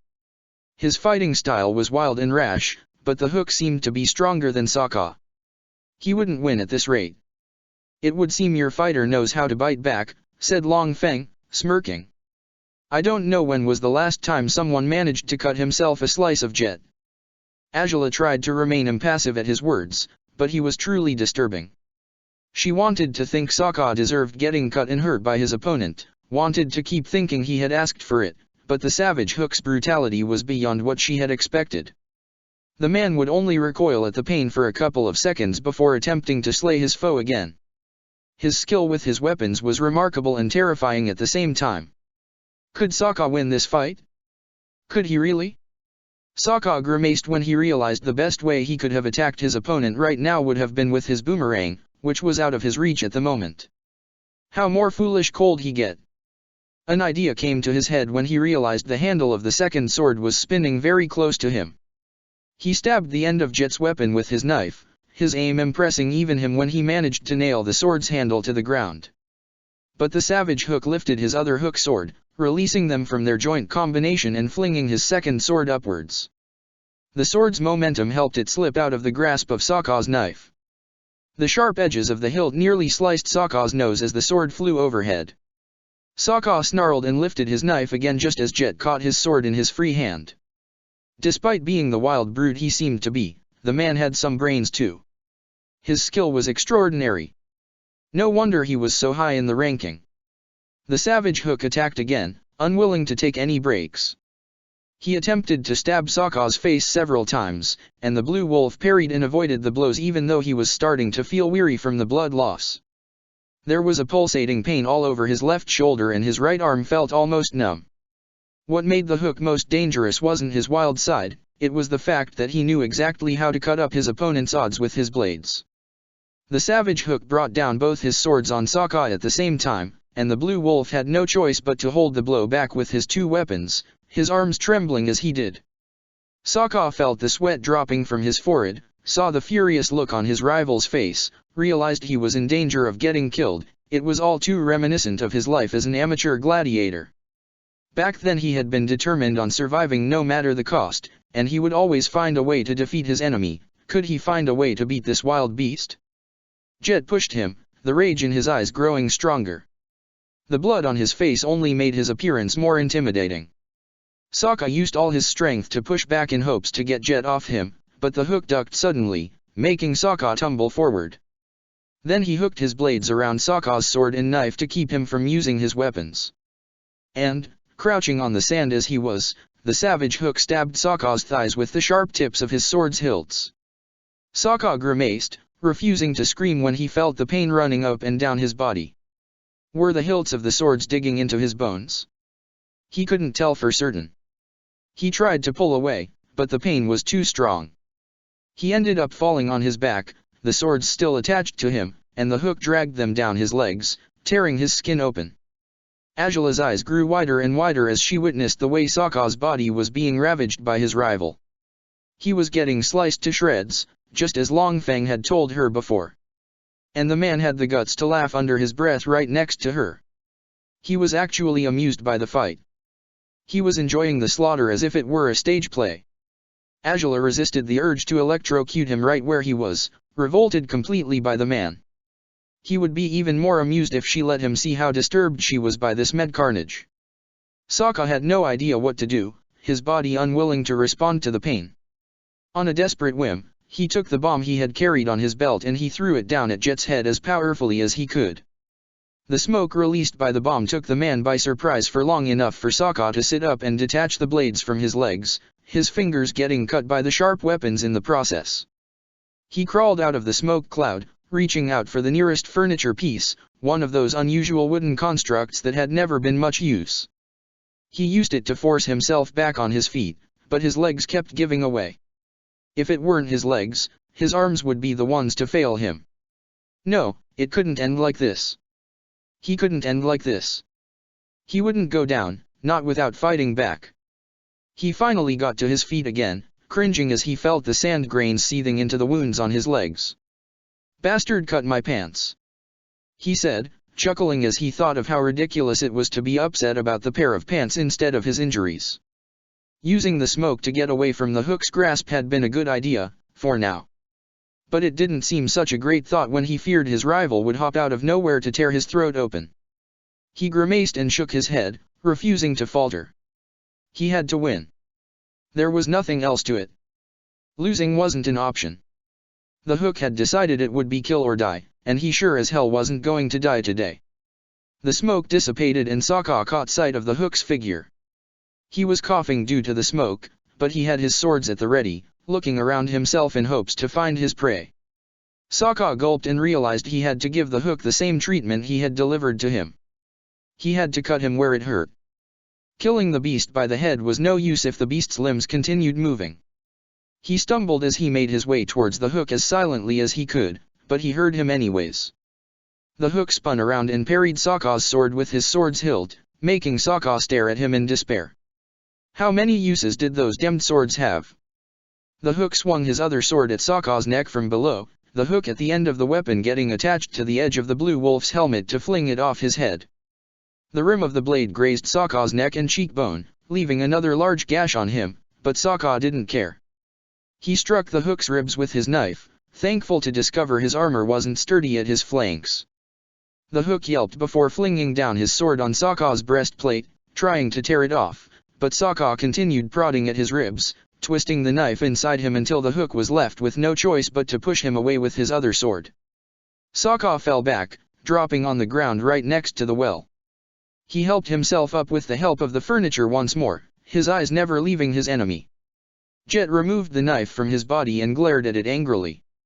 He tossed it aside and moved towards Sokka, limping, to the blue wolf's satisfaction.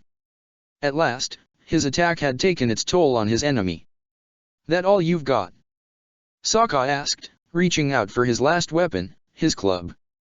If he was lucky he might get around picking up his previous weapons, but his club and his sword would have to suffice for now.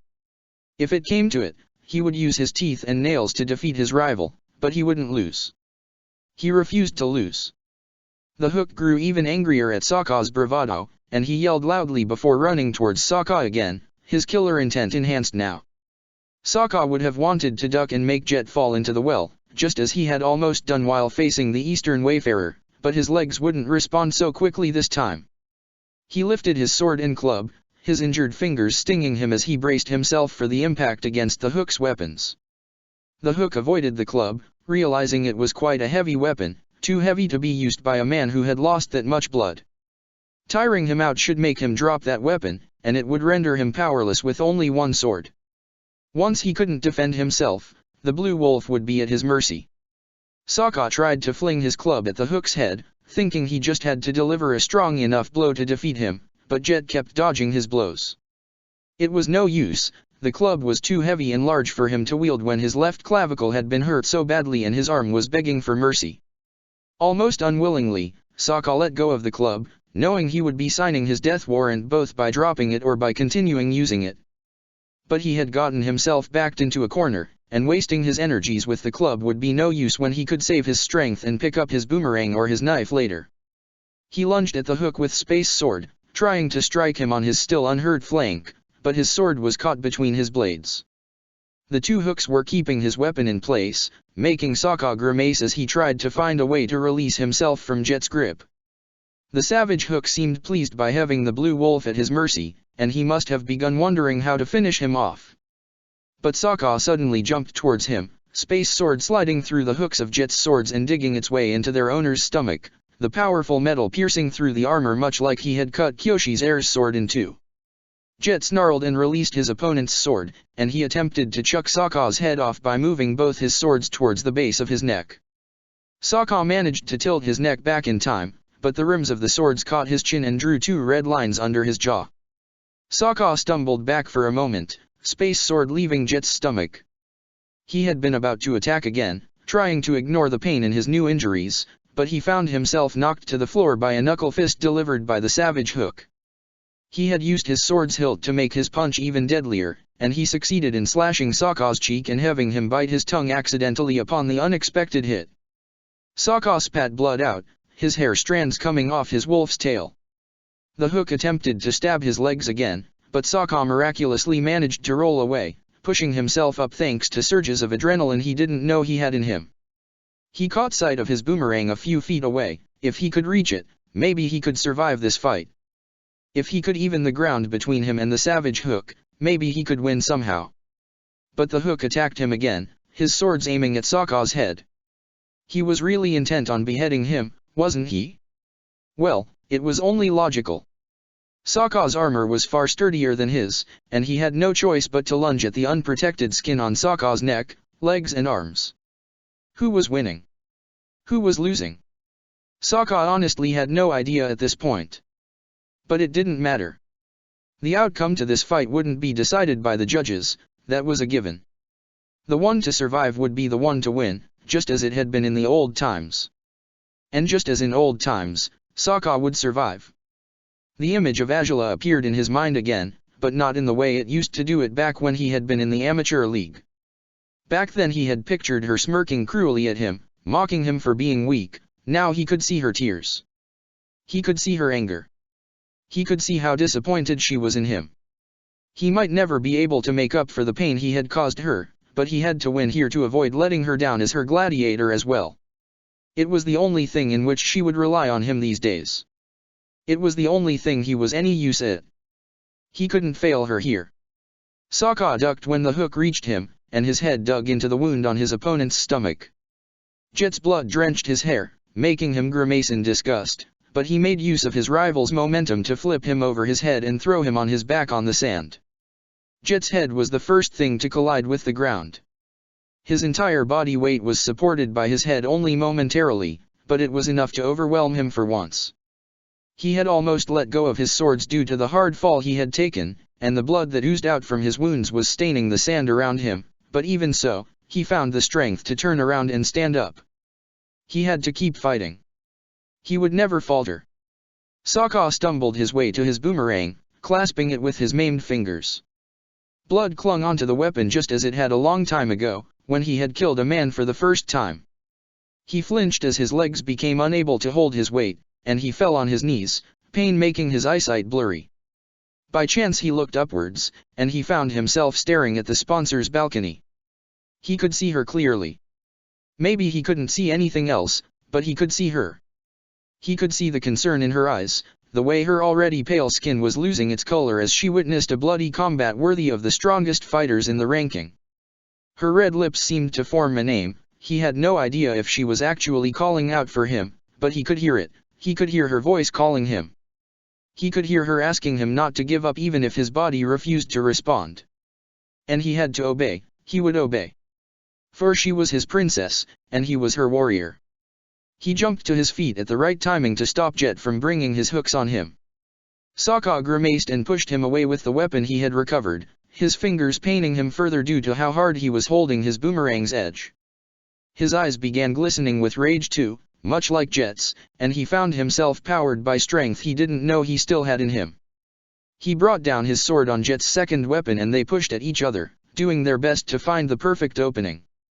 The savage hook's leg suddenly struck Sokka's stomach, making him lose his breath, yet he kept his arms up, barring his attack. Jet continued kicking at him until Sokka leaped and took his foot between his knees, flipping him over and knocking him to the floor unexpectedly.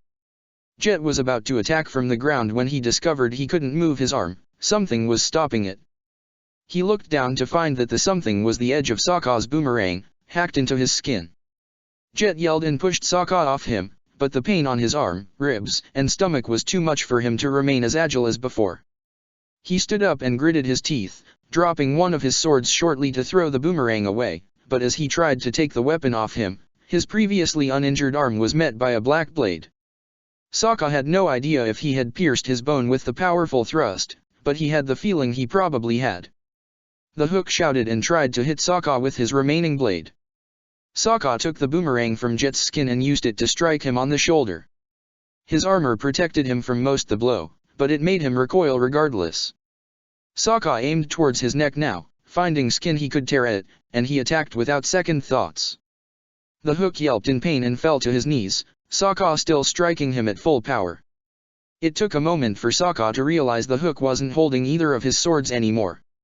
Jet still seemed to strive to attack him, but his eyesight was clouded and he couldn't sense anything around him anymore. He stretched a hand towards Sokka, finding his leg and clawing at him, just hoping to damage him a little further. Sokka slammed his sword's hilt down on Jet's hand and raised the blade, ready to deliver the final blow, when he realized he didn't have to deliver the final blow. His despair to survive dissipated as he stared at the hook's writhing figure at his feet, and he took a few steps back as Jet collapsed, unable to move anymore. Sokka's chest heaved as he stared at the man who had nearly taken his life. He had spent his adrenaline and his every emotion in the deadly combat. His legs gave away beneath him, his mind becoming clear for the first time in what felt like ages. He'd had the chance to kill a man. And he hadn't taken it.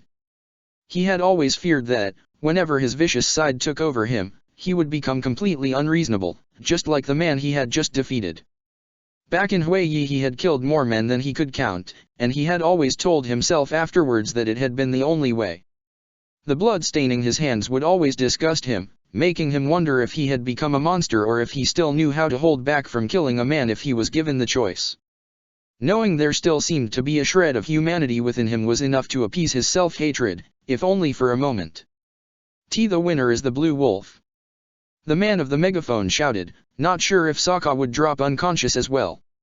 Upon seeing he wouldn't faint, at least, not yet, the man stumbled and gave out his declaration.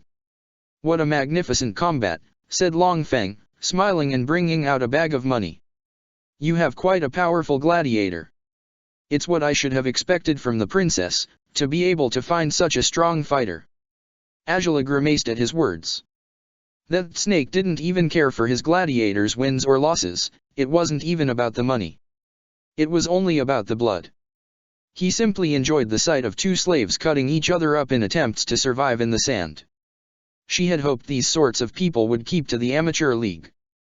It was a far more appropriate place for heartless bastards like this man. I look forward to pitting our gladiators against each other on another occasion, said Long Feng, standing up and leaving the bag of money on his now vacant seat. Farewell, Princess Angela. Angela didn't reply, sickened as she was by the man. She had never thought she would see Sokka fighting like that again. She couldn't believe he had been driven to such extremes. He had won almost miraculously, she had no idea how he had managed to stand up with those long gashes running down his legs. How much blood had he lost? How had he found the strength to keep moving? She saw how the staff members helped both gladiators out of the sand pit, picking up their weapons as they led them to the waiting rooms, which had pretty much turned into hospital wings by now. Angela's hand slid up to her hair as she shook her head, stuck in denial. Yes, they had surpassed the blind bandit now, but at what cost? The horrible wounds she had seen Sokka sustain filled her eyes with tears. Why? Why did she feel like crying when she had been expecting him to get badly hurt? He deserved the pain, he did. He had it coming. But she didn't want to see him in pain. She couldn't bear it. It didn't matter how hard she tried to hate him, she couldn't do it. Her mind wanted him to suffer in the same way she had because of everything he had put her through these days, but her heart couldn't stand seeing him in pain. She shook her head again, desperate. Nothing made sense anymore. She had become a living contradiction. He had turned her world upside down without her awareness, turned her into someone she could hardly recognize anymore. And after meeting Long Feng, she was actually glad to have changed so much. To think she had been anything like that man. Her legs trembled as she stood up, picking up the green bag with the money.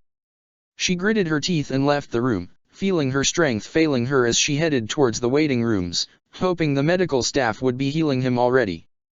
She gazed into every room, coming across the one where the savage hook was being tended in. Angela was surprised to see almost a dozen doctors were working on keeping him alive, yet, as expected, there was no sight of Long Feng in the room. She walked away to the next room and she finally found Sokka, sitting on a couch, alone. Where are? She gasped, looking around in shock. Why aren't you being treated? They're all, with the hook, replied Sokka, his voice sounding weaker than usual. There were at least 10 physicians working on him. I'm pretty damn sure one of them could be healing you instead. He was unconscious, he's a priority. Sokka whispered, repeating what he had heard the men saying. That's bullshit. Angela yelled, careless about her cursing. You're my gladiator. They should be tending to you right now. See, could you stop yelling? Sokka asked, grimacing. Oh, now you are going to tell me to stop yelling. Angela shouted, rolling her eyes and walking through the room, searching for the medical equipment she knew was stored in there somewhere. No way in hell I'll stop yelling, you useless jerk. I beat the guy, you know. He muttered, closing his eyes. I could have done a lot worse. Oh, really? Angela shrieked, taking a humid towel from a drawer which she slammed shut roughly. Well, guess what, fool? You could have done a lot better. What are you going to? Asked Sokka, frowning a little as Angela dropped beside him, the towel on her hand. "Just get that damn thing off," she said, taking hold of the armor and making Sokka wince. "Ow. See, could you be a little more careful?" he muttered, lifting his arms as she helped him remove the metallic plates that covered his body, revealing his badly bruised and cut-up body. "Why the hell should I be?" she grunted. "I shouldn't even be doing this, damn it. You had it coming. You deserve to be in pain." What? "Oh, come on." Sokka grunted. "Are you actually glad I got sliced up like that?" Angela had been about to clean the wounds on his face when he said that. She dropped the towel on his lap, surprising him. Her nails dug into the couch, her head tilted downwards. "Why you think I'm glad? Why you really think?" "Hey. Angela. You're the worst. You really are the worst," she screamed, unable to hold back the tears of rage anymore. "I sure as hell am not glad you're like this. And if you weren't such an asshole, maybe you wouldn't be as hurt as you are." What? asked Sokka, shocked. "I went down to that standby room just to tell you the Hook was a murderer. I was trying to warn you to be careful, that he had killed his opponents before. But you didn't listen. You wouldn't listen." Sokka's eyes widened as he heard those words. So she hadn't gone to him just to talk about their situation, she had been trying to warn him about the Hook. Even though things had been so strained between them, she had been trying to keep to her end of their usual bargain. She had wanted to give him the edge she always provided him with, information about his enemy. And he had been stupid enough to let it go to waste for trying to read Angela beforehand. How many foolish mistakes had he made these past few days by being stupid enough to think he knew her? Why had he been stupid enough to believe he understood her? No, he didn't. He didn't know her. She remained a mystery to him, and now he was sure she would choose to remain one forever. Because as he saw the way her tears fell from her eyes once more, he realized she wasn't playing at anything. Those tears were real as every wound he had sustained today. And her tears had been just as real a week ago, too. He had already been disgusted with himself for most of what he had done, but now he realized the worst of his crimes had been his hurtful ways towards her. No, she hadn't meant to make him think she controlled him when she told him to have fun on his date. That kiss had been her last resort, she had been showing him what he truly meant to her. She had done it because she wanted to be with him. The words had been a display of her jealousy, because he had been flirting like a fool with another woman. Because she had thought what they had was special. And it was, even when they couldn't be together. And he had misunderstood everything. He had ruined everything thanks to that overthinking brain of his. She had carried him on her back after Toph had pummeled him, even though she could have simply ordered someone else to do it. Why had she done it herself? He hadn't been able to understand it, until now. He hadn't been the only one smitten in this particular relationship. And she had been the one to pay the price that night. Every damn thing he had said to her, what had gotten into him? Sure, he hadn't understood her intent by kissing him, but that hadn't entitled him to hurt her as he had. What he had said, as he looked back on it, he couldn't help but be horrified. He had thought his dark side only came out in the arena, whenever he had to claw his way to survive, but it had appeared that night as well. And all he could do now was regret every little thing he'd done, every little thing he'd said. "Why you're such an asshole, you just. I hate you," she whispered, tears streaming down her face uncontrollably. He was the worst, just as she had said. She really had cared about him. She had. And he had betrayed her trust in every possible way. Not knowing what else to do, he took her body in his arms and brought her close, disregarding the pain that threatened to knock him unconscious any second now. Holding her against his body as she cried made his throat burn as well, tears dropping from his own eyes.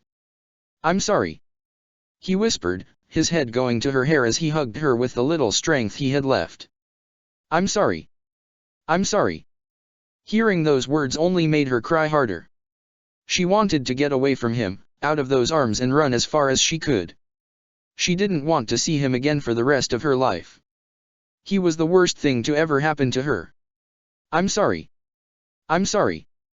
But she couldn't pull away no matter if she kept telling herself to get off his grip. He was weak, it wouldn't be so hard to push him off. But just as she wanted to get away from him, she wanted to stay with him too. She wanted to keep hearing him whisper those words in her ear. What was he apologizing for, exactly? There were so many things he had to repent for. I'm sorry. I'm sorry. But even if he had said those words for each and every time he had cut a deeper wound into her heart, she couldn't forgive him. She wouldn't forgive him. She had bothered trusting him, thinking of him as her partner, and he had thanked her by shattering her heart, by letting her down in every possible way, by proving her trust had been futile. Trust was for fools. Fear was the only reliable way. I'm sorry, Angela. I'm sorry. He kept whispering into her ear even though he knew nothing he said could be of any use. The damage had already been done. I'm sorry. Check the description for the links to the author.